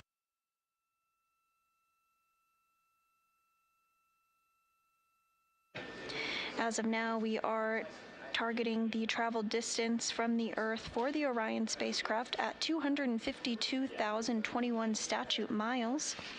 This beats the Apollo 13 record by 3,366 statute miles.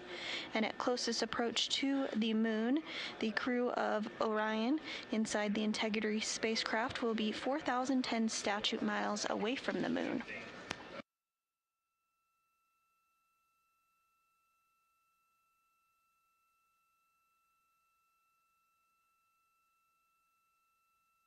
A fuel-efficient trajectory was created for this mission to harness the Earth-Moon gravity field to minimize how much propellant is required on the 4-day trip home.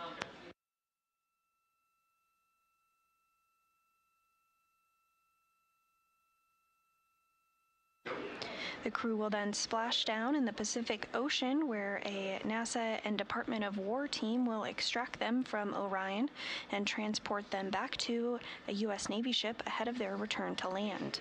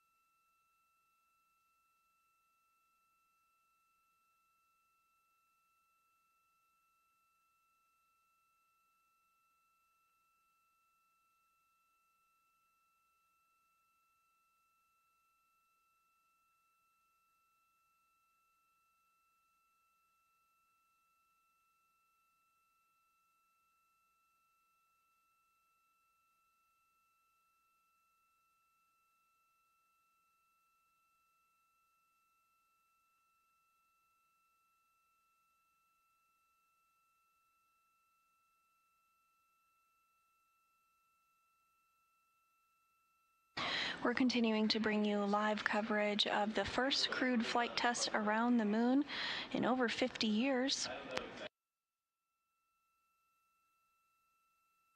At this time, Orion and its crew now less than 200,000 miles away from the moon.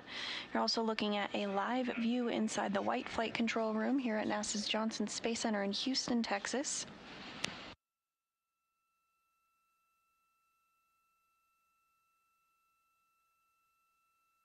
On console during this Orbit 2 shift are flight controllers who are monitoring all of the systems on board Orion.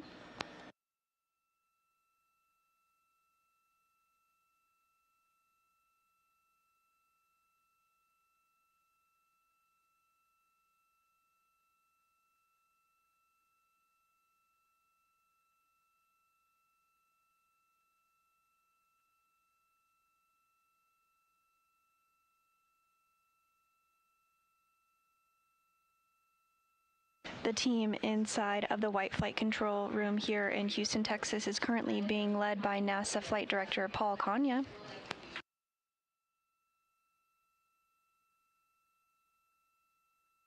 And serving as capsule communicator during this shift is Mark Reagan.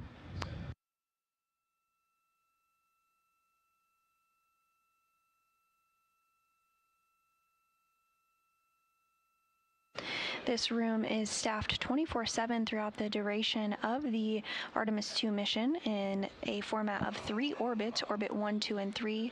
We are currently in that orbit 2, as I mentioned.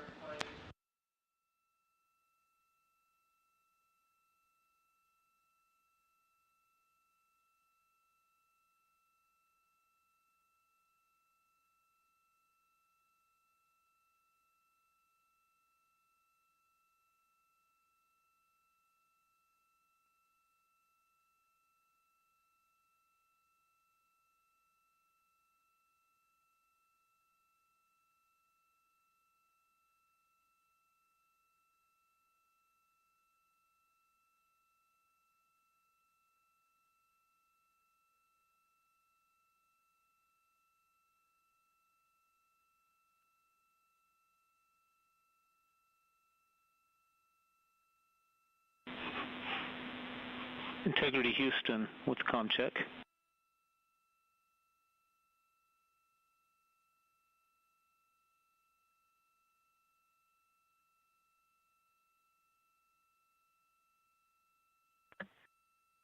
Mark, was that a call for us? It was broken, but we thought we heard the word integrity. Yes, it was a call for you. Do you hear me more clearly now? Yes, you can go ahead. Okay, when we left Madrid, we should have handed over to KUS, and we did not get a clean handover for a while. If you were trying to call us, looks like we are locked in right now. We will eventually go to Goldstone, but wanted to let you know what was going on, and also if there's anything you have for us. We're in listen mode.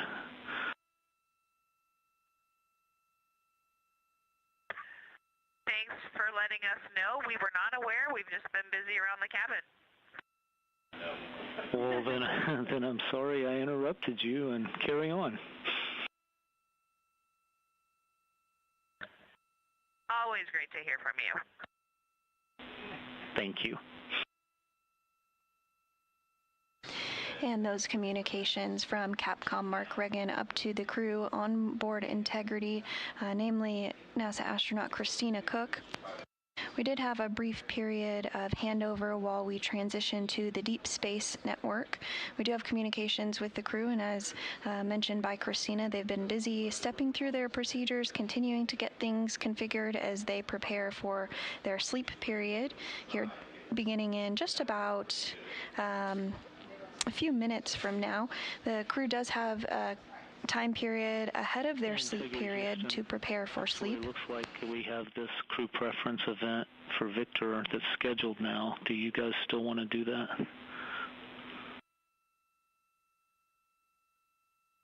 When it comes to sleeping inside the Orion spacecraft, the crew actually sleeps in hanging sleeping bags. Is it just over one of the Orion to Earth loops?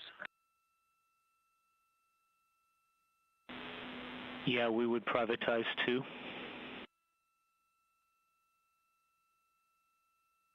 Yes, please. Yeah, I'll set that up now. Thank you. Okay, Wilco, and just be advised it could drop out too with the problems we've had, but it looks like it's been pretty solid for a few minutes. Well, understand. Thanks for the heads up.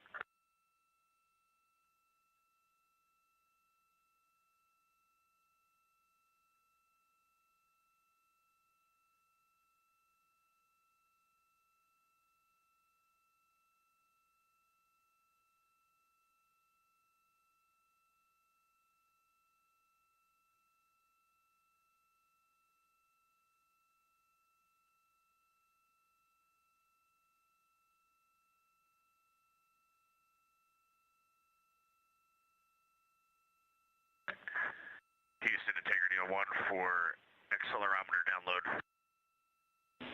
Go ahead, Reed. Hey, first on the COT speaker, we all of a sudden are getting that feedback again. Any chance you can fix that? Oh, it just went away.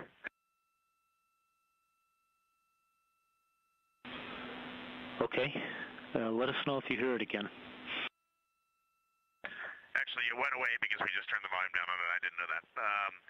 For the accelerometers for the flywheel, based on the configuration of the cable that was shipped up, I cannot plug the cable into the accelerometer without removing the accelerometers from, at least from the hull of the vehicle. So the serial number 1012 on the hull is going to have to come off every time we download. I've tried repositioning it, and the cables just doesn't permit doing it without removing it.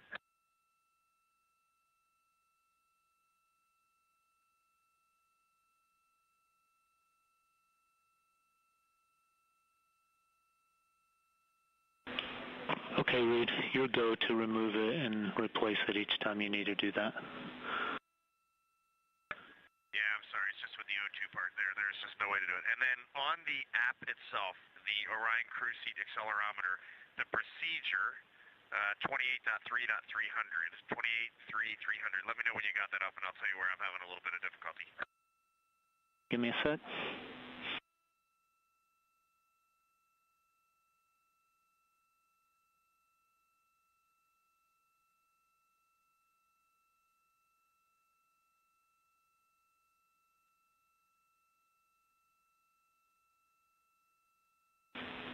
And Reed, I have that up, and can you guys confirm you're done with exercise at this point? We are complete with exercise, and you can go to step 4 of that procedure. Okay, I'm there. Okay, step 4.5. It says to select all completed recordings in the event box and then select download. I just want to make sure I am not doing that in the review tab. I'm doing that in the main control tab. If I go to review tab, I don't have anything to download. Yes, we can confirm it's in the control tab. Okay, so if I'm doing this correct, I do not need to go to the review tab. So step 4.6 is unnecessary, correct?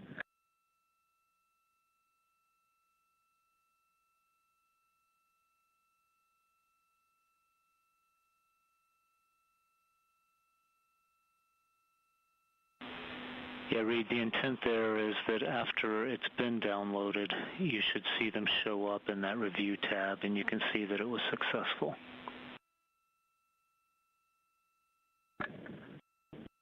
Okay, thanks. I think I do remember that in Building 9. Okay, great. Thanks, Mark. I'll keep working on this. You bet. Thank you.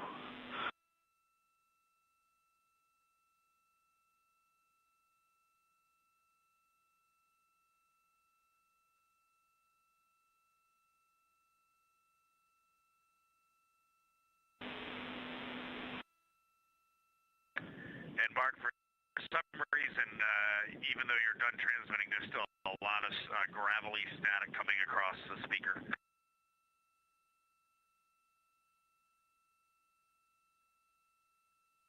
And it looks like that is coming across on Orion to Earth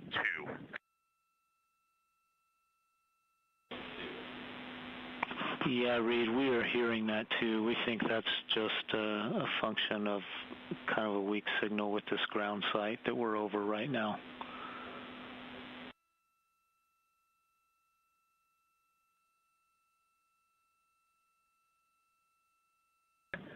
Okay, we're going to turn off Orion to Earth 2, and if you get into a good ground site later tonight and you want to turn it back on from the ground, we would appreciate it.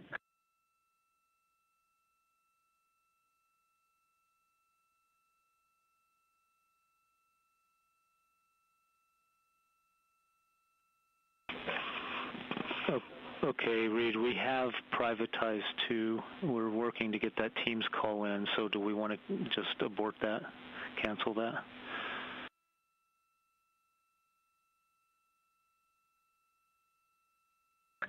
No, we do not, and we are getting set up to meet them on 2, so let us know when they're ready.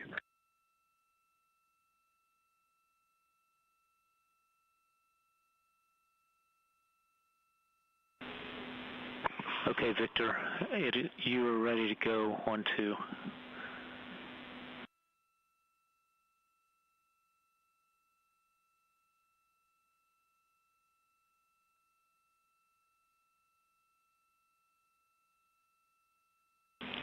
And for Reed, when you get a chance, if someone could give us the AGA readings, we would appreciate that.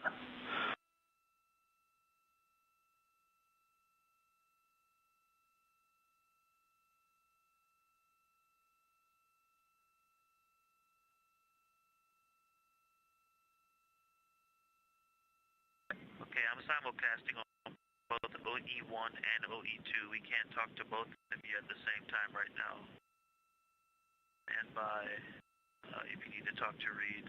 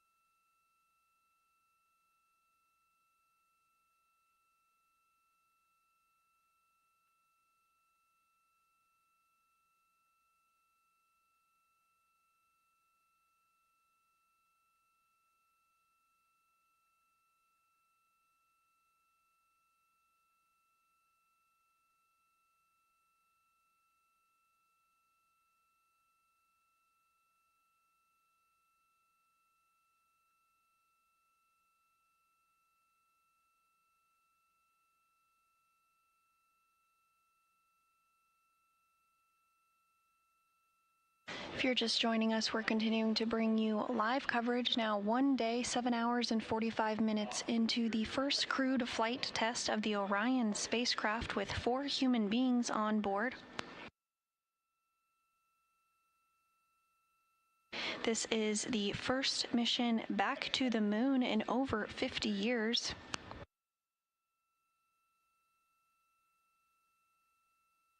During this test flight of the Orion spacecraft, Orion is slated to travel further away from the Earth than any human being has ever traveled before, at a distance of 252,021 statute miles. That beats the Apollo 13 record by 3,366 statute miles. Additionally, the crew of Orion will have the opportunity to fly behind the moon and see areas of the moon that have never been seen by human eyes before, taking critical photography during this process to help us learn more about the moon and its surface as we prepare to return to the moon once more, this time to stay before we journey on to Mars and beyond.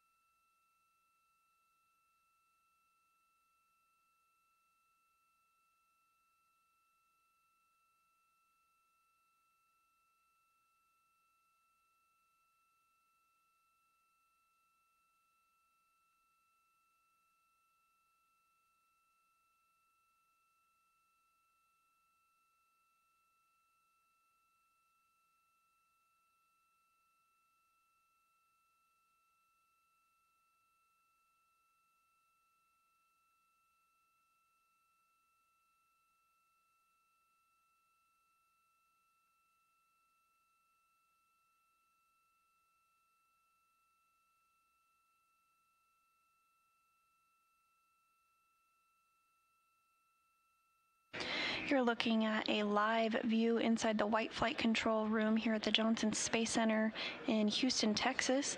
The Orbit 2 team on console during this Orbit 2 shift being led by NASA Flight Director Paul Kania. Flight controllers in the room continuing to monitor Orion and its systems, as Orion is now on course to travel further than any human being has ever before. Wiseman, Glover, Cook, and Hansen now on a trajectory to beat a record that has stood for 56 years since the Apollo 13 mission. They will beat the Apollo 13 record by 3,366 statute miles, traveling a maximum distance from Earth of 252,021 statute miles.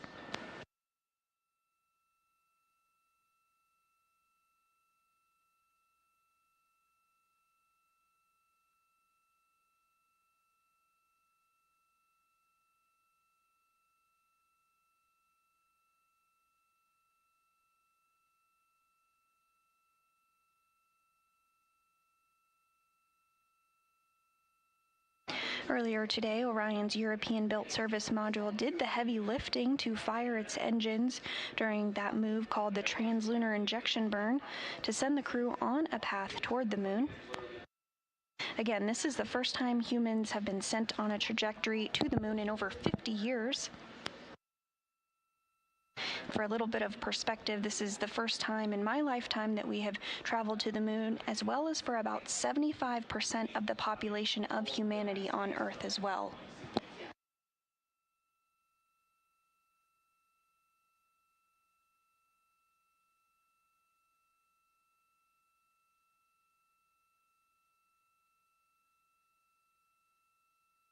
It will take about 4 days to reach the moon. During this phase, astronauts will fly around the far side of the moon in a figure 8 before returning home.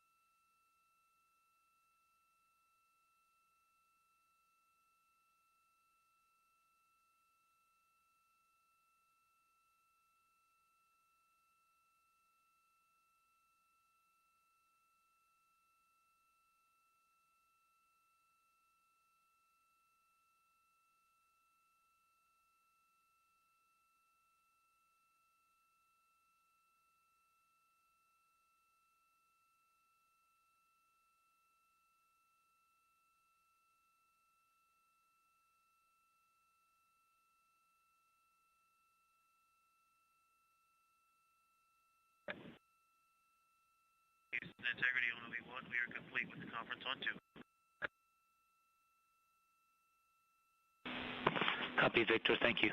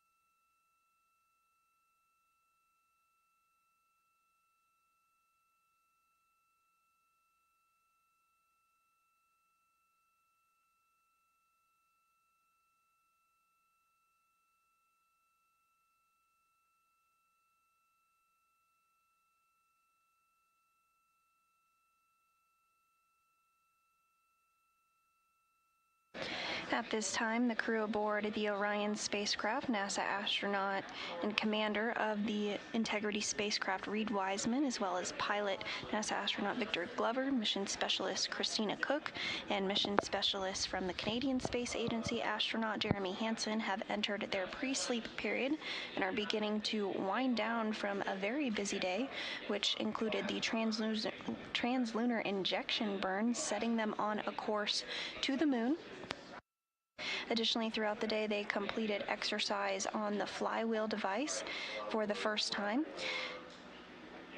The crew will exercise aboard the flywheel exercise resistive device about 30 minutes per day throughout the course of the mission, except for on launch day and splashdown day.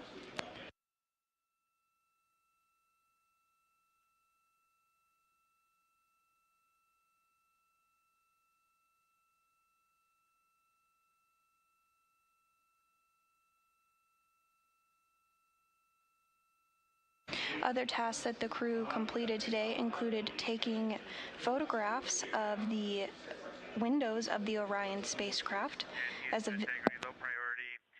Tried to open Outlook, but it says it's locked, and I was just curious if you guys were still working on it or that was a hang-up.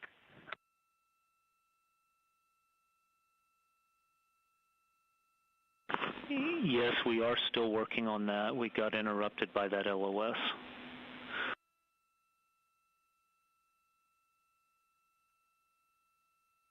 Okay, let's stay hands off. Let us know when you're done. Okay, Wilco.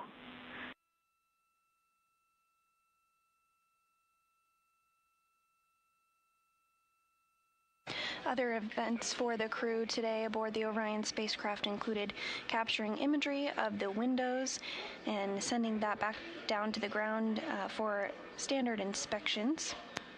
Additionally, the crew completed their first public affairs event, having the opportunity to speak to media on the ground and provide an update to the world about their mission thus far.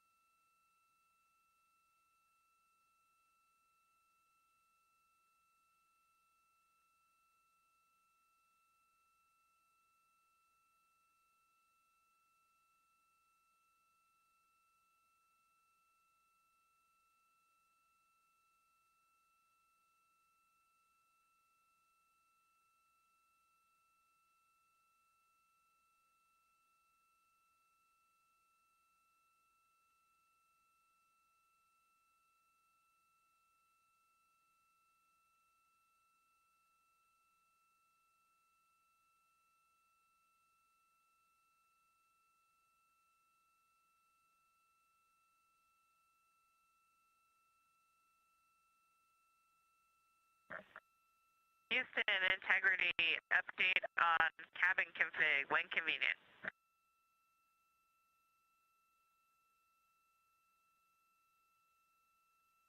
We are handing over in about 10 seconds to DSN. We'll meet you on the other side. Copy, thanks. And those communications referencing the DSN is the Deep Space Network. And it's a powerful system for commanding, tracking, and monitoring the health and safety of spacecraft at many distant planetary locations. Also enables powerful science investigations that probe the nature of asteroids and the interiors of planets and moons, and will be utilized for communications with the crew aboard Orion. There's a handover ongoing over to that Deep Space Network, and once that handover is complete, we expect to regain communications with the crew again here shortly.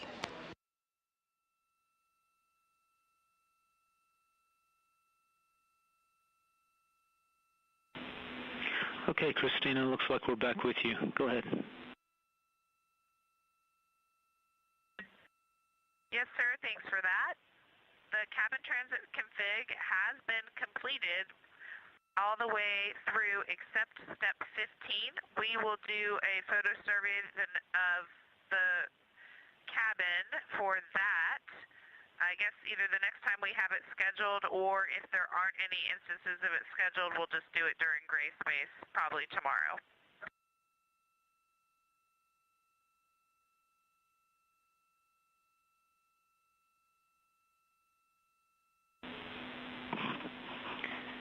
And we are fine with that plan. Good work today.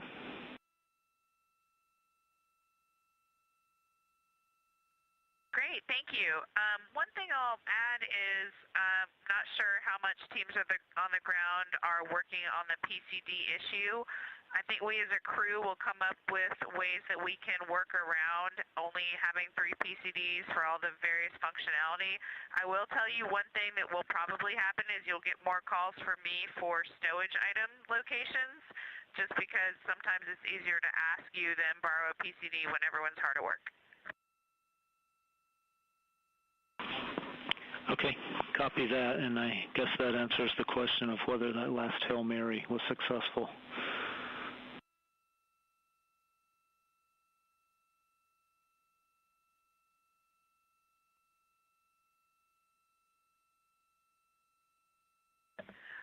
Yes, I never did let you know, probably because it wasn't successful, that we still had no activity on the PCD with that. Okay, copy all. Thank you.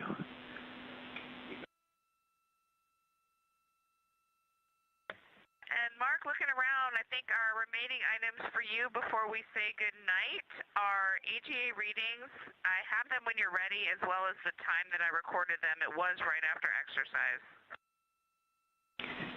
We are ready, and in fact, we have a little short list of odds and ends we wanted to sync up on with you too. So go ahead with the AGA readings. That was first on our list. Excellent, thank you. The time of the reading was flight day 1, 7 hours, 40 minutes. CO2, 1.1. O2, 19.7. Temperature, 73.9. Pressure, 14.3.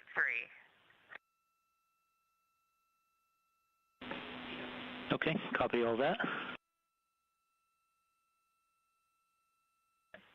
And also, the accelerometer data transfer activity is complete. That's our last item. We're ready for yours.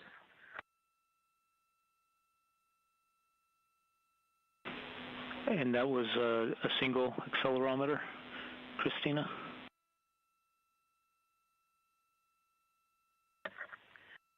Nope, it was the entire activity, so it was 2 accelerometers. Thanks for clarifying. Okay, copy that. Thank you. Okay, on our list of scattered items, we waved off that second AGA deploy earlier today, and had a vague promise of we would find a time to do that later today. We're assuming that did not happen, as busy as it got, but just wanted to verify.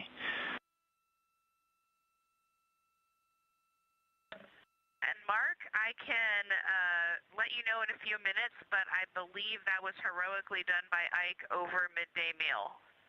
We'll confirm in a moment. Okay, thanks for that. Also, we'll plan to do the ARS state change to mode it to sleep tonight from the ground. And then we had a couple of photo-related things. Is there a PCD that these PAO daily photos went onto that we can be looking for?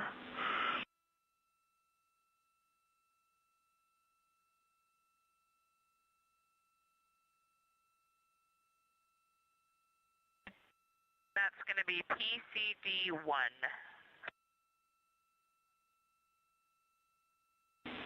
Okay, awesome, thank you.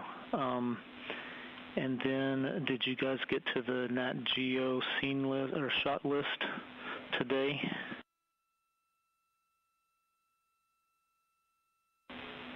Actually, I think that's in your pre-sleep timeline, so maybe you haven't got there yet.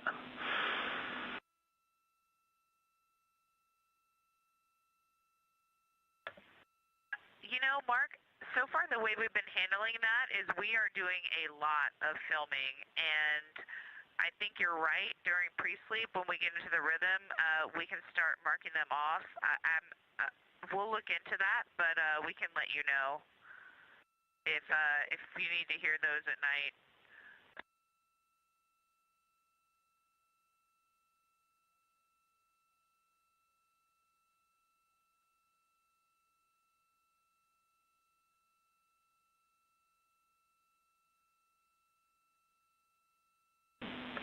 Okay, thanks for that, Christina. Do you have any other items for us? We did think of one more for you. I have just one more for you on that dual camera bracket install that Victor did.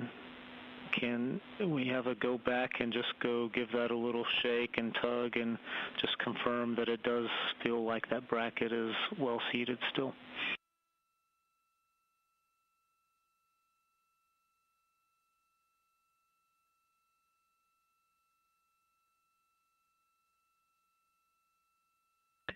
Okay, he just confirmed it is well seated and those fasteners are only hand tight. Also, speaking of Ike, he did complete the secondary AGA activity. All right, great, thank you. All right, we're ready for your last item. All right, thank you. We actually ended up with two, turns out. First one is we were told that you all will be turning the temperature a bit warmer for nighttime. Wanted to make sure that's still going to happen. And second, we were wondering for the remaining water offload offs if you will be hard scheduling those tomorrow.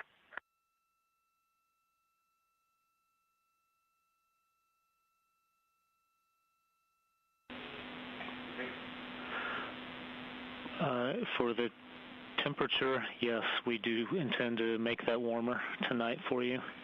And we need to follow up to understand whether we're going to be doing any water offloading anymore or not. So we don't have that answer right now. We'll follow up in the morning with that.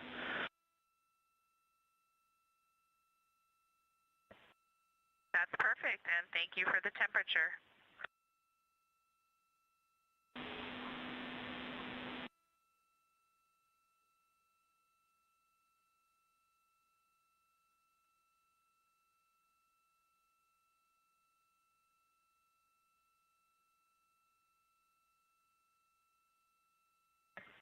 And Mark, with that, your integrity crew for now is ready to sign off.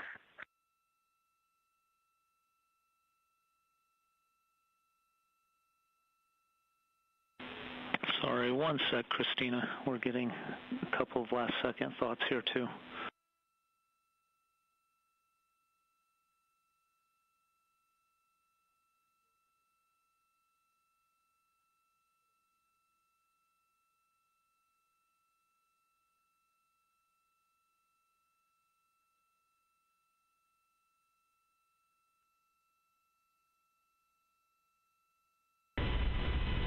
Integrity, Huntsville. Just wanted to have one clarification for Ike. Were you able to get those saliva kits set up for tomorrow?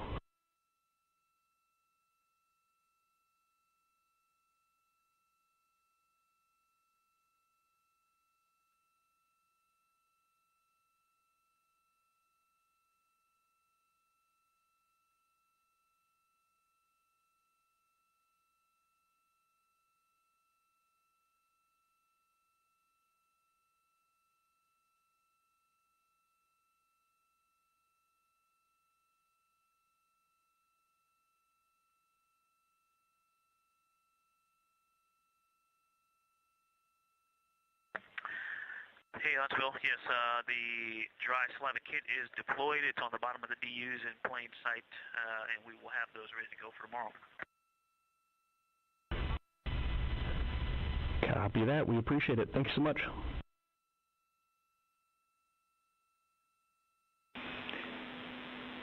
In Integrity, Houston, I think we've got our last two things here.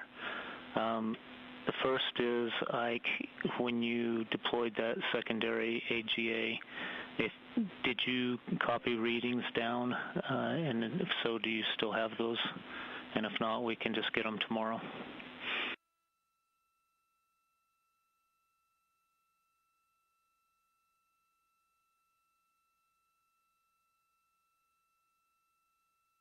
Yeah,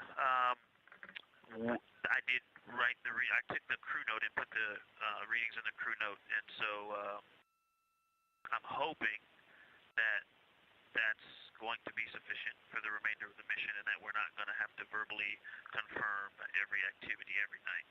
We understand these first couple of days it makes sense, but my expectation is you'll see it when you download the crew note for that. If you want it verbal, I'm happy to do that too. If you guys want AGAs always verbal, just let us know.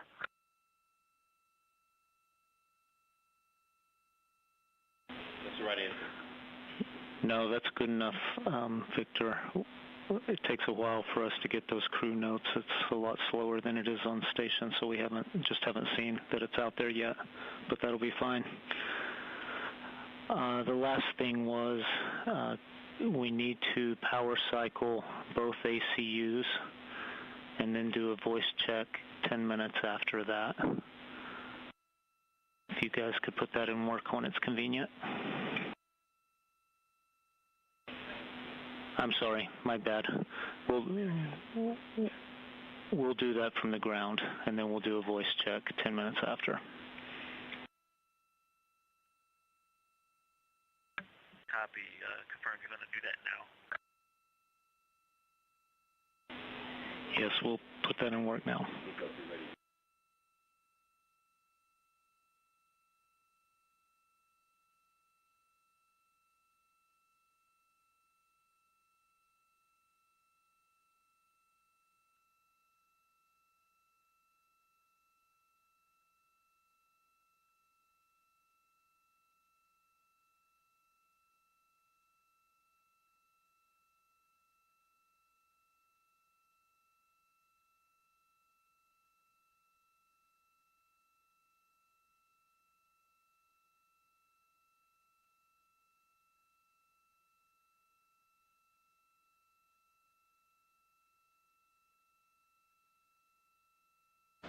And if you're just joining us, the Integrity crew aboard the Orion spacecraft did provide some communications with the ground on the status of the Orion spacecraft and how things are looking ahead of tomorrow.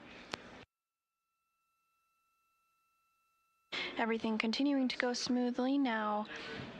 One day, 8 hours and 17 minutes into the historic first crewed test flight of the Orion spacecraft. Orion is now 193,819 miles away from the moon.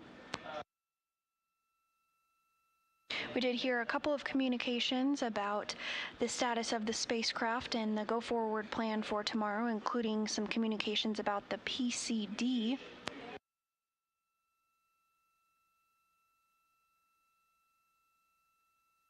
The PCD is a NASA personal computing device. We did hear that NASA astronaut Christina Cook's PCD was having some issues, and troubleshooting did take place. No luck getting that back on board working, but there are 3 other PCDs on board the Orion spacecraft that can be used for imagery and a variety of other tasks. Is not mission critical. We also heard communications about the temperature inside the Orion spacecraft being slightly adjusted as the crew prepares to head into their sleep period.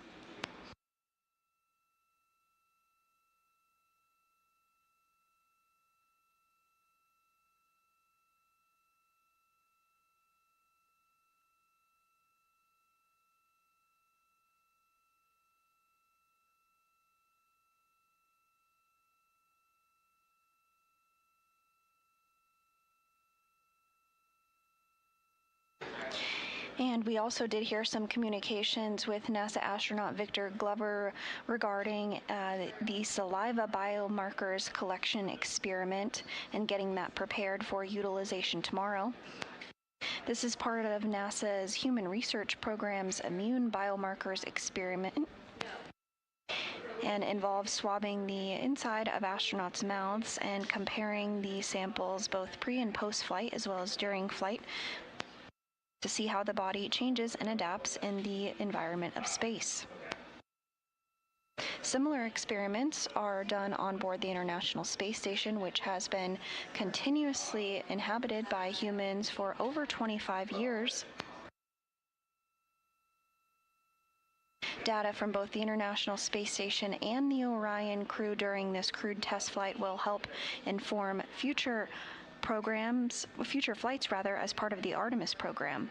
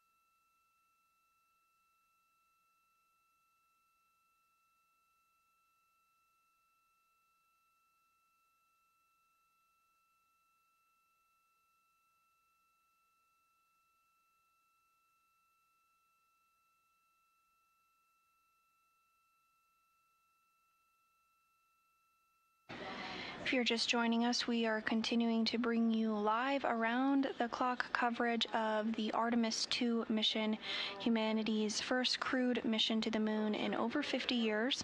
On the left-hand side of your screen, you're looking at a visualization of the Orion spacecraft as it makes its way to the moon, now 193,213 miles away from the moon. Earlier today, the Orion spacecraft completed the translunar injection burn, which placed it on a trajectory towards the moon. On the right-hand side of your screen is Mission Control Houston, namely the White Flight Control Room, or Artemis Mission Control, where the Orion and its subsystems are being controlled out of. This room is staffed 24/7 throughout the duration of the mission. Currently, we are being led by the flight director leading the Orbit 2 team. That is NASA Flight Director Paul Kanya.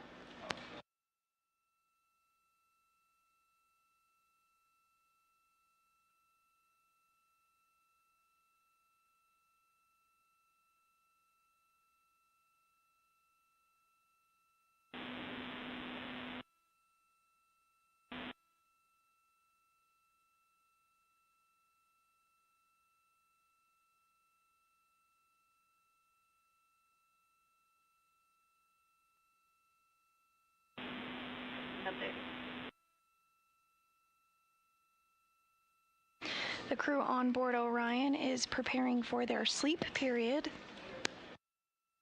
But before they do that, they're stepping through a few more procedures with the ground here, helping to coordinate those.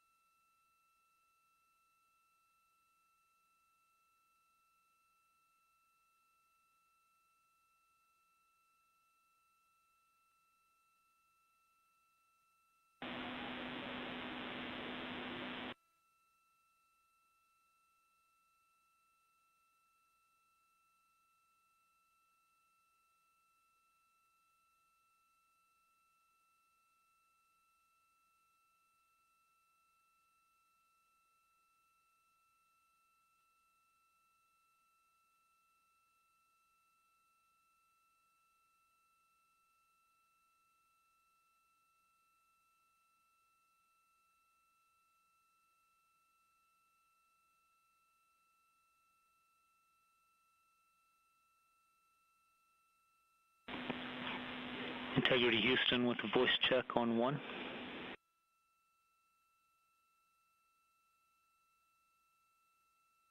Houston Integrity, we have you loud and clear. How is? You are loud and clear as well. One last thought we had, if PCD4 is connected to power, let's leave that disconnected overnight and maybe it'll drain and that'll give us something for one more try. With that though, another great day today. Thank you guys, and we will sign off for the night.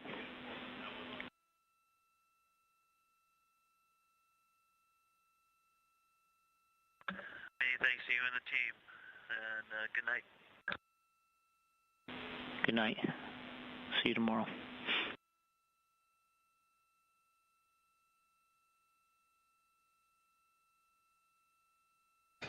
And the Orion crew receiving some good nights and final words before heading to bed following a historic day, as the Orion spacecraft is now on its way to the moon. For the first time since 1972, a crewed spacecraft is heading to our nearest celestial neighbor. Now 192,860 miles away from the moon.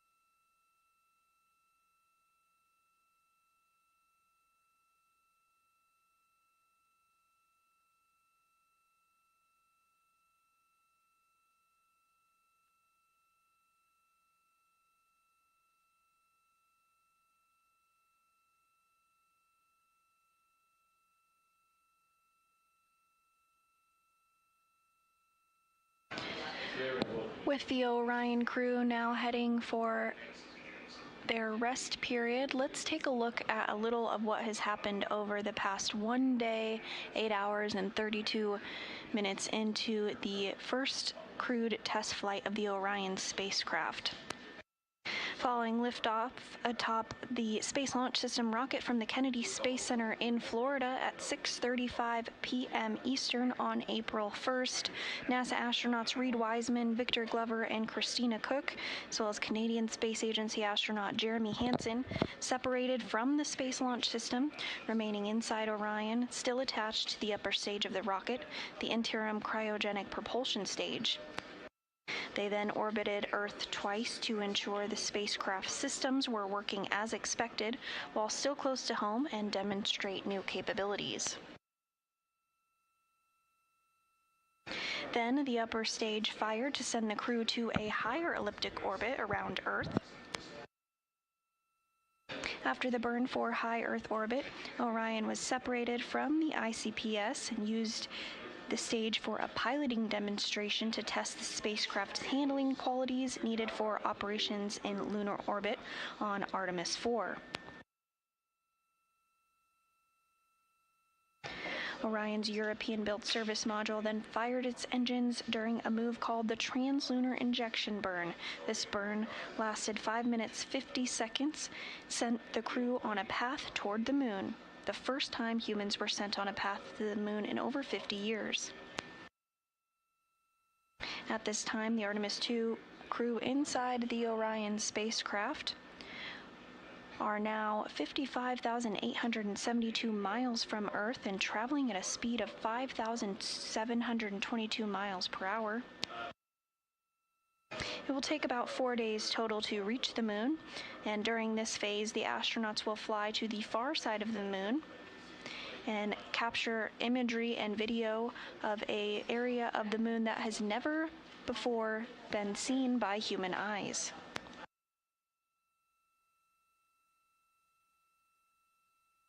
The crew will fly around the far side of the moon in a figure 8 maneuver, where they are slated to set a record for the farthest anyone has ever traveled from Earth.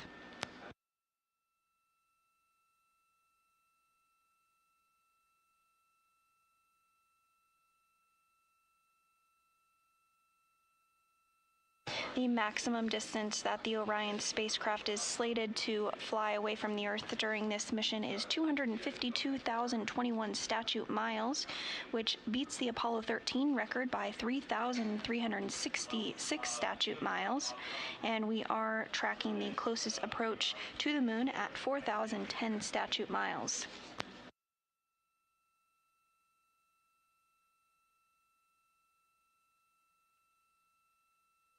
Following this, the crew will continue their journey back home before splashing down off the coast of California, where they will be transported back to a U.S. Navy ship ahead of their return to land.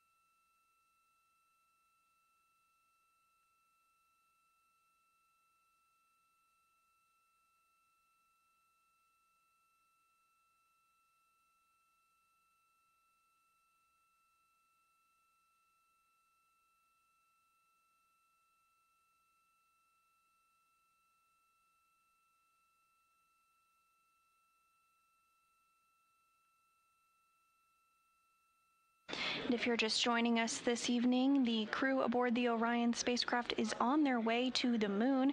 They did just enter their sleep period, so we won't be hearing communications from them until they wake up after their sleep period.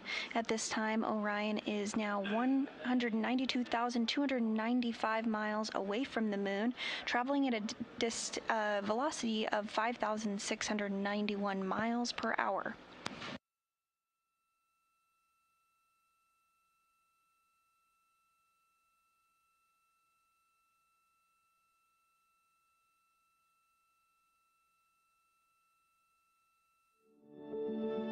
The moon, to me, it's the thing that connects me together with all the other humans in my life. I remember being a little kid lying in bed at night and just looking out at the moon in whatever phase it was in, and I was thinking, man, my friends that live like 20 miles away, they can probably look out and see that same exact moon. And then when I was in the Navy and I would look out at the moon and I'd be halfway around the planet and I would think, man, my brother can see that moon where he is and he's halfway around the planet from where I am. And it's a connection of life on Earth. We can all look up and see that moon. It represents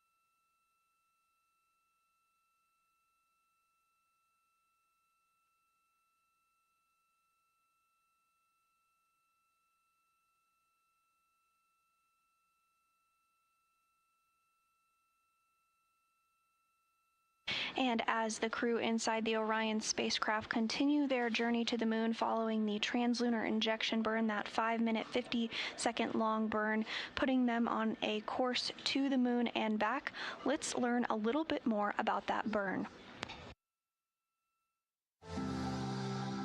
The Artemis II mission, at its heart, is a test mission of the Orion space capsule. This is going to be the first time that humans have ridden inside that capsule and that everything on board keeps us alive.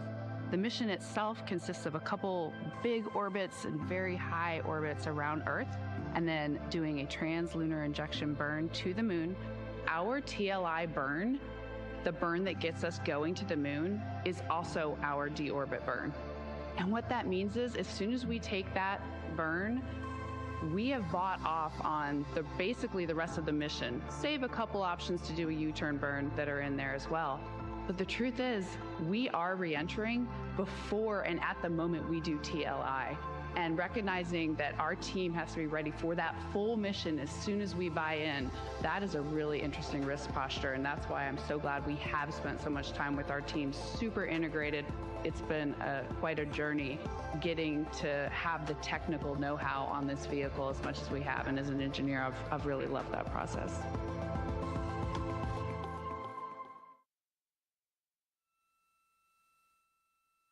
And with that translunar injection burn complete, again, the crew of Orion is on their way to the moon.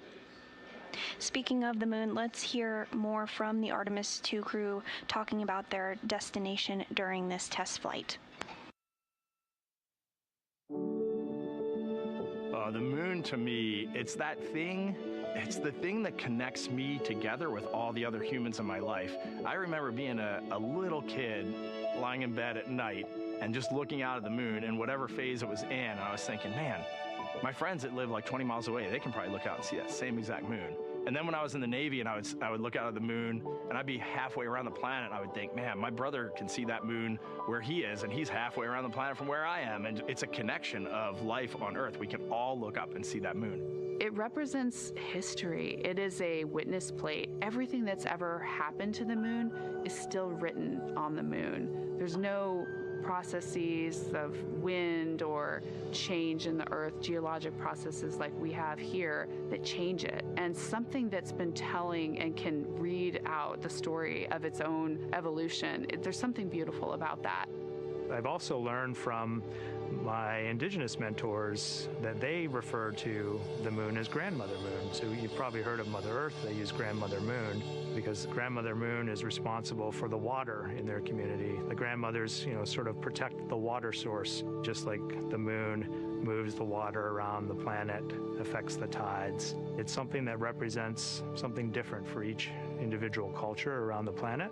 And that's really neat because we all share that same moon in the night sky. We all have seen the same side of the moon in different lighting conditions our whole lives. And so it seems very familiar to us, but it's also kind of unknown. When we get up close, some of the imagery that we'll get to describe and to share with people will be very unique. And that nature, both of those things being true about this one entity that we all know, just is really special. It's just the epitome of a symbol of both something that's in each of our hearts, but that's also represents exploration and reaching.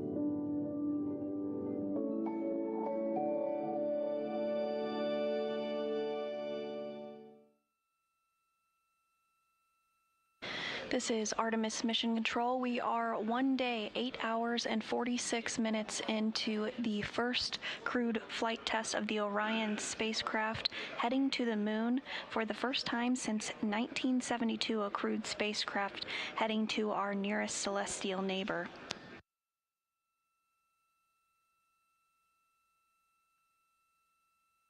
Here in Mission Control Houston, a timer was just put up on the board here indicating one of the next major milestones that we're looking forward to, and that is lunar flyby. Targeting lunar flyby in 3 days, 15 minutes, and 40 seconds.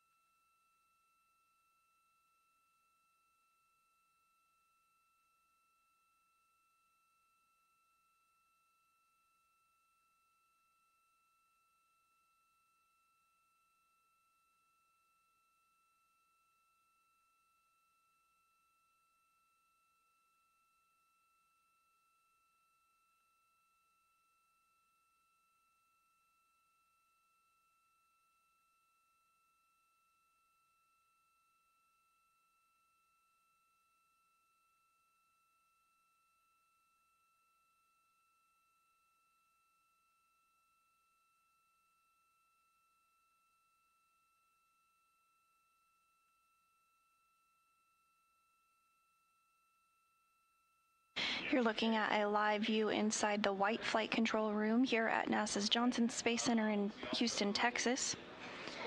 This Orbit 2 crew is being led by the flight director, Paul Kanya.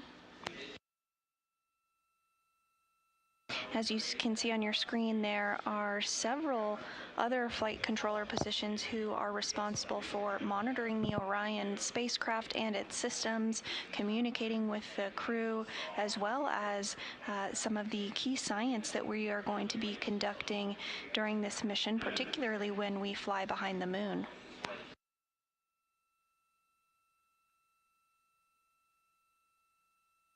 During the lunar flyby, areas of the moon that have never before been seen by human eyes or photographed will be visible.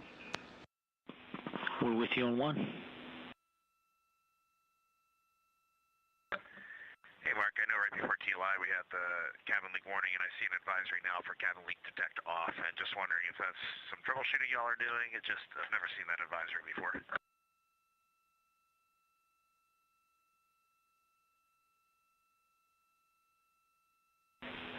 Checking.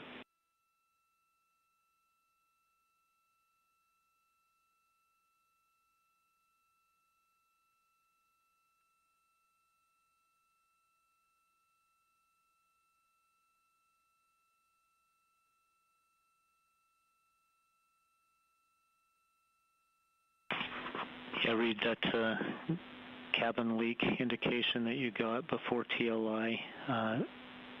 We are using a workaround to try to keep that from re-enunciating as we change ARS states. And so we disabled the detection for about 3 minutes while we did the state changes, and it's been re-enabled again. So that's why you haven't seen that before.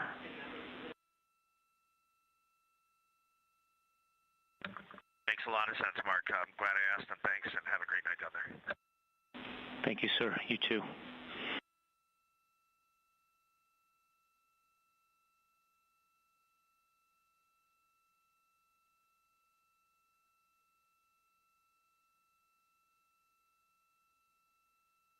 And those communications from the ground up to Reed Wiseman aboard the Orion spacecraft, discussing a workaround for a cabin leak indicator that was noticed before translunar injection burn. No concerns to the mission. All is well inside the spacecraft. The team was working a workaround just to turn that off to ensure that it wouldn't wake up the crew accidentally. Everything continuing to go smoothly here in Mission Control Houston and aboard the Orion spacecraft. Now 1 hour, 8 minutes, and 52 seconds into today's flight, into this mission.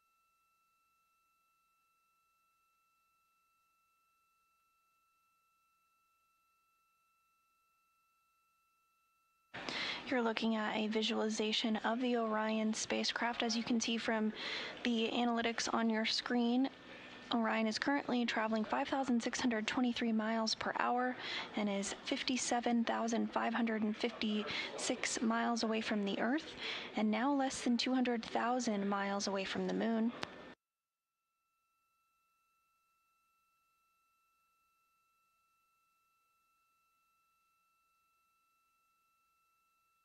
In this animation, you can also see the 4 solar array wings. You might hear these referred to as saws throughout the mission. These are critical for producing power for the Orion spacecraft throughout its 10-day flight.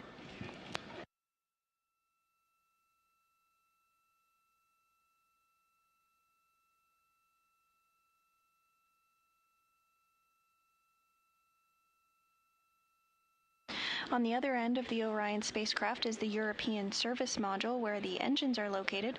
This includes the Orbital Maneuvering System engine, or OMS engine, which was used during translunar injection.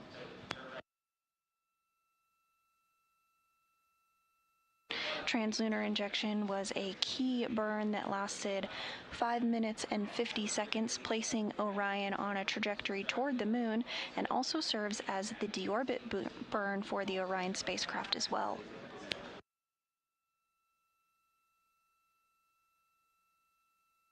In addition to the orbital maneuvering system, Orion also, the European Service Module, has additional engines, including 8 auxiliary engines and 24 reaction control system thrusters.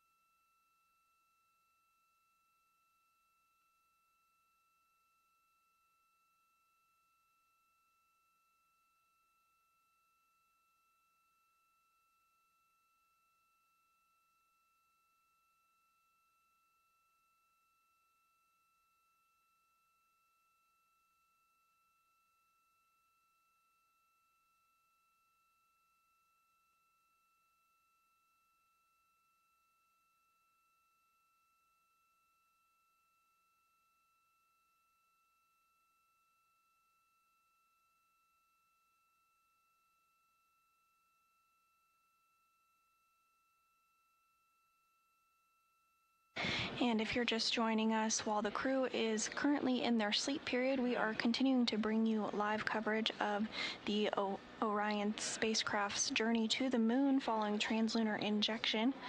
Orion and its crew of NASA astronauts Reid Wiseman, Victor Glover, and Christina Cook, as well as Canadian Space Agency astronaut Jeremy Hansen, are now 190,685 miles away from the moon, traveling at a speed of 5,563 miles per hour.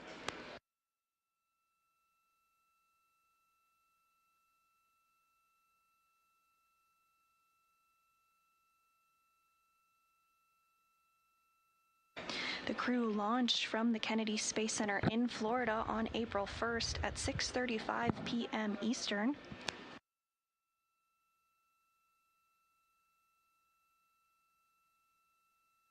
Following launch, Wiseman, Glover, Cook, and Hansen separated from the Space Launch System and remained inside Orion, still attached to the upper stage of the rocket, known as the Interim Cryogenic Propulsion Stage, or ICPS. They then orbited the Earth twice to ensure the spacecraft systems were working as expected while still close to home and demonstrate new capabilities. Then the upper stage fired to send the crew to a higher elliptical orbit around Earth. After the burn for high Earth orbit, Orion separated from its ICPS and used the stage for a piloting demonstration to test the spacecraft's handling qualities, which will be needed for operations in lunar orbit on Artemis 4. NASA astronaut and pilot of the Orion spacecraft, Victor Glover, performed those proximity operations demonstrations.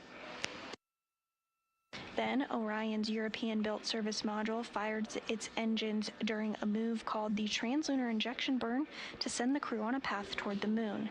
This is the first time humans have been sent on a path to the moon in over 50 years.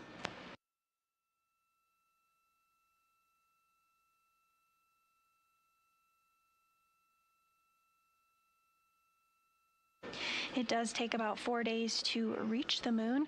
At this time, we are counting down 3 days, 15 hours, and 21 minutes until the lunar flyby.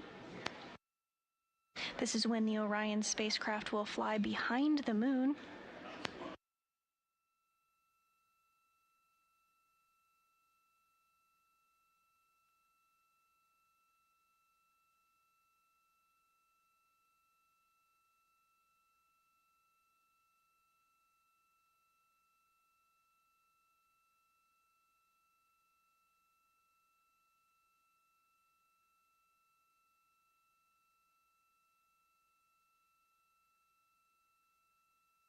As part of this historic test flight, Orion and its crew are slated to travel further from the Earth than any human being has ever before.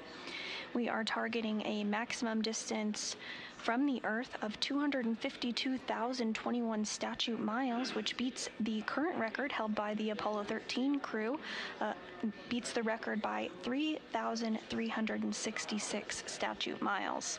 At closest approach, Orion will be 4,010 statute miles away from the moon. Following lunar flyby, the crew will begin its journey back home. As a reminder, that translunar injection burn also serves as the deorbit burn.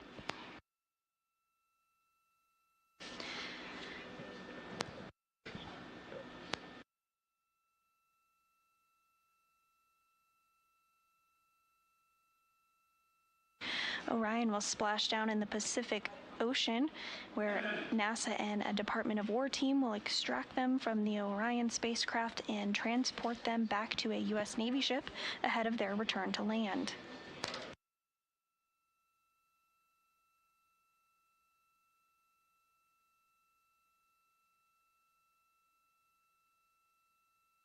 You're looking at a live view inside the White Flight Control Room here at NASA's Johnson Space Center in Houston, Texas. The team during this Orbit 2 shift is being led by NASA Flight Director Paul Kanya.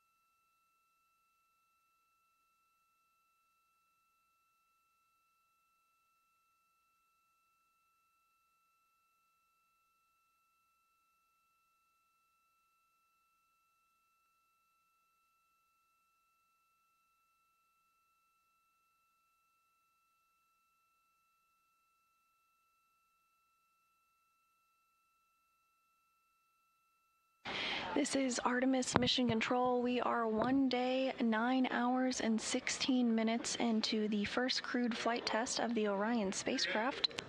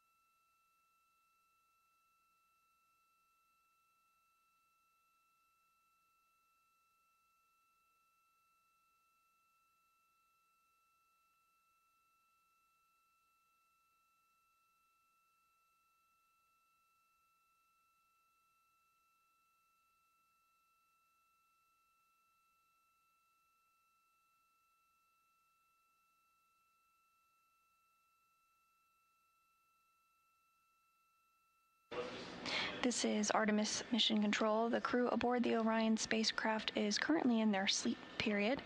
That crew includes NASA astronauts Reed Wiseman, Victor Glover, and Christina Cook, as well as Canadian Space Agency astronaut Jeremy Hansen.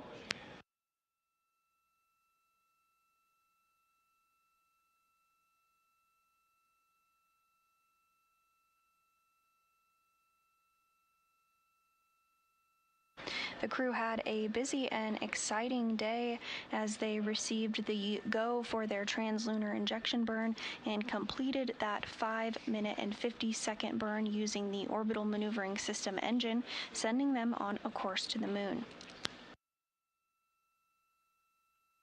Additionally, the crew stepped through procedures to set up and utilize the flywheel exercise device for the first time. Exercise is an essential requirement for crewed spaceflight missions. The Artemis crew exercises inside Orion using the flywheel exercise device. This device uses a flywheel, a series of pulleys, and a torque limiter encased in a frame the size of an extra-large shoebox, which functions like a rowing machine.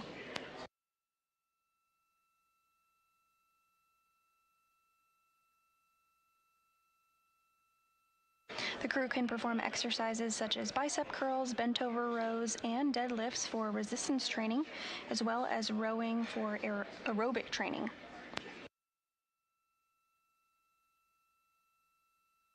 Each astronaut will spend approximately 30 minutes a day performing exercises. And during this time period, data collection and analysis of the flywheel and its utilization will be collected by the team on the ground. And this data, amongst other observations such as video of exercise sessions, will be used to further develop the flywheel in preparation for future Artemis missions.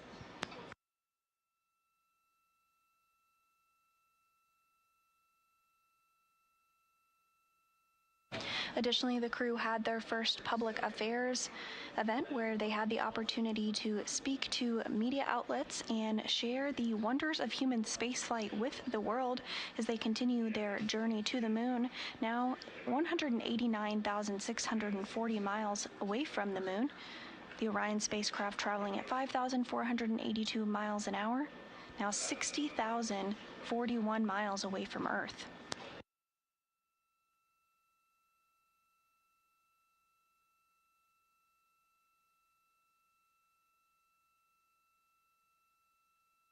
And for a little bit of context, when that translunar injection burn took place, the Orion spacecraft was less than 200 statute miles away from the Earth, now over 60,000 miles away from Earth. We are counting down to the lunar flyby where Orion will fly behind the moon. That flyby is 3 days and 15 minutes. 15 hours, 6 minutes from now. Again, 3 days, 15 hours, 6 minutes from now. This is Artemis Mission Control at a mission elapsed time of 1 hour, 9 minutes, and 22 seconds. Everything going smoothly for the first test flight with the crew on board for the Orion spacecraft.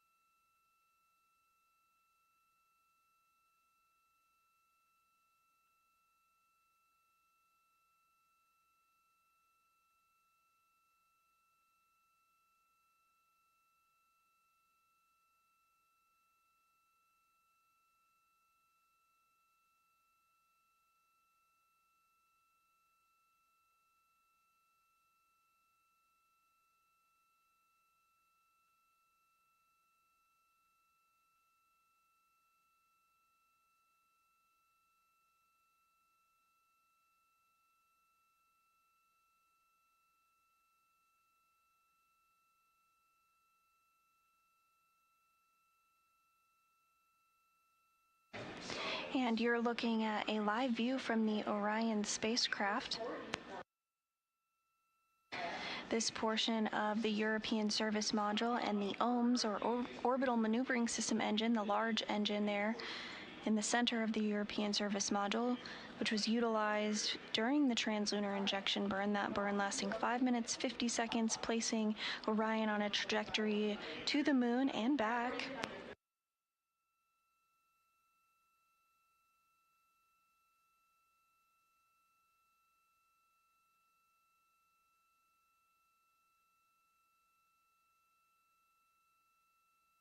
Inside the Orion spacecraft, the crew is getting some rest at this hour.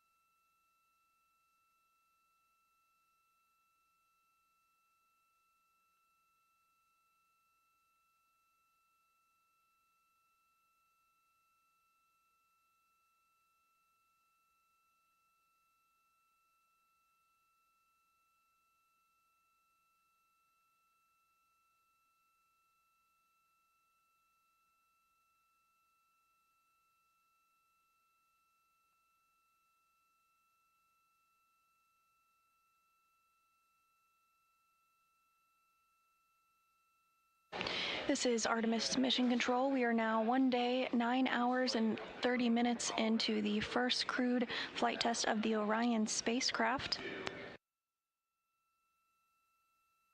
NASA astronauts Reed Wiseman, Victor Glover, and Christina Cook and Canadian Space Agency astronaut Jeremy Hansen are now over 60,000 miles away from Earth and 189,000 miles away from the Moon.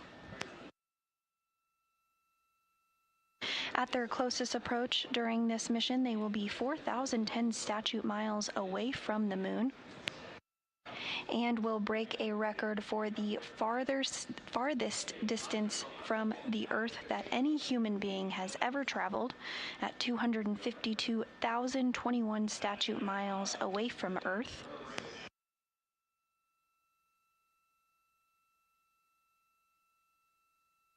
This will beat the previous Apollo 13 record by 3,366 statute miles.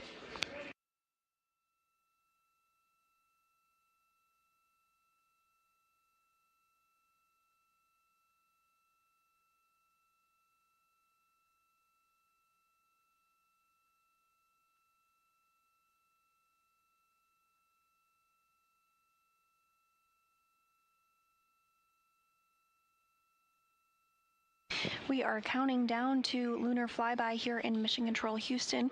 Now 3 days, 14 hours, and 55 minutes away from lunar flyby, when the crew will fly behind the Moon. To hear a little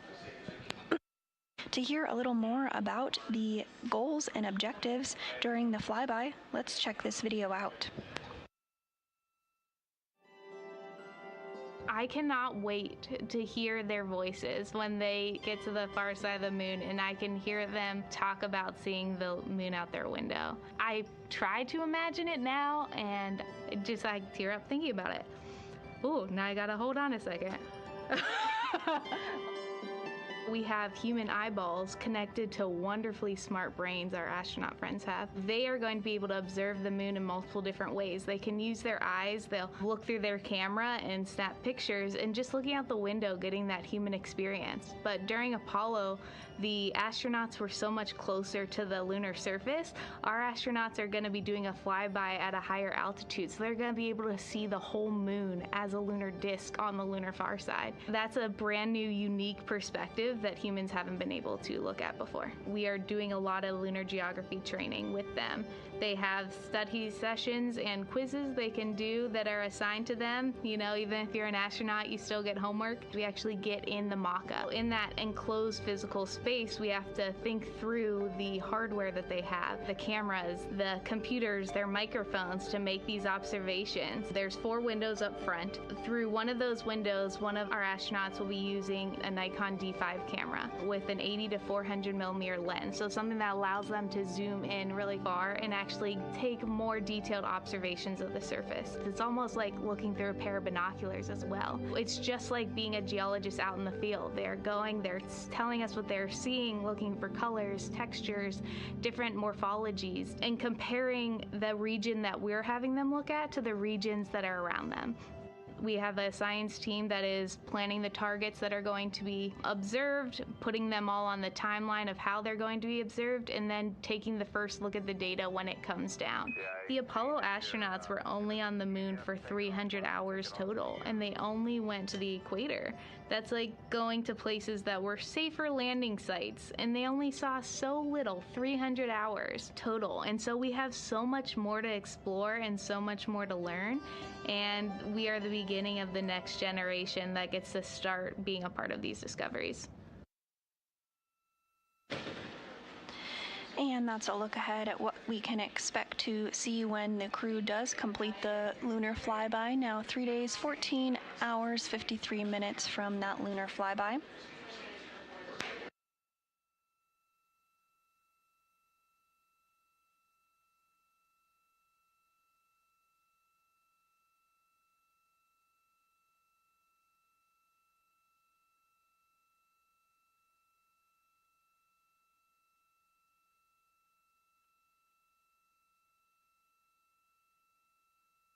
This will be the first crewed lunar flyby in over 50 years.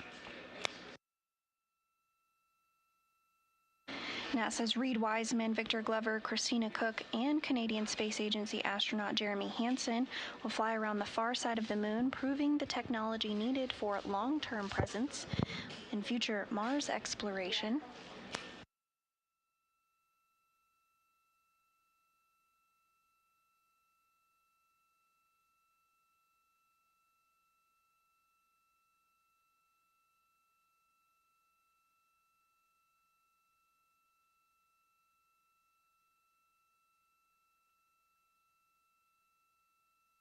At this time, the crew of Orion is currently in their sleep period, but you're looking at a live view inside Mission Control Houston, which is nothing but asleep.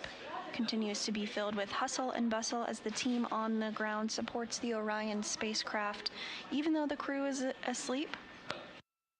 This Orbit 2 team is being led by NASA Flight Director Paul Kanya, and you are going to start seeing some folks trickle in to the White Flight Control Room as we are nearing our handover period for Orbit 3.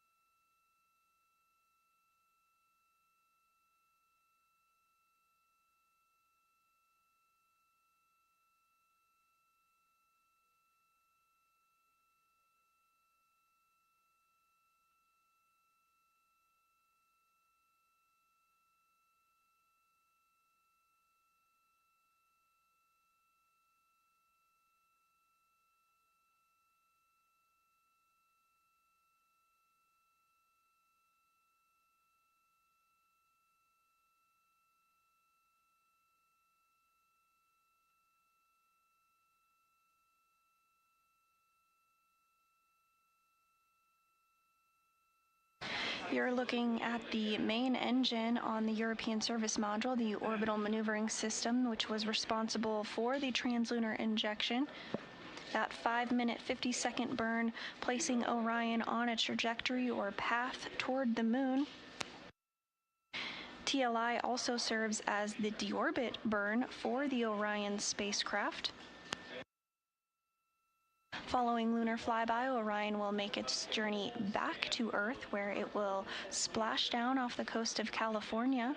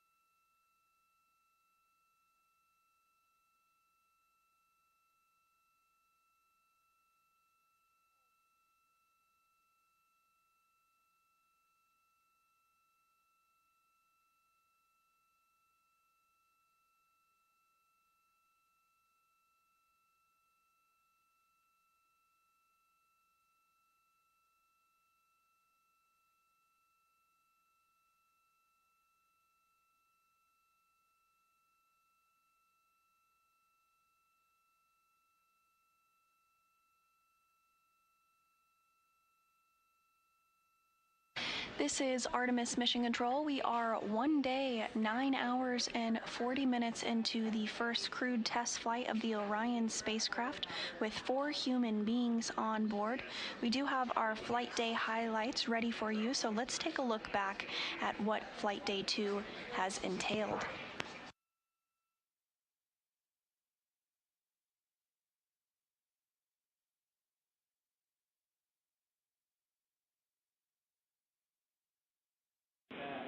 And Integrity Houston, we do have you on video for the 4K encoder checkout. That is great news. Stand by for audio checks with the wireless mic. Copy. 6 hours and 10 minutes since liftoff. Amy, I just did audio with the wireless mic. Did you copy? You have good audio on. And we copy good audio on the handheld mic.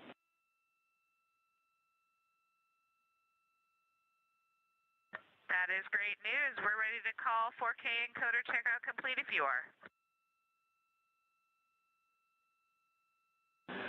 We concur. 4K checkout complete, and whenever you're ready, I have some words about S-band string swap that we're interested in having you all perform. And it's great to see you all wave, 4 smiling voices, and we are really enjoying seeing you up there.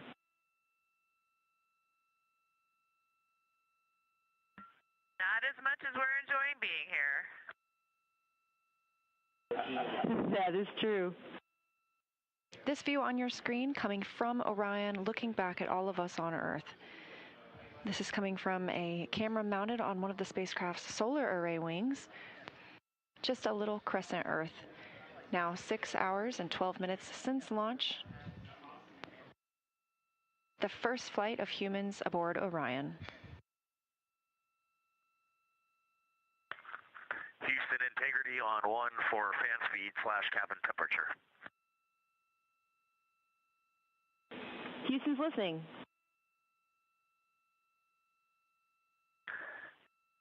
Amy, is it possible to lower the cabin fan speed a bit? There's a lot of airflow in here, and if that is not possible, can we increase the temperature?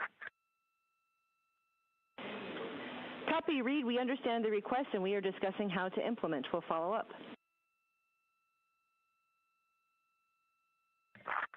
Yeah, sounds good. No urgency there, but just know that will be our desire down the road. Copy. Now that the crew is awake, they are going to step into a brief post-sleep period, and then they will begin preparing for the perigee raise burn, or PRB burn. That burn is scheduled to take place in just under an hour from now, about 59 minutes until that burn ignition start. Houston, integrity, good morning. We are with you for PRB ops. And integrity and Christina, good morning to y'all as well. Things are progressing well with PRB ops. We can do a quick tag up here shortly once we get our story ready. And this is Mission Control Houston. You just heard a little bit of communication there on the Orion to Earth loop, and that is the voice link between the ground and the Orion spacecraft. So that was NASA astronaut Christina Cook, who is one of the mission specialists aboard the Orion spacecraft. Again, there are 4 crew members currently living and working on the Orion spacecraft as part of the Artemis 2 mission. So Christina was speaking directly with the team here in Mission Control Houston, specifically the CAPCOM, or capsule communicator, and that flight control position serves as the direct voice link between the crew and the ground. Houston, integrity for cabin temps. Hey, go ahead, Christina.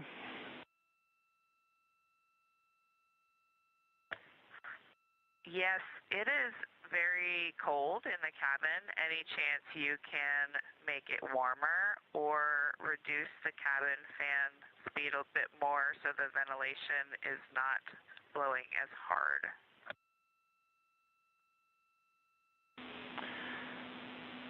Yeah, Christina, understand. While y'all were asleep, we did turn one of our knobs that we have, and that was the rad loop set points. And we saw a very small increase in the temperature. And so we're going to take a look at some of these shell heaters, and we'll let you know when we start putting some of that in work, and we can see if that affects the temperature in a positive way. Our next check with you is for your go, no-go confirmation.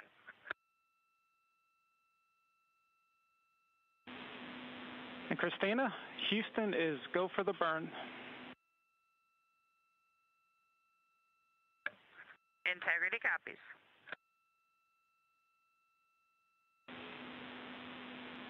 Integrity Houston, the solar arrays are in position for the burn.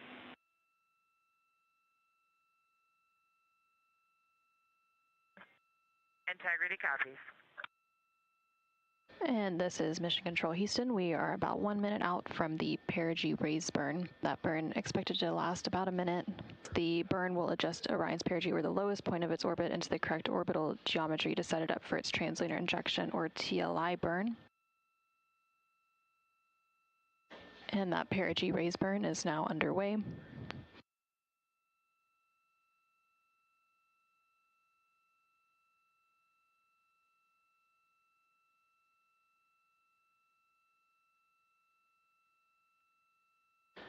And there on your screen, you can see the 8 Pulsex engines on the Orion spacecraft.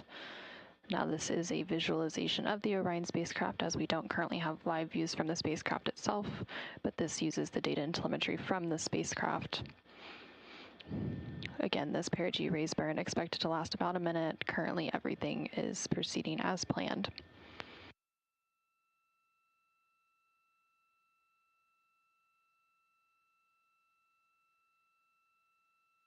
And we do have confirmation that that burn is complete. It was a good burn. We're tracking a good burn.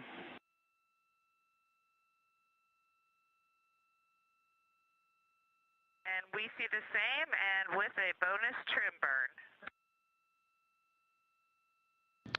burn. And there on your screen, you are seeing a live view of the Orion spacecraft from one of its solar array wing cameras, and you can also see another one of the solar array wings on the bottom right hand of your screen from the Orion spacecraft. Again, this live view comes following that perigee raise burn. Support there. We really appreciate it. It's been a good first. Well, it's been 2 orbits of Earth, I guess, and this one's just got a 38,000 mile apogee. We're going to pick up in 26-1-100 pre-sleep checklist, and then we're going to dim the cabin down and get some rest. Thanks for your support. Yes, great PRB day. Excellent flight day 1, y'all. Get some good rest, and we'll be in touch in a couple hours. You as well. Good night, Earth. Good morning, Artemis 2 crew. While you're soaring beyond Earth, we're sending a little piece of home your way. Here are some messages from your NASA team to brighten your flight day. From your friends in the R3 Flight Systems Branch, we are go for exercise. Godspeed, Artemis 2. Let's go fly from the Orion Human Engineering Team. Wishing you an excellent mission around the moon from the Huntsville Operations Support Center's Systems Engineering Team. Go Artemis! From the Marshall Space Flight Center Earth Science Branch to the crew of Artemis 2. We wish you success, bringing back some perspective. We just wanted to wish you a safe trip to the moon from your JSD SWAT team. From the Wallops Island Radar 5 crew, go Artemis, Godspeed. Good luck from your Orion mission planning team. IMAP team wishes you a safe journey. Go Artemis 2! From all of us at NASA's Launch Services Program, we're so proud to support the journey to the moon. Go Artemis! Houston Integrity, we are ready to go, and that was awesome. Thank you for all of those messages. You are very welcome. Good afternoon and welcome to the Artemis Flight Control Room here at NASA's Johnson Space Center in Houston, Texas. I'm NASA PAO Leah Cheshire Mustachio, your Orbit 1 commentator, ready to take you through a very busy day for the crew, namely with the translunar injection burn this afternoon. That is scheduled for 6:49 p.m. Central Time, expecting a 5-minute and 49-second burn on the OMS engine. On the left, the data visualization you're seeing is ARROW, the Artemis Real-Time Orbit website. If you look closely, you can see we are now under 10,000 miles away from Earth. That will continue to decrease until we get to 115 statute miles above our home planet. That'll be the closest the crew is to the planet until they return for their splashdown on flight day 10. Integrity. Houston has completed the poll for TLI. When the engine ignites, you embark on humanity's lunar homecoming arc and set the course to return Integrity and her crew safely home.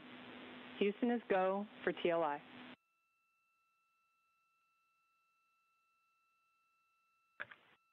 Integrity copies, and your Integrity crew is go for TLI. With this burn to the moon, we do not leave Earth, we choose it. Mission control is go. The crew is go. You're getting a live view from Orion now of Earth.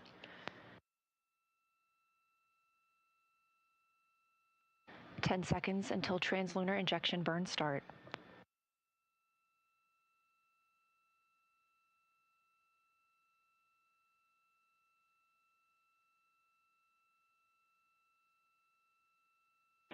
Integrity, good engine, good control. We show the same. Feels great up here. At MET, mission elapsed time of 1 day, 1 hour, and 14 minutes into the Artemis 2 mission. As Orion was flying 115 statute miles above Earth and 247,600 miles away from the moon, we have the start of the translunar injection burn that will send the crew around the moon, the first humans to do so in over 50 years.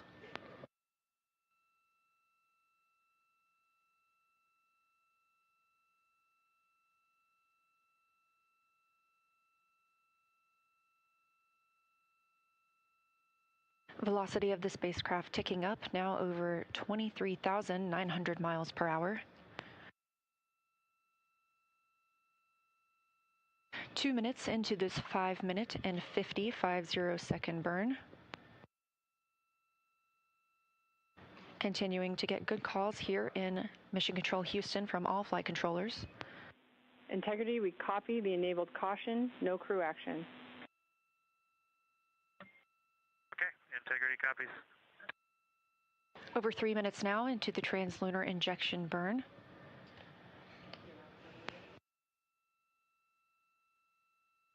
These live views coming from Orion as it looks back on Earth, leaving high Earth orbit and beginning its journey to the moon. We are now 230 miles above Earth, 246,500 miles away from the moon.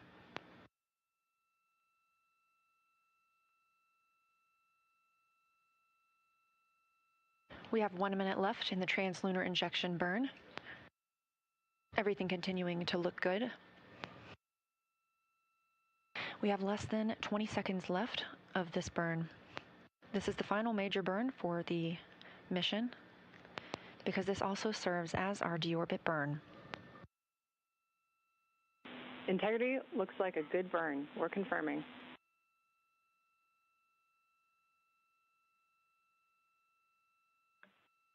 Integrity copies. Confirmation from teams here on the ground to the Artemis 2 crew aboard Orion. We have translunar injection burn cutoff and early reports that it was a very good burn. Orion now 520 miles away from Earth. Just 5 minutes ago, we were only 115 miles above Earth's surface. That distance will continue to increase as we are now on a trajectory to fly around the moon for the first time in over 50 years. Live views from the Orion spacecraft as it looks back on Earth following completion of the translunar injection burn, the burn that commits us to flying around the moon. It also commits us to a return to our home planet on Flight Day 10 and a splashdown in the Pacific Ocean. But for now, these views of Earth as Orion starts its journey.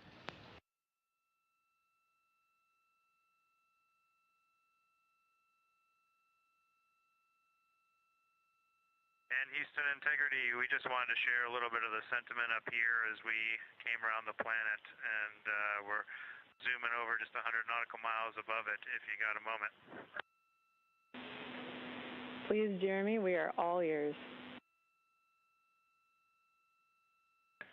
Well, with that successful TLI, the crew's feeling pretty good up here on our way to the moon, and we just wanted to communicate to everyone around the planet who's worked to make Artemis possible that we firmly felt the power of your perseverance during every second of that burn.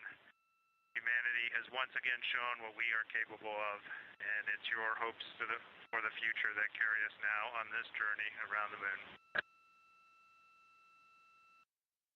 Hugs there at the Capcom console from NASA astronaut and Capcom, or capsule communicator, Chris Birch, with Artemis II backup and Canadian Space Agency astronaut Jenny Gibbons.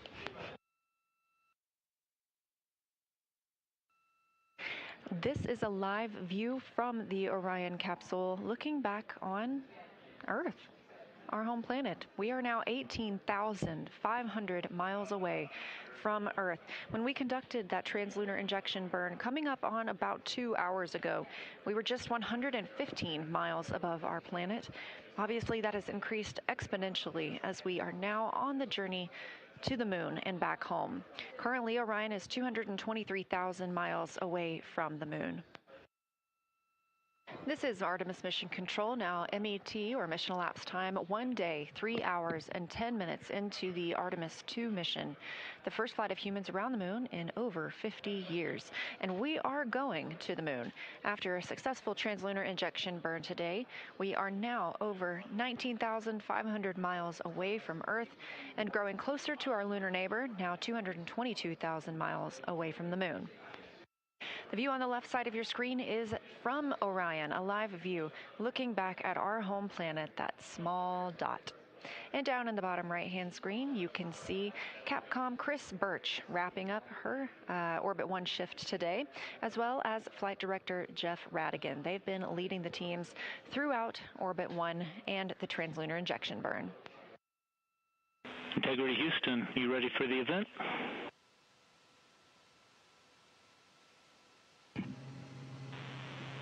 Houston Integrity, we are ready for the event. ABC News, this is Mission Control Houston. Please call Integrity for a voice check. Integrity, this is Gio Benitez at ABC News. How do you hear me? Outstanding. We have you loud and clear. How about us? I hear you loud and clear, and I truly cannot believe it. You are quite literally on the way to the moon right now and still speaking with us. Tell me, how do you feel? What's going through your mind? I mean, this must be so incredible because have you allowed the weight of the moment to really fit in here? Have you allowed that to happen? Well, first and foremost, we all wanted to give a shout out to our families first because we are pretty far from Earth and we have not gotten to say hi to them yet. But there was a moment about an hour ago where Mission Control Houston reoriented our spacecraft as the sun was setting behind the Earth. And I don't know what we all expected to see in that moment, but you could see the entire globe from pole to pole. You could see Africa, Europe, and if you looked really close, you could see the northern lights. It was the most spectacular moment, and it paused all four of us in our tracks. Yeah, well, you are making history. Reed Weissman, Christina Koch, Jeremy Hansen, Victor Glover. Congratulations to all of you. America, the world is with you. We are watching every moment of this journey, and we will cheer you when you get back and along the way. Thank you for joining us. Best of luck to you, and safe travels.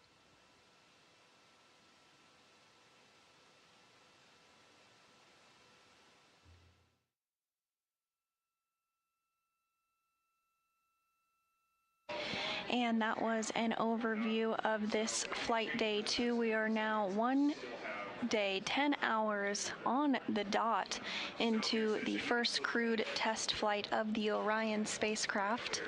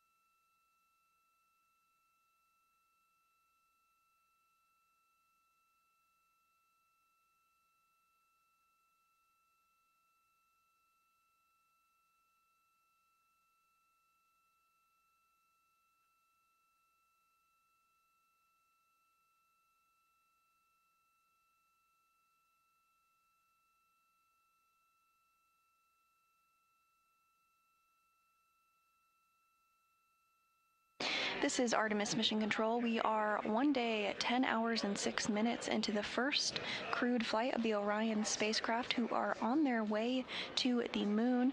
The Orion spacecraft is now less than 200,000 miles to the moon, approaching 186,800 miles to the moon, now 63,950 miles away from the Earth, traveling at a speed of 5,274 miles per hour.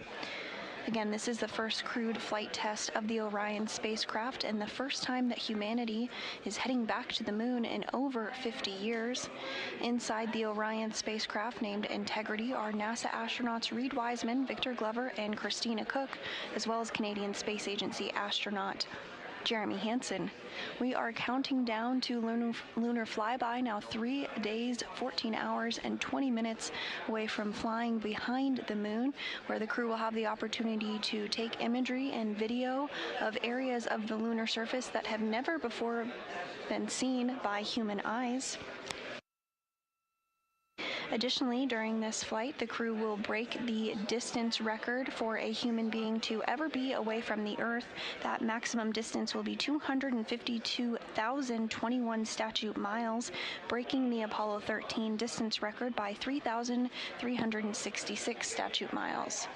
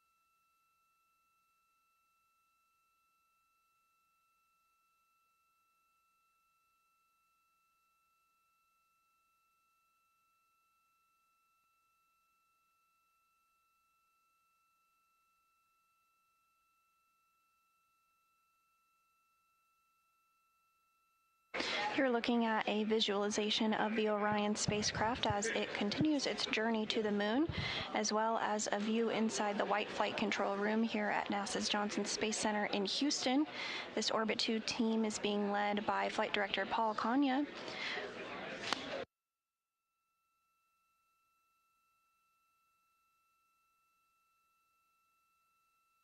We will soon conduct a handover to the Orbit 3 team. You can see some of those folks beginning to come on console and step through procedures. During a handover, the individual on the console just prepares a summary to the oncoming member to provide any updates and status on what happened during their shift. The Orbit 3 flight director this morning will be NASA Flight Director Rick Henfling.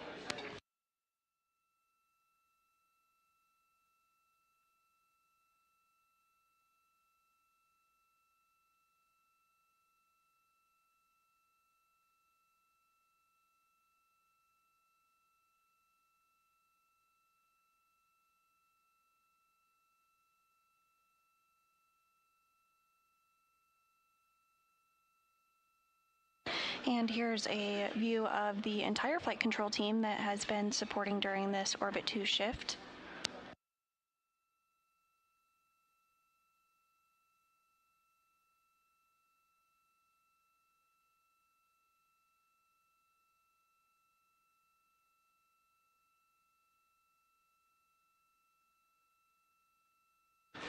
Orion is now 186,755 miles away from the moon and over 64,000 miles away from Earth.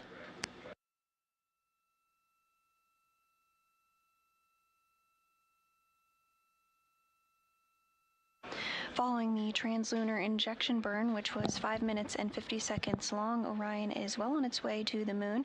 That translunar injection burn also serves as the deorbit burn.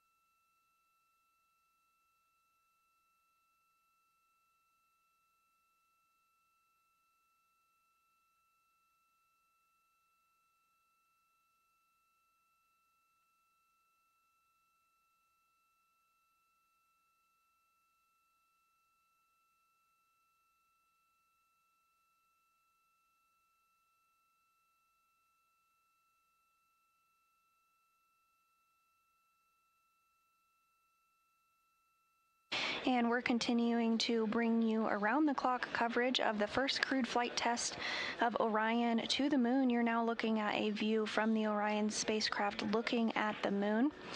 The Orion spacecraft now less than 200,000 miles away from the moon, following that translunar injection burn, lasted 5 minutes 50 seconds, propelling the crew on a trajectory to the moon and back.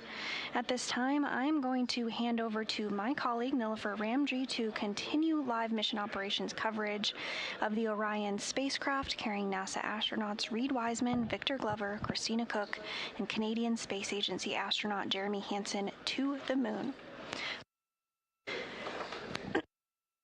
For me, for now, this is Mission Control Houston.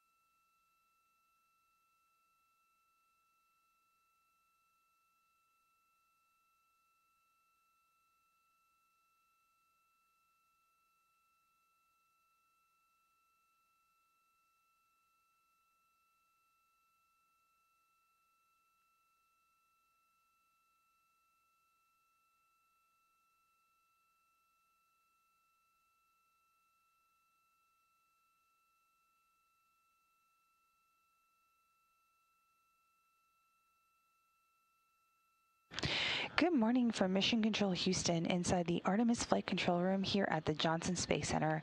We are at a mission elapsed time of 1 day, 10 hours, and 42 minutes and counting of the Artemis 2 mission. I'm Nilofer Amji with NASA Communications. The Orbit 3 team of flight controllers has recently come on console and have completed their handover, with the Orbit 2 team who are completing their shift. We will take a look back on what took place on Flight Day 1 with our Flight Day highlights.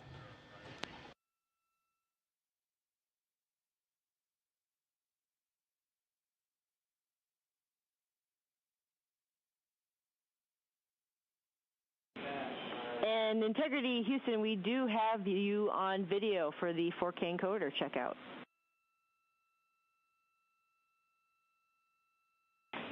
That is great news. Stand by for audio checks with the wireless mic. Copy. 6 hours and 10 minutes since liftoff. Amy, I just did audio with the wireless mic. Did you copy? You have good audio on. And we copy good audio on the handheld mic.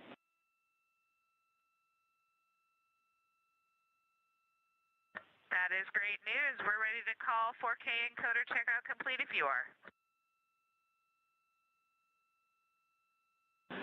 We concur. 4K checkout complete, and whenever you're ready, I have some words about S-band string swap that we're interested in having you all perform. And it is great to see you all wave, 4 smiling voices, and we are really enjoying seeing you up there.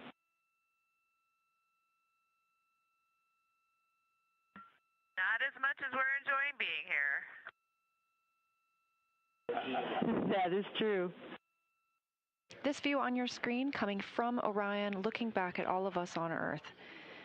This is coming from a camera mounted on one of the spacecraft's solar array wings. Just a little crescent Earth. Now 6 hours and 12 minutes since launch. The first flight of humans aboard Orion. Houston, integrity on 1 for fan speed / cabin temperature. Houston's listening.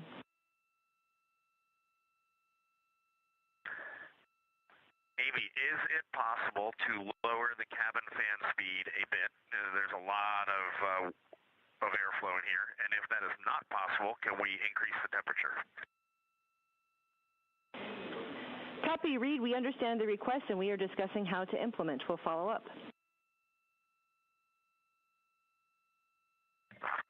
Yeah, sounds good. No urgency there, but just know that will be our desire down the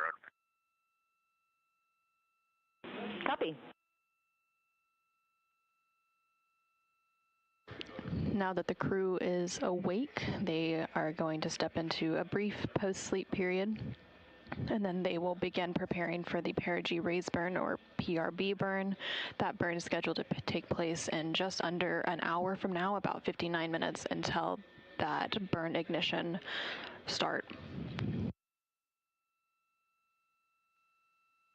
Houston, integrity, good morning. We are with you for PRB ops. And Integrity and Christina, good morning to y'all as well. Things are progressing well with PRB ops. We can do a quick tag up here shortly once we get our story ready. And this is Mission Control Houston. You just heard a little bit of communication there on the Orion to Earth loop, and that is the voice link between the ground and the Orion spacecraft. So that was NASA astronaut Christina Cook, who is one of the mission specialists aboard the Orion spacecraft. Again, there are 4 crew members currently living and working on the Orion spacecraft as part of the Artemis 2 mission. So Christina was speaking directly with the team here in Mission Control Houston, specifically the CAPCOM or capsule communicator, and that flight control position serves as the direct voice link between the crew and the ground. Houston, integrity for cabin temps. Hey, go ahead, Christina.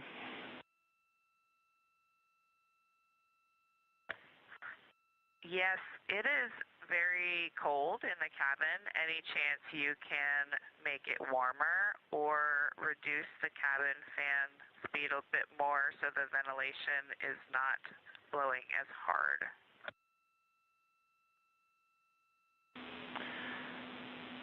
Yeah, Christina, understand. While y'all were asleep, we did turn one of our knobs that we have, and that was the rad loop set points, and we saw a very small increase in the temperature.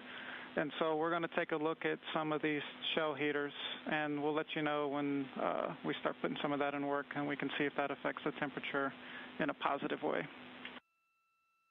Our next check with you is for your go, no-go confirmation.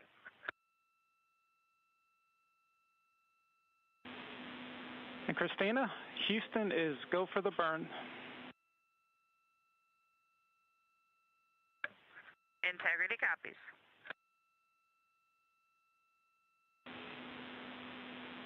Integrity Houston, the solar arrays are in position for the burn.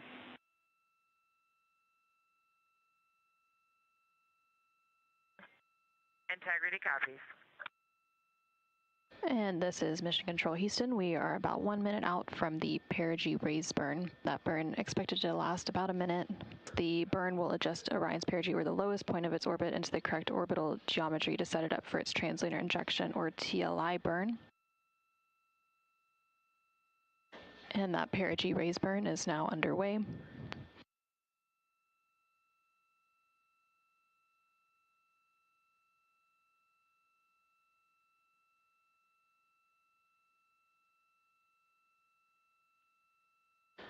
And there on your screen, you can see the 8 Pulsex engines on the Orion spacecraft.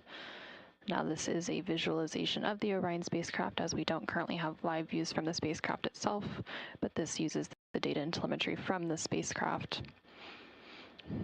Again, this perigee raise burn expected to last about a minute. Currently, everything is proceeding as planned.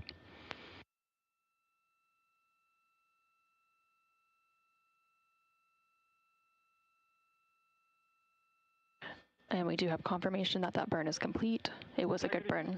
We're tracking a good burn.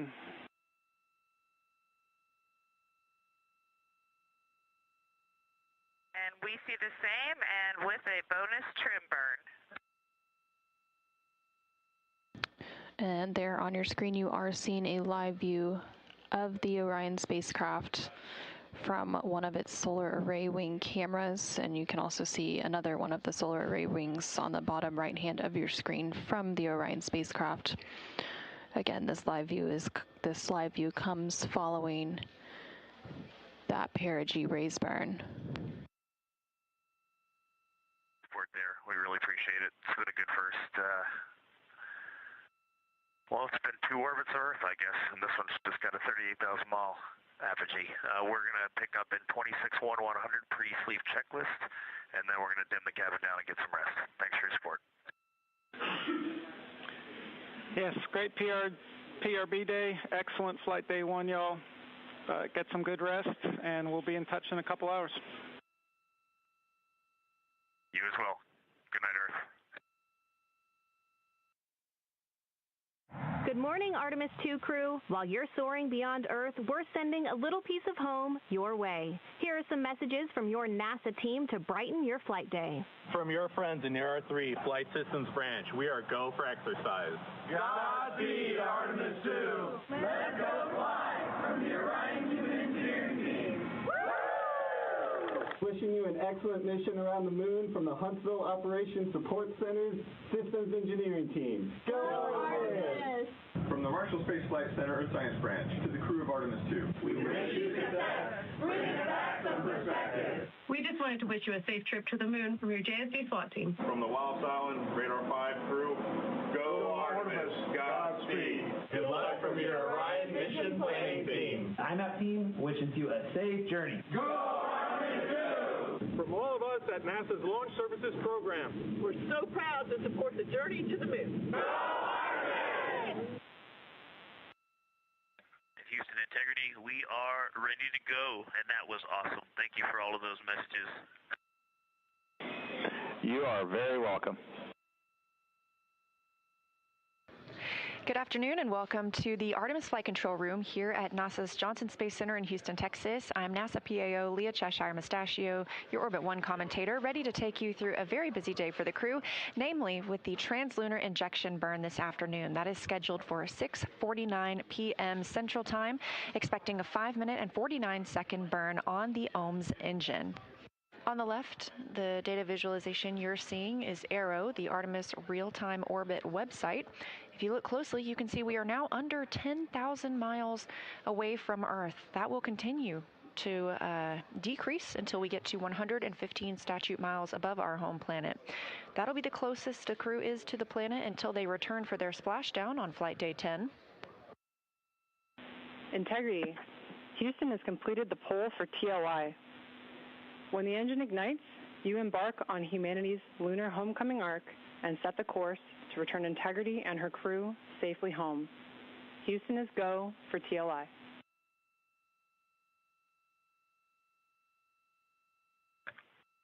Integrity copies, and your Integrity crew is go for TLI. With this burn to the moon, we do not leave Earth, we choose it. Mission control is go. The crew is go. You're getting a live view from Orion now of Earth.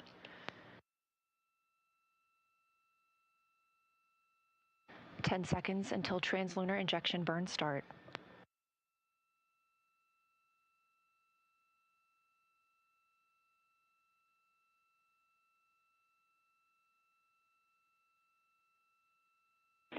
Integrity, good engine, good control. We show the same. Feels great up here. At MET, mission elapsed time of 1 day, 1 hour, and 14 minutes into the Artemis 2 mission. As Orion was flying 115 statute miles above Earth and 247,600 miles away from the moon, we have the start of the translunar injection burn that will send the crew around the moon, the first humans to do so in over 50 years.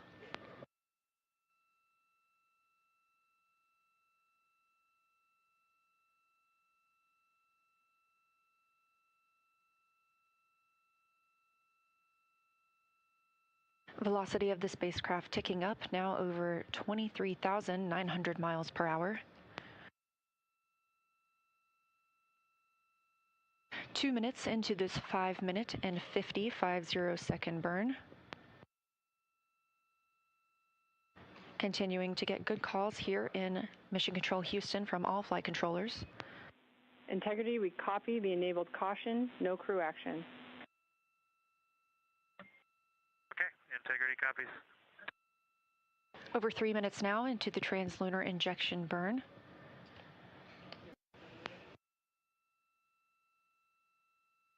These live views coming from Orion as it looks back on Earth, leaving high Earth orbit and beginning its journey to the moon. We are now 230 miles above Earth, 246,500 miles away from the moon.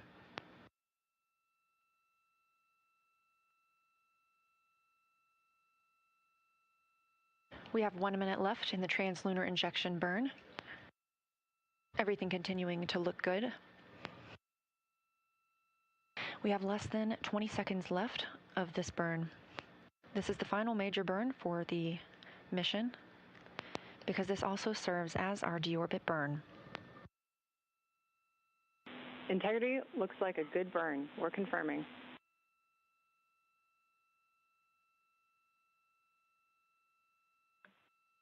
Integrity copies. Confirmation from teams here on the ground to the Artemis 2 crew aboard Orion. We have translunar injection burn cutoff and early reports that it was a very good burn. Orion now 520 miles away from Earth. Just 5 minutes ago, we were only 115 miles above Earth's surface. That distance will continue to increase as we are now on a trajectory to fly around the moon for the first time in over 50 years. Live views from the Orion spacecraft as it looks back on Earth following completion of the translunar injection burn, the burn that commits us to flying around the moon. It also commits us to a return to our home planet on flight day 10 and a splashdown in the Pacific Ocean. But for now, these views of Earth as Orion starts its journey.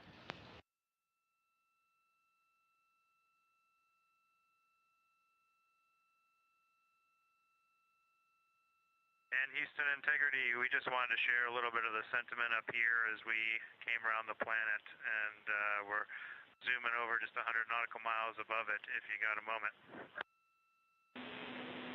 Please, Jeremy, we are all ears. Well, with that successful TLI, the crew's feeling pretty good up here on our way to the moon, and we just wanted to communicate to everyone around the planet who's worked to make Artemis possible that we firmly felt the power of your perseverance during every second of that burn. Humanity has once again shown what we are capable of, and it's your hopes for the future that carry us now on this journey around the moon. Hugs there at the Capcom console from NASA astronaut and Capcom, or capsule communicator, Chris Birch, with Artemis 2 backup and Canadian Space Agency astronaut Jenny Gibbons.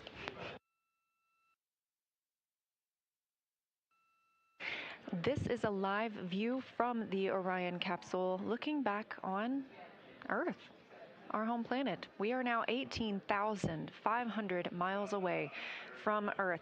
When we conducted that translunar injection burn coming up on about 2 hours ago, we were just 115 miles above our planet. Obviously, that has increased exponentially as we are now on the journey to the moon and back home. Currently, Orion is 223,000 miles away from the moon. This is Artemis Mission Control, now MET, or mission elapsed time, 1 day, 3 hours, and 10 minutes into the Artemis 2 mission, the first flight of humans around the moon in over 50 years. And we are going to the moon. After a successful translunar injection burn today, we are now over 19,500 miles away from Earth and growing closer to our lunar neighbor, now 222,000 miles away from the moon. The view on the left side of your screen is from Orion, a live view looking back at our home planet, that small dot. And down in the bottom right-hand screen, you can see Capcom Chris Birch wrapping up her Orbit 1 shift today, as well as Flight Director Jeff Radigan. They've been leading the teams throughout Orbit 1 and the translunar injection burn. Integrity Houston, you ready for the event?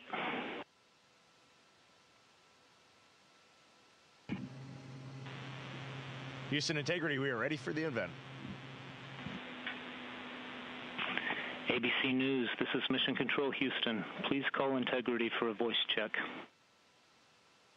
Integrity, this is Gio Benitez at ABC News. How do you hear me? Outstanding. We have you loud and clear. How about us? I hear you loud and clear, and I truly cannot believe it. You are quite literally on the way to the moon right now and still speaking with us. Tell me, how do you feel? What's going through your mind? I mean, this must be so incredible because have you allowed the weight of the moment to really fit in here? Have you allowed that to happen?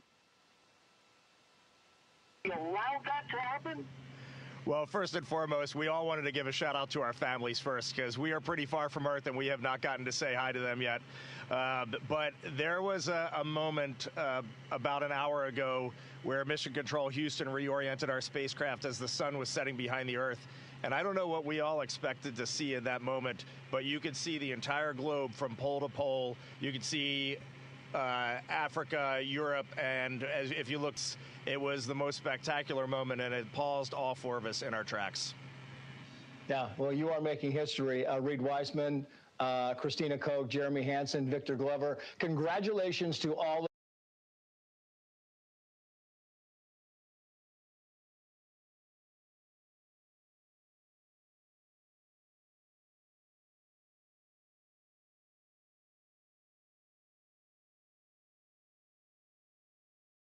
Victor Glover. Congratulations to all of you. America, the world is with you. We are watching every moment of this journey, and we will cheer you when you get back and along the way. Thank you for joining us. Best of luck to you, and safe travels.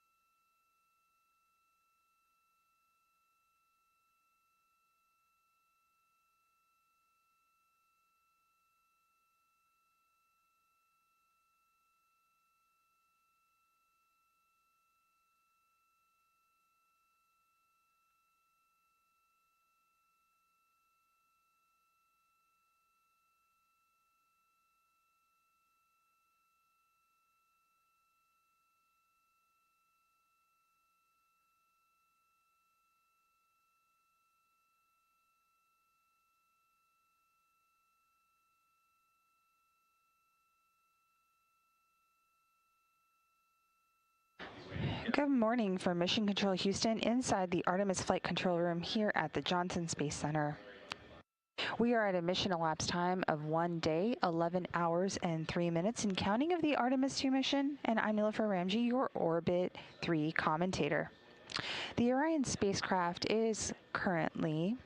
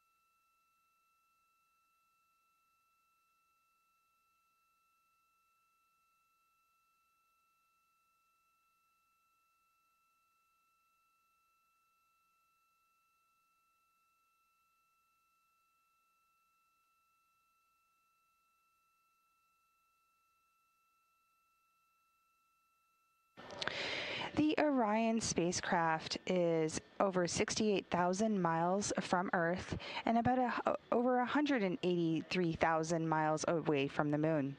The Artemis 2 astronauts are currently sleeping aboard the Orion spacecraft named Integrity. They began their sleep shift around a mission elapsed time of 1 day, 9 hours, and 30 minutes, and it'll probably last until about a mission elapsed time of 1 day and 18 hours.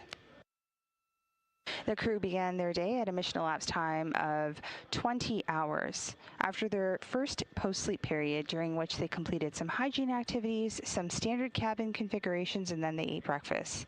They had several conferences with teams here in Mission Control to review their schedule for the day and the current vehicle status. The crew was focused on translunar injection, or the TLI burn, with Christina on tap to monitor the burn from inside the spacecraft. The TLI burn was successfully completed yesterday at 6:49 p.m. Central Time. The spacecraft ignited its main engine on the service module for 5 minutes and 49 seconds to get on a path around the moon and splash down off the Pacific. Following the TLI burn, the crew had some lunch and got into their space adaptation activities. Space adaptation actually protects against space adaptation syndrome, or space motion sickness. About 70% of the astronauts traveling into space experience space adaptation syndrome symptoms, and is believed to be caused by conflicting sensory inputs from the vestibular or inner ear system and the eyes. The crew also installed some accelerometers on the flywheel exercise device and completed some toilet maintenance. The flywheel is an exercise device wheel that uses a flywheel and a series of pulleys and a torque limiter encased in a frame, the size of about an extra large shoebox, functioning like a rowing machine. The crew also completed a public affairs event, some daily exercise, a window inspection, and a private medical conference before beginning their pre-sleep period. Right now, we have views from the Orion spacecraft of their solar array cameras. You can see our moon in the distance. We are getting closer to flying around the moon on flight day 6. This is Mission Control Houston.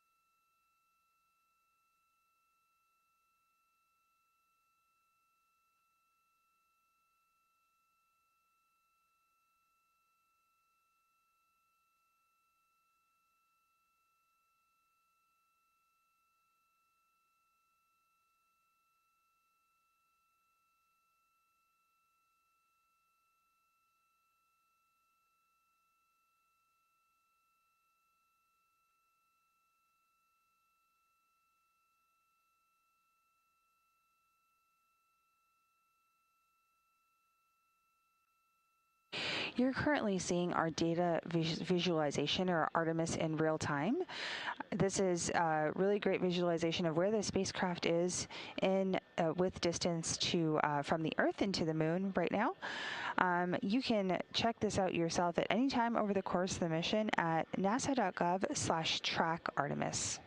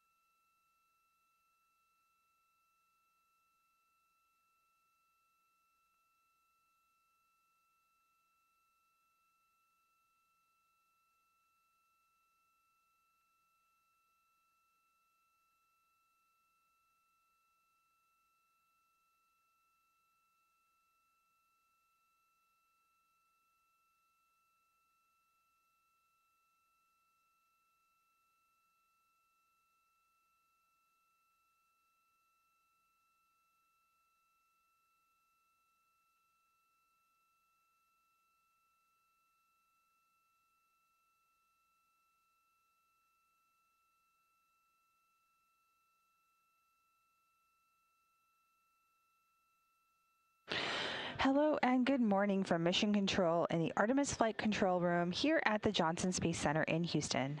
At a mission elapsed time of 1 day, 11 hours, and 24 minutes and counting, we are coming to you live with our 24/7 continuous coverage of the Artemis II mission. I'm Nilofer Ramji, your Orbit 3 commentator.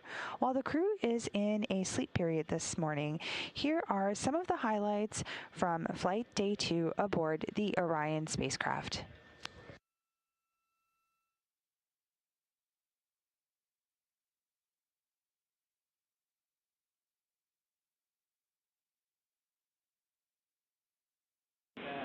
And Integrity Houston, we do have the wireless mic. Did you copy? You have good audio. And we copy good audio on the handheld mic.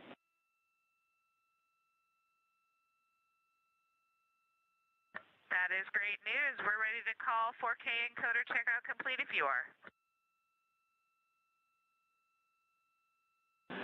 We concur. 4K checkout complete, and whenever you're ready, I have some words about S-band string swap that we're interested in having y'all perform. And it's great to see you all wave, 4 smiling voices, and we are really enjoying seeing you up there.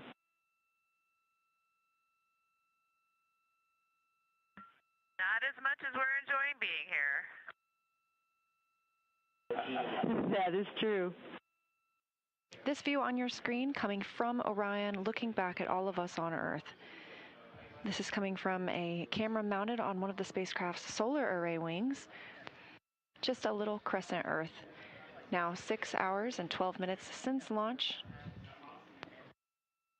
The first flight of humans aboard Orion. Houston, integrity on 1 for fan speed / cabin temperature. Houston's listening.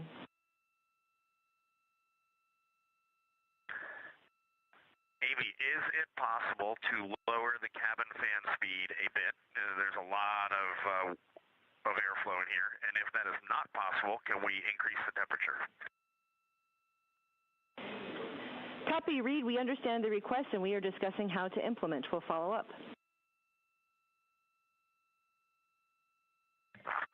Yeah, sounds good. No urgency there, but just know that will be our desire down the road. Copy. Now that the crew is awake, they are going to step into a brief post-sleep period, and then they will begin preparing for the perigee raise burn, or PRB burn. That burn is scheduled to take place in just under an hour from now, about 59 minutes until that burn ignition start. Houston, integrity, good morning. We are with you for PRB ops. And integrity and Christina, good morning to y'all as well. Things are progressing well with PRB ops. We can do a quick tag up here shortly once we get our story ready. And this is Mission Control Houston. You just heard a little bit of communication there on the Orion to Earth loop, and that is the voice link between the ground and the Orion spacecraft. So that was NASA astronaut Christina Cook, who is one of the mission specialists aboard the Orion spacecraft. Again, there are 4 crew members currently living and working on the Orion spacecraft as part of the Artemis II mission. So Christina was speaking directly with the team here in Mission Control Houston, specifically the CAPCOM, or capsule communicator, and that flight control position serves as the direct voice link between the crew and the ground. Houston, integrity for cabin temps. Hey, go ahead, Christina.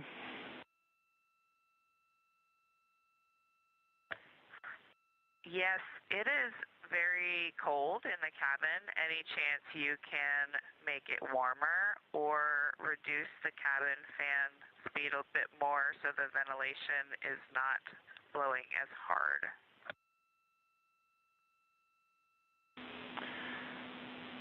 Yeah, Christina, understand. While y'all were asleep, we did turn one of our knobs that we have, and that was the rad loop set points. And we saw a very small increase in the temperature.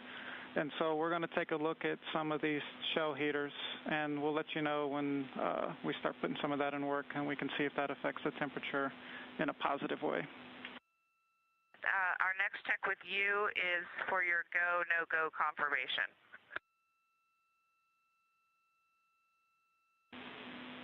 And Christina, Houston is go for the burn. Integrity copies.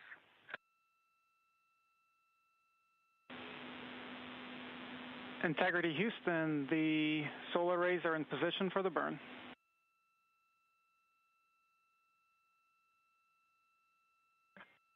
Integrity copies. And this is Mission Control Houston. We are about 1 minute out from the perigee raise burn. That burn expected to last about a minute. The burn will adjust Orion's perigee, or the lowest point of its orbit, into the correct orbital geometry to set it up for its translunar injection, or TLI burn. And that perigee raise burn is now underway.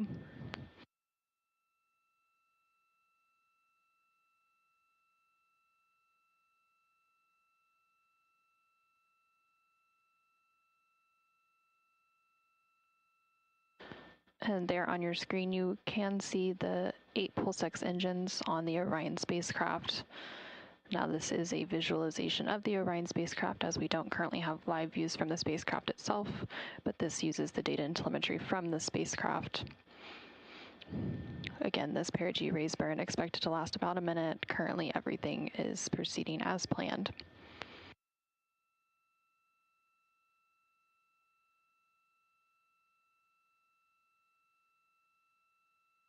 And we do have confirmation that that burn is complete. It was a good burn. We're tracking a good burn.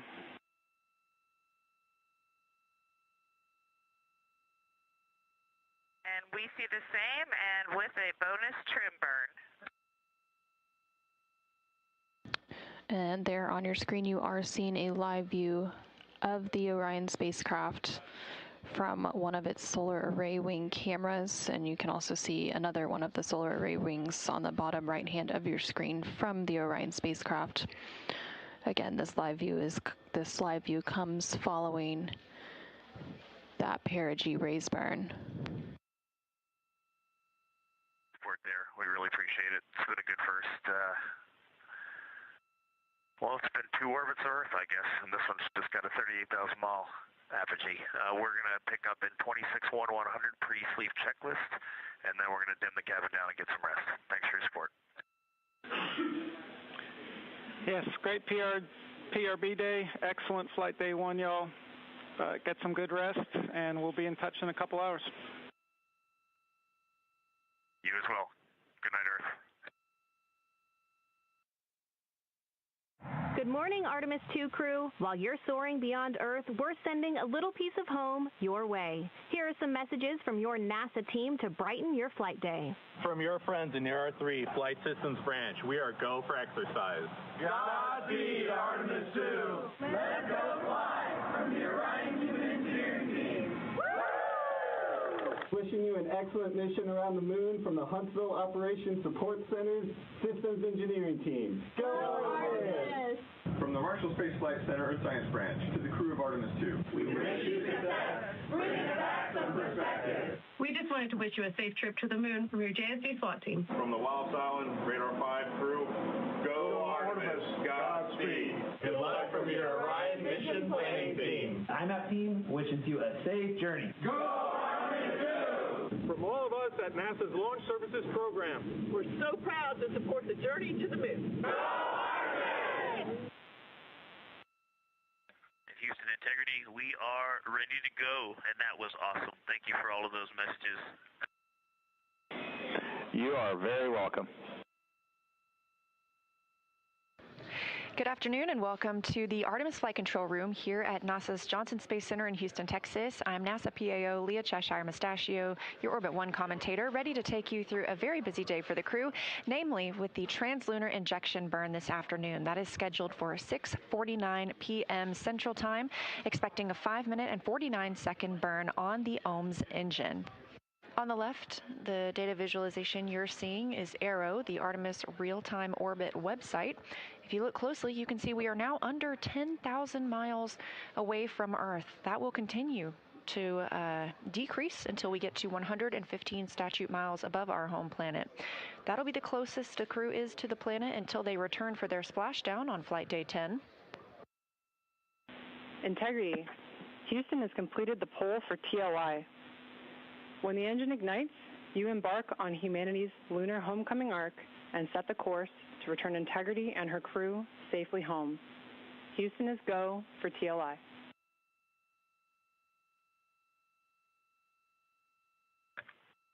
Integrity copies, and your Integrity crew is go for TLI.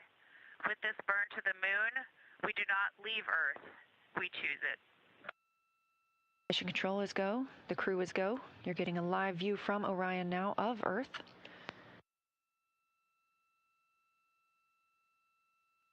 "10 seconds until translunar injection burn start.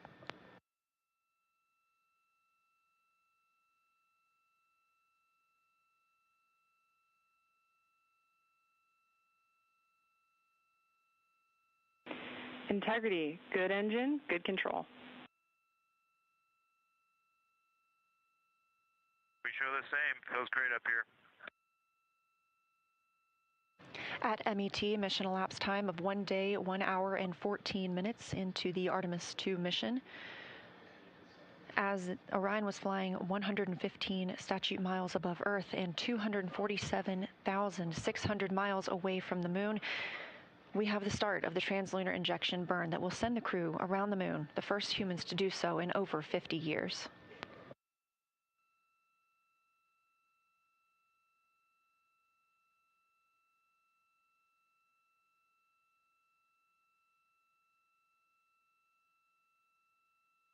Velocity of the spacecraft ticking up, now over 23,900 miles per hour.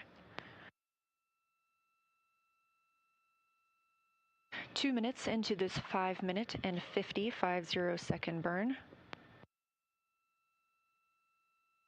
Continuing to get good calls here in Mission Control Houston from all flight controllers. Integrity, we copy the enabled caution, no crew action. Integrity copies. Over 3 minutes now into the translunar injection burn.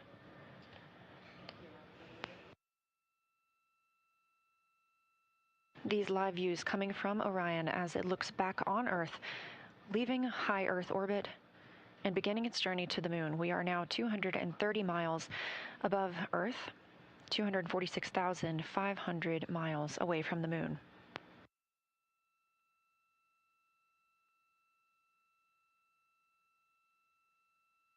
We have 1 minute left in the translunar injection burn. Everything continuing to look good. We have less than 20 seconds left of this burn. This is the final major burn for the mission because this also serves as our deorbit burn. Integrity looks like a good burn. We're confirming.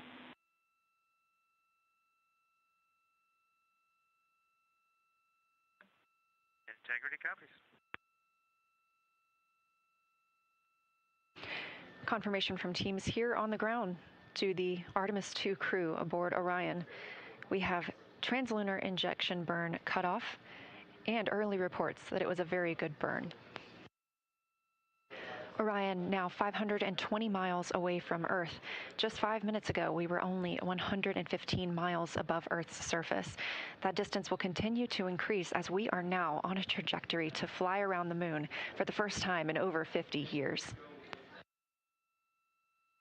Live views from the Orion spacecraft as it looks back on Earth following completion of the translunar injection burn, the burn that commits us to flying around the moon. It also commits us to a return to our home planet on flight day 10 and a splashdown in the Pacific Ocean. But for now, these views of Earth as Orion starts its journey.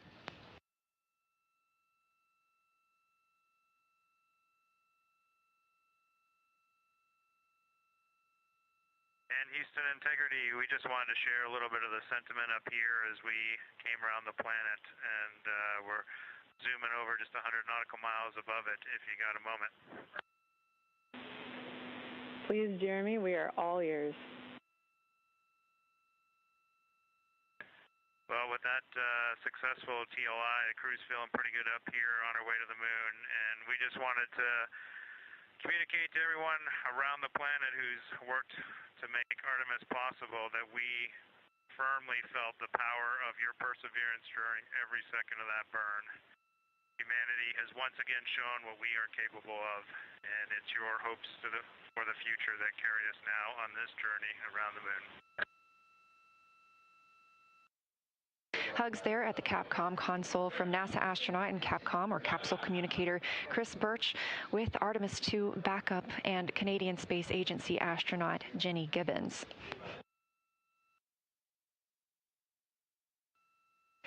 This is a live view from the Orion capsule looking back on Earth, our home planet. We are now 18,500 miles away from Earth. When we conducted that translunar injection burn coming up on about 2 hours ago, we were just 115 miles above our planet. Obviously, that has increased exponentially as we are now on the journey to the moon and back home. Currently, Orion is 223,000 miles away from the moon. This is Artemis Mission Control, now MET, or mission elapsed time, 1 day, 3 hours, and 10 minutes into the Artemis II mission, the first flight of humans around the moon in over 50 years. And we are going to the moon. After a successful translunar injection burn today, we are now over 19,500 miles away from Earth and growing closer to our lunar neighbor, now 222,000 miles away from the moon. The view on the left side of your screen is from Orion, a live view looking back at our home planet, that small dot. And down in the bottom right-hand screen, you can see Capcom Chris Birch wrapping up her Orbit 1 shift today, as well as Flight Director Jeff Radigan. They've been leading the teams throughout Orbit 1 and the translunar injection burn. Integrity Houston, you ready for the event?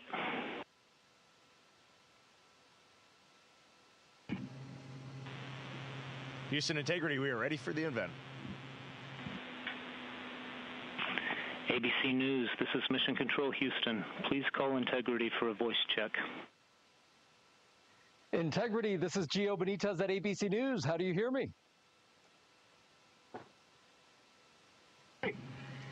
Outstanding. We have you loud and clear. How about us?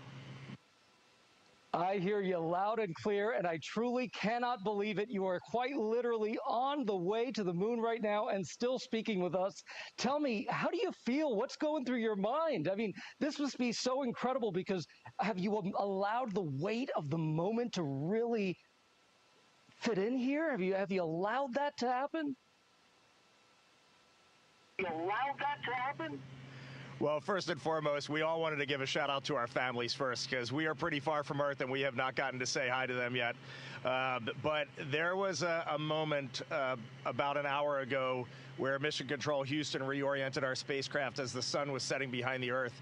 And I don't know what we all expected to see in that moment, but you could see the entire globe from pole to pole. You could see Africa, Europe, and if you looked really close, you could see the northern lights. It was the most spectacular moment, and it paused all four of us in our tracks.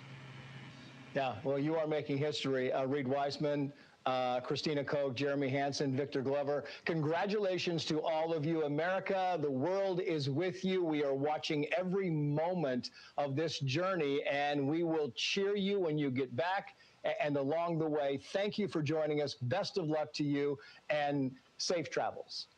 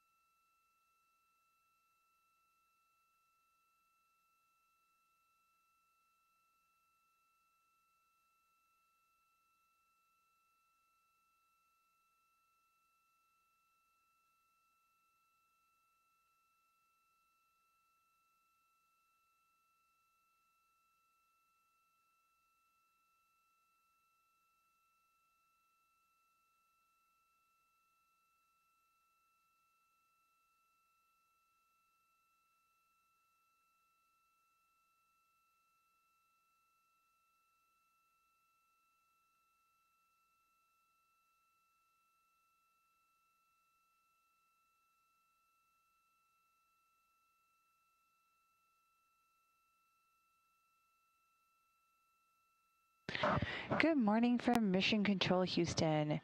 From the Artemis Flight Control Room here at the Johnson Space Center, we are at a mission elapsed time of 1 day, 11 hours, 46 minutes and counting. Currently, the Orion spacecraft is just over 72,000 miles away from Earth and 181,000 miles away from the Moon. We are seeing live views right now from Orion's solar array wing cameras.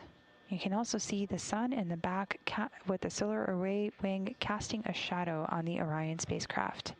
And out there in the distance, we have our moon, which we will fly by on Monday, which is flight day 6.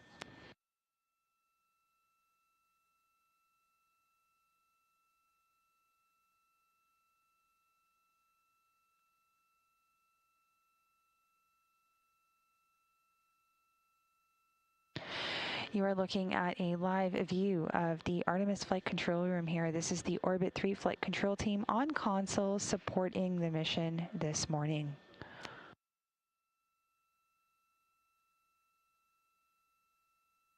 There in front of your screen, you can see our 2 capsule communicators, starting with on the left with Tess Caswell, followed by Mike Savinsky. Your capsule communicators are the ground team that is communicating with the crew aboard the Integrity spacecraft. The crew currently is in their sleep period, so you will not hear very much chatter coming through from there, but that is the team on the ground. And next to Mike, you have our flight director, Rick Henfling. The team in Mission Control continues to monitor all systems while the crew sleeps. We will provide periodic updates over the course of the sleep period, as well as air flight day highlights. For now, this is Mission Control Houston.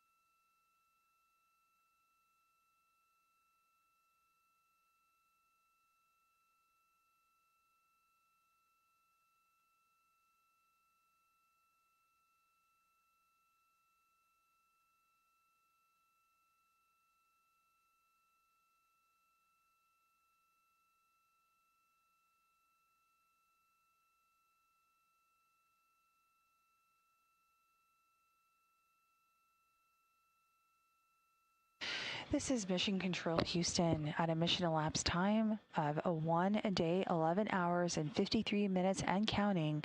The crew is currently in their sleep period.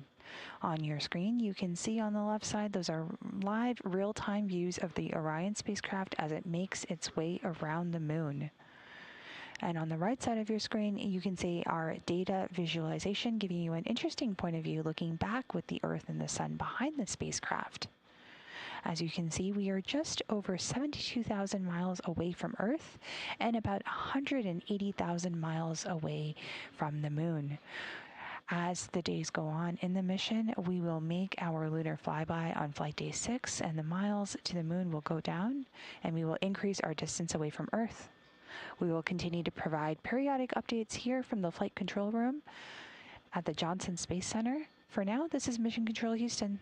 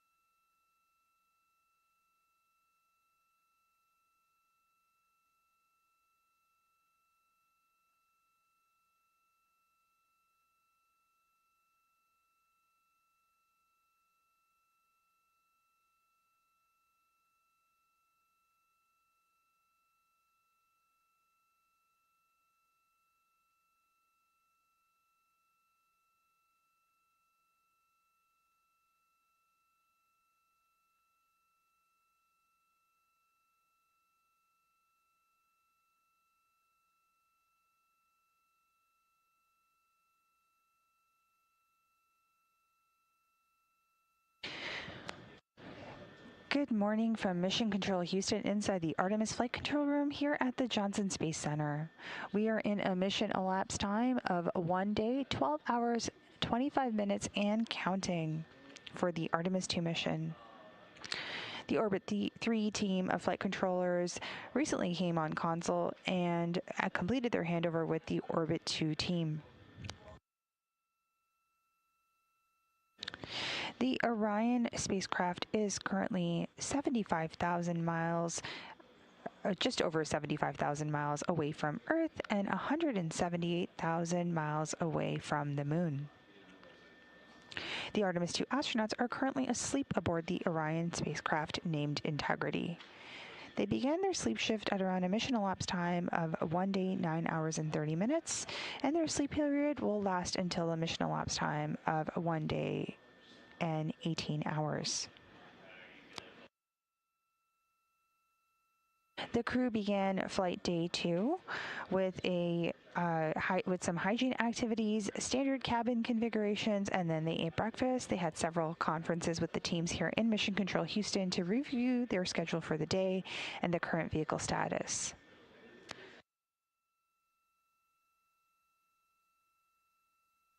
As the day went on, the crew then focused on the translunar injection, or the TLI burn, with Christina Cook on tap to monitor that burn from inside the spacecraft. The TLI burn was completed yesterday at 6:49 p.m. Central Time, and the spacecraft ignited its main engine on the service module for about 5 minutes and 49 seconds to get on that path to fly around the Moon and splash down off the Pacific on flight day 10.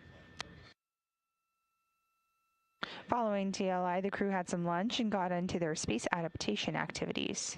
Now, space adaptation activities protect against something called space adaptation syndrome, or space motion sickness. So about 70% of astronauts traveling into space experience space adaptation syndrome, and it's believed to be caused by conflicting sensory inputs from the vestibular or inner ear system and the eyes. The crew also completed a public affairs event, some daily exercise, a window inspection, and a private medical conference before beginning their pre-sleep and sleep periods.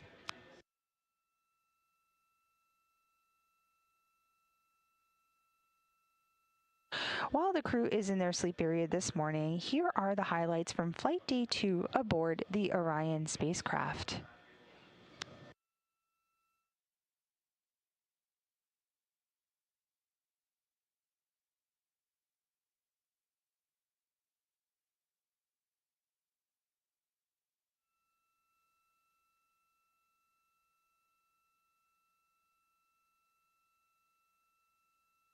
This is Mission Control Houston. Before we go to the flight day highlights, you are getting some really cool views right now as the solar array wing camera on the second solar array is making its rotation, and the camera is being pointed in Earth's direction. So we will continue to stand by as we get these live views of Earth coming in. As mentioned, the Orion spacecraft, named Integrity, is about 75,000 miles and counting from Earth, and about 178,000 miles away from the Moon. Now we will stand by as we wait for these live views to continue to come in. This is Mission Control Houston.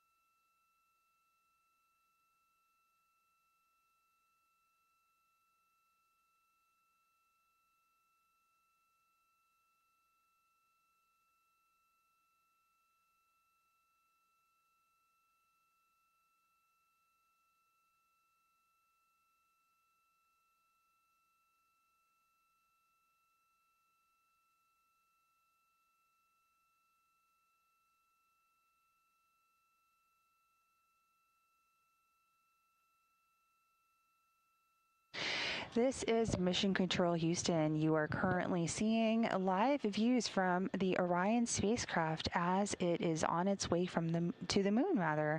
We are about 75,000 miles away from Earth and 178,000 miles away from the moon. The view that you're seeing is coming from one of Orion's solar array wing cameras.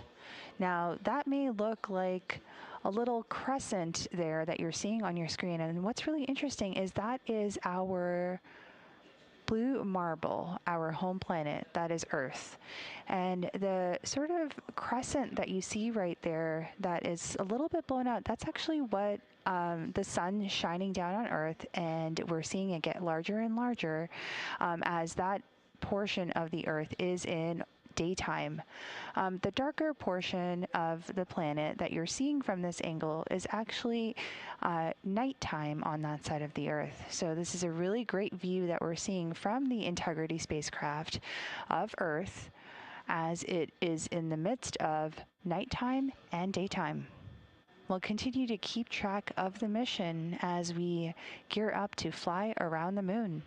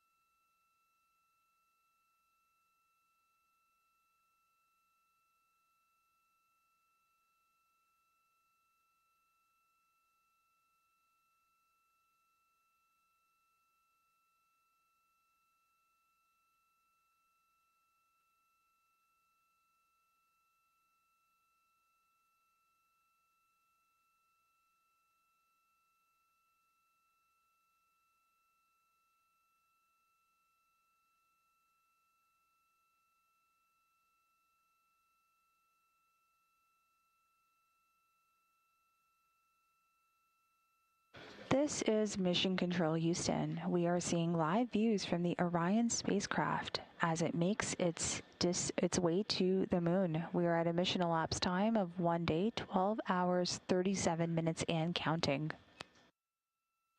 Now what you see on your screen right now on the right side is actually Earth. The sun is on sort of the right side of the screen, giving daylight hours to a portion of the Earth. And the darker part of the Earth that you see that is almost in that crescent, outside of that crescent shape, is actually nighttime on the other side of the Earth, giving a really great example of what orbital day and orbital night look like. Aboard the International Space Station, the astronauts see 16 to 17 sunrises and sunsets in a single day, and sometimes when we are looking at views from the space station, we can see what orbital daytime and orbital nighttime looks like from that perspective or point of view. Currently, we are seeing that from the Integrity spacecraft.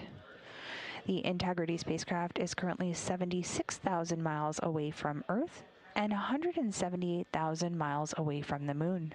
We will continue to monitor operations here in Mission Control while the Artemis II crew is in their sleep period. This is Mission Control Houston. Let's enjoy these beautiful views.